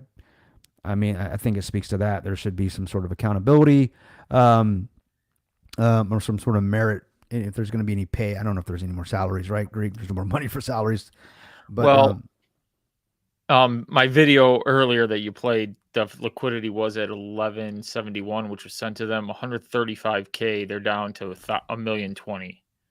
135K was used for expenses since they got it. Since they got 18 days. Yeah, so if they're burning out on salaries, I think at this point it should be a freeze on all salaries, and you guys got to get the product out. Yeah. I mean, and that's what happens in the real world. There's furloughs, and then there's I don't know if it was for salaries or if that was back pay that they owed people for work, contract for devs. Who know? I don't know what it is used for. I can understand that. Maybe we'll find out. Hopefully we do. And if we ever get the 150K stuck in the cloud, who knows where the hell that is? Geez, yeah. I mean, hey, are they rebranding Uxie? They're not gonna keep that, right? There's not even really a Uxie. I mean, right. But they're not gonna go ahead with. Oh God, I hope not. I hope anything to do that's tied to BO Legend. I think I didn't like the name Uxie to begin with, but so it kind of Uxie, Yomp. It's all the same, right? All the same bullshit. Oh my God! Don't even get me started on that kind of crap, dude. But this is a question I got. Maybe you guys can straighten it out on me. So Nick's creating a DAO, right? Mm-hmm. Okay, so in a DAO, we're talking like the community will have more of a input, right?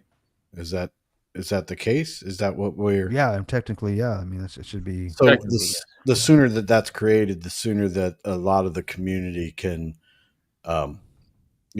have people. Now, would everybody be on the? How does that work? How does the DAO work? I mean, is it a certain amount that you own, that you have voting things? Yeah, it's typically. I mean, in most cases, typically it's a weighted votes. Who has the bags, and it just depends on how it's set up. But yeah, it's a community. Technically, it's a community consensus or vote on what happens. That should have been what Seifu was about, right? Whenever it was released to you guys, right? Well, it could never have been because of the fact that we didn't control everything, though. Yeah, so that was the problem. But that's why we were able to get forced out, because we didn't control anything. Brian could have just said, "I'm not giving you any of the money," and all the taxes and all the stuff could have just kept going to him, and we would have been. He dropped the name, or he dropped the term DAO, and everybody's like, "Oh, it's a DAO, it's community." But again, like you said, we asked him. If we can have control of the wallets and pay him out his founder's fee, that, the 25%. And he said no. And we're like, that's how I was like, okay, then what are we going to get? But I liked what Nick was saying about you won't be voting at everything they're doing on spending money. It would be a budget that you're voting for, because that was also a problem with the DAO is people like to think they have input, but there's too much stuff. When you're voting on too many things, nothing gets done. Mm-hmm. So I like the fact that you're voting on a budget and they're constrained to budget stuff. And then if things pop up like special costs, they can do an emergency vote, stuff like that. That's better than, okay, we're thinking of doing this. Let's vote on it. Let's wait the process of a vote. Then you want to do another action. Let's vote. You just get bogged down. That's what the problem was. Brian set it up so that we couldn't do anything. He had 14-day vote that he set up before he leaves, before he gives us the DAO. Nothing got done. We were waiting 14 days for a vote, and then we had to wait another. It just was dumb. Well, you know what he was doing in those 14 days? It was planned. He was manipulating out of the price is what he was doing. So he needs 14 days to manage all his hundreds of wallets, whatever it was. So ridiculous. Yeah. So, but I hope that answers your question, Chris. It's supposed to be.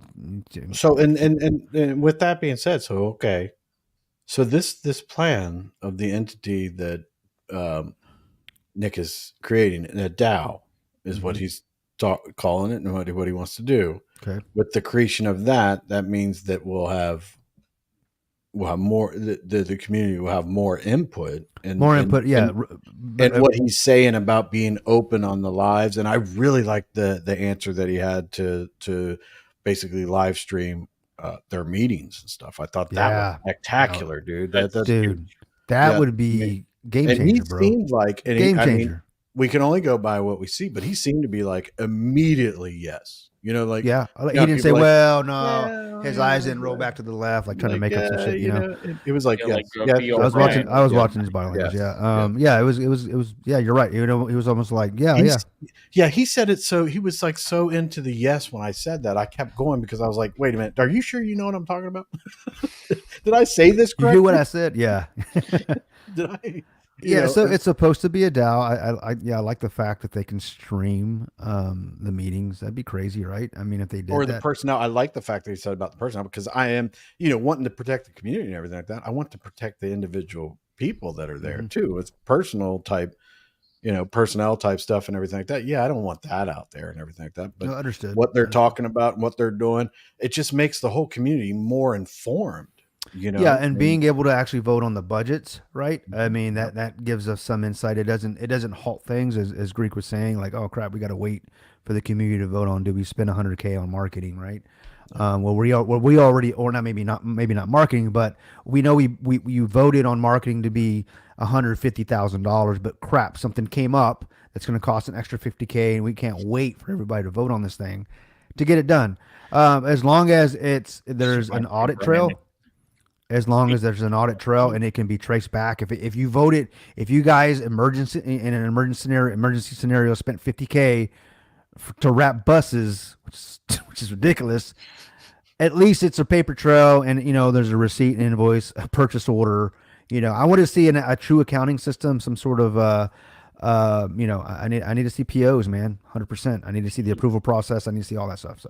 So when I was talking about hitting milestones, things like that, and how we would do it in the business world, this is right up that alley. That's what he's planning on creating and doing, right? Yeah, exactly. Like the DAO. He didn't have Chucky come out too. I know. Chucky's crazy, man. Is that the creepiest thing ever, man? Just look at that doll. Dude, I remember being a kid, man, when that damn movie came out. Chucky's I used to have a good one. You guys remember the My Buddy? You guys remember that? Probably don't remember that, but it's damn commercial stuck in my head, Well, Chucky was the damn I guess it was a spinoff of that, which is scary, was a possessed doll, whatever. But dude, my older sister used to scare the hell out of me with that damn Chucky doll, man. It wasn't a Chucky doll, it was a My Buddy doll. I thought it was Chucky, but so Biz asked DeFi how he's feeling about everything, and I really would be interested in hear that, because I've listened to a lot of the things that Dave. First off, he's a meme god, so that there's that. Yeah, he's pretty good with the memes. He is really good. Memes. But he has input and he says things in the Discord that I read and everything like that, and I'm like, ooh, makes you think, and all that kind of stuff. I'd like to know what Yep. Oh, he says I'd like definitely to the know. transaction need to be connected to invoice and wallets that can be tracked. I need purchase orders 100%. I need to see a Yeah. system.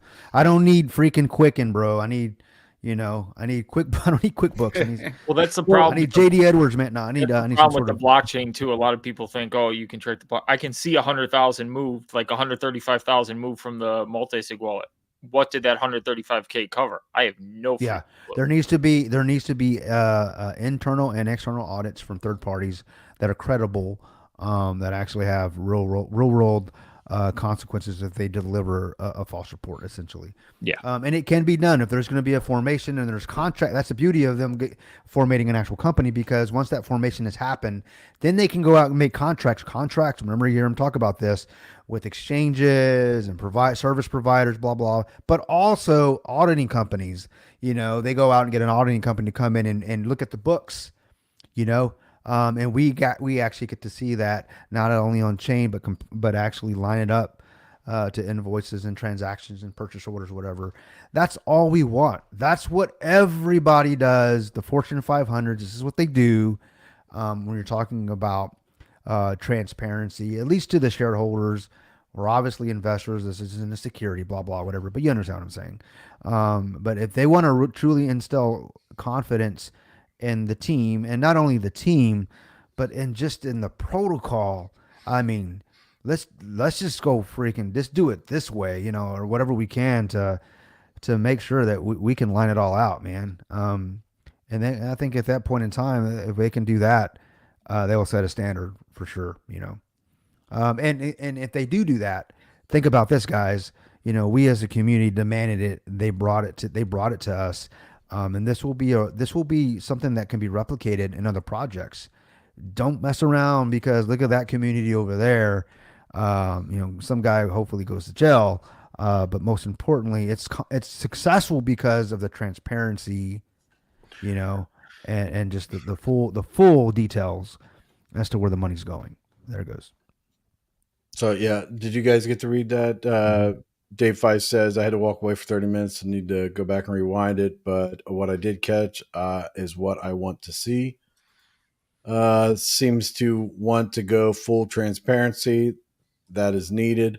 I want to see audits for all past transactions, sacrifice, etc. And I think that, well, now that's the point I was trying to get back to is, Nick, we do vote. We still got this vote to do. So I don't want to, just because Nick came on and everything, I don't want to be, but, it's 100% yes. So the people got to be informed, educated, and everything like that. And people that watch this, hopefully they get that. But Nick wants to go forward and everything like that. And we vote yes. He wants to create a DAO. He wants to be transparent in certain things, the meetings, the things that he talked about, or things that I liked.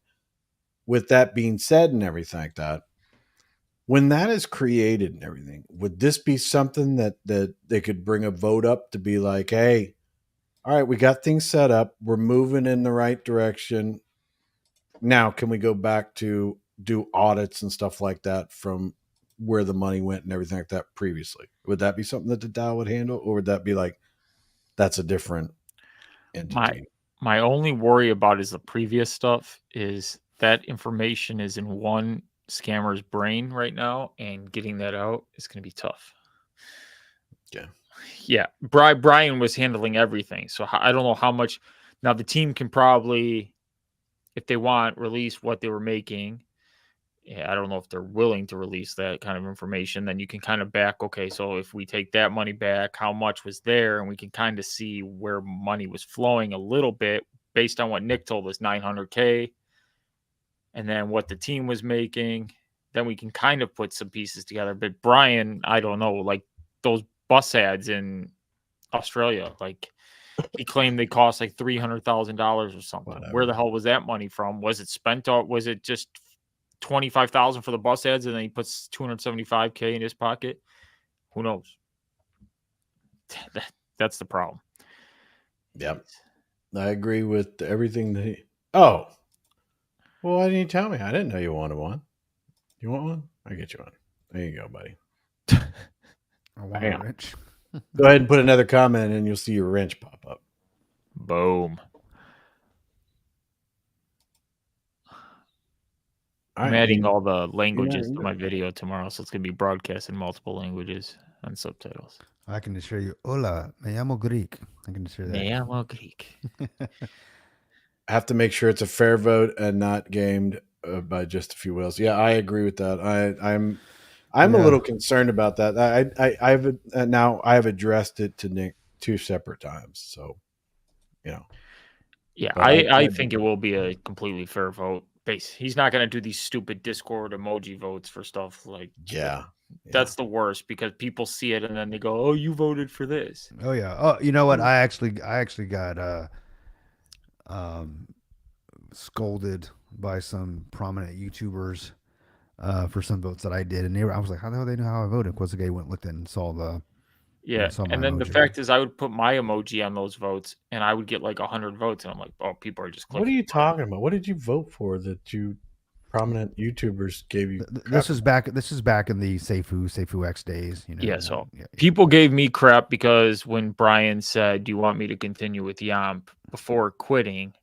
I put yes, but I was under the guise that like if he did that, it would be some way that people could get some ESCO money back. There's nothing to lose. I thought he was gonna Oh, like do the yeah. 1-to-1 split. So I voted, yeah, go ahead with Yamp. People don't have anything to lose if you're airdropping. But then the next day is when he changed his mind again. I can't do anything for the people. And then at that point, like that vote was gone and he deleted it off of it. You know, oh, the Greek voted for it and it's taken out like at that point, there's nothing left to lose if he's airdropping the Yamp tokens. But now it's a totally different thing, and Yamp's changed since his original.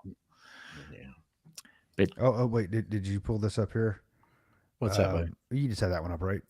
Yeah. Yeah, It's just up yeah, there. and he's right. No government likes $10,000 hammers and 50,000 toilet seats, or you know, cases and cases of deodorant. You know, we need invoices, bro.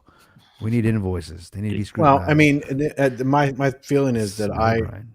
the way that Nick talks and everything like that, I understand a lot of it because he talks like business terms. The other stuff, I have no idea. And when he was talking, I was like, I have no idea what he's talking about. But when he talks about the business part and everything like that, and that stuff won't fly. You know, $10,000 hammers and stuff like that doesn't fly in the real world. When we have invoices that we deal with and stuff like that, they're scrutinized to the point where you have like 3 or 4 different people that are checking, and they're sent for revisions and all that, and you know, then they usually have meetings and things because you're talking about maybe $500,000 to $1 million invoices. Yeah, So, you know, I have clients that deal that with in oil and gas. You know, they've got a $250,000 invoice to Halliburton. You know, yeah, or NOV, and the NOV is like they question everything. You know, and then once everything checks out, people get paid. You know. So, and then, Nick, and Dave's like, you know, I mean, you can't micromanagement, but I mean, you can to an extent that you put checks and balances in places that at certain points it triggers, you know, and you know, more eyes on, and those can be handled like there's certain situations that we use like for like SharePoint, Microsoft SharePoint. There's a certain threshold on the invoices that we deal with sometimes that that threshold will add people to a chain that need to give feedback and stuff and all that, and they have a time limit. You're talking about like a dollar amount, right? A value, or like, Yeah, so a dollar amount and a timing type thing. So if it was something that was close to the end of the fiscal year, and a dollar amount. The smaller dollar amounts usually take maybe 3 different people and they're checked really quickly, and they don't have a, but when you get to a certain amount, then it triggers higher levels. And then even higher, you get higher stakeholders and, you know, PMs and stuff like that. So, yeah, same here. We're dealing, I just set up a back office or like an ERP system for a manufacturing company, kind of the same thing. For anything $5,000 or less, it's approved. If anything over that, it has to go through the controller, the vice president, the president. You know, there has to be an approval process, and it's all documented. You know, that's the part that's very important because it goes through. You basically have eyes on this approval, eyes on this approval, eyes on this approval, and it doesn't get caught in the system and just go away. It ends up being that it notifies everybody that we're all waiting on you. Yeah, and Yeah, what, so- what I like about that type of accountability, these types of systems, and these are not something that's new. This is how you do it because people are people. But there is certainly if I create a PO, a purchase order, to wrap buses, right? It's 150K. I can't write it and approve it. I can't be the guy that can write it and approve it. It has to go to someone else. So there, it holds people to account. Why did you write this PO? And not only that, there's typically, at least depending on the company, they want multiple quotes.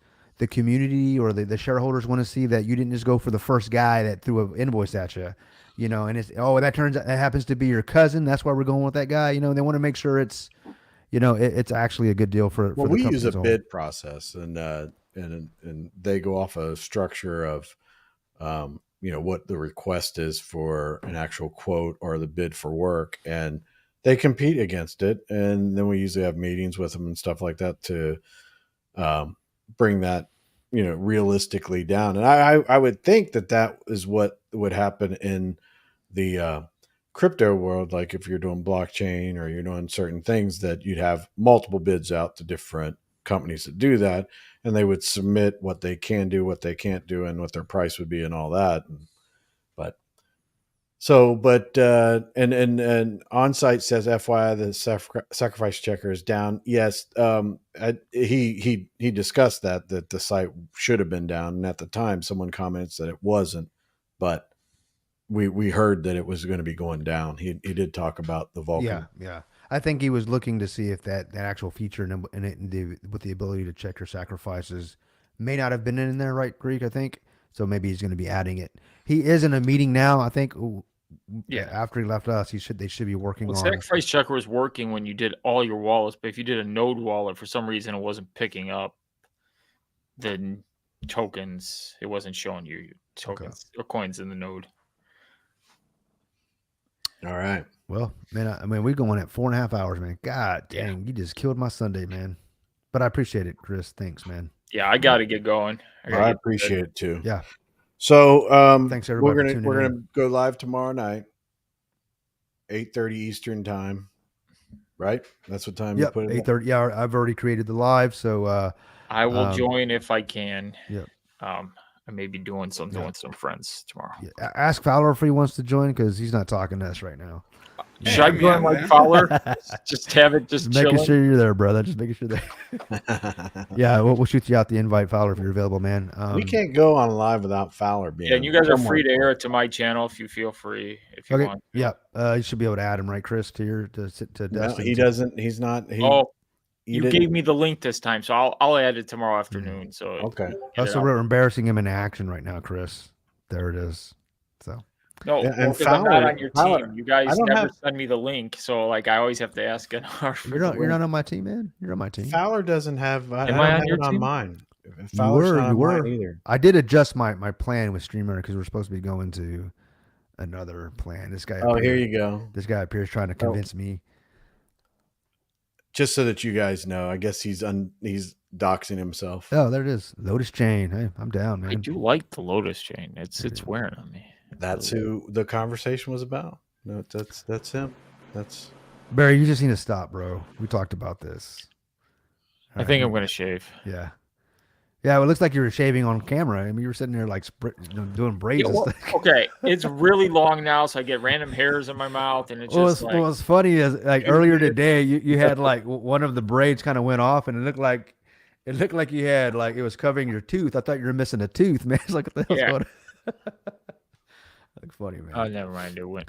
It's check your chain. There it is. Check it. Hey, Saturday, so I need to get this beard off. I'm gonna go crazy. Vegas was 110. I don't know what I was doing with this stupid thing. Dude, oh man, it's like about one triple digits over here in Houston, man. It's hot. Well, we've received feedback that I have received a little feedback on the information that we brought up about slew and the timing and everything like that. And a lot of people were like, wow, where did this come from? And they were in Brood Discord looking for it and everything like that. So hopefully they, it was positive for them, and they're more educated. Look into it, guys. Look into it. That's all we ask. You know, do your own research. Yeah, don't believe or trust anything we say. Don't trust me, bro, as I was accused of always saying, apparently by some people out there in the Discords. Nah, you know, do your own research. Always. Don't believe anything I say. Look into it yourself. We're not going to do Chucky Chain. That I will draw the line there, Dave. That's enough right there. And there is an announcement in Vulcan that the whole website is down until further notice. Son of a. So I mean, we knew that was coming. I mean, he talked about it, and he wanted to do that. So that, to me, that's fine. Let's just stop. You know, even talking about the word. So, and it's going to be something new. I just want people to know that I preach doing my own research. Kryptonian said it was triple digits in Houston, so I did my own research and I looked at the weather. He is correct. It is 100, 103, 103, 101, 101, 102, 101, 101, and 100 the next 7 days. Whew, bro, no, in my truck it's like 118. So I didn't take his word for it, and I did my own research and found out that he was telling the truth. Belief is the enemy of knowing, and you could have just believed me. And that's a good example. It's a damn good illustration of what that principle means. You could have just believed me, right? And then tomorrow you were like, man, I freaking looked that up and it was actually 98 degrees. He's lying. So no, moving forward, you'd be like, yeah, you say that, man, but you lied about that, you know? So why would I believe you about this? Thanks, man. Appreciate that. I still don't believe you on your moon theories, but I don't believe me either. I don't believe NASA. All right, guys. All right, hold on one second. We have breaking news here real quick. We're just going to do breaking news. You can answer this question and we are done.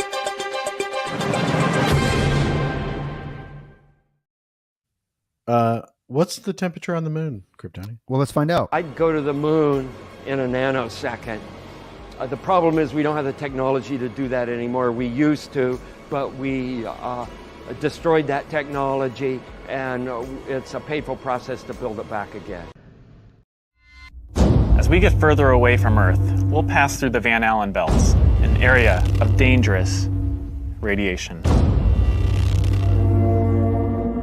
Radiation like this could harm the guidance systems, onboard computers, or other electronics on Orion. Naturally, we have to pass through this danger zone twice, once up and once back.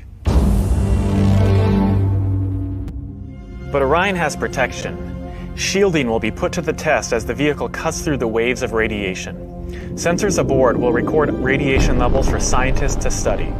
We must solve these challenges before we send people through this region of space. For this flight, it's time to head home.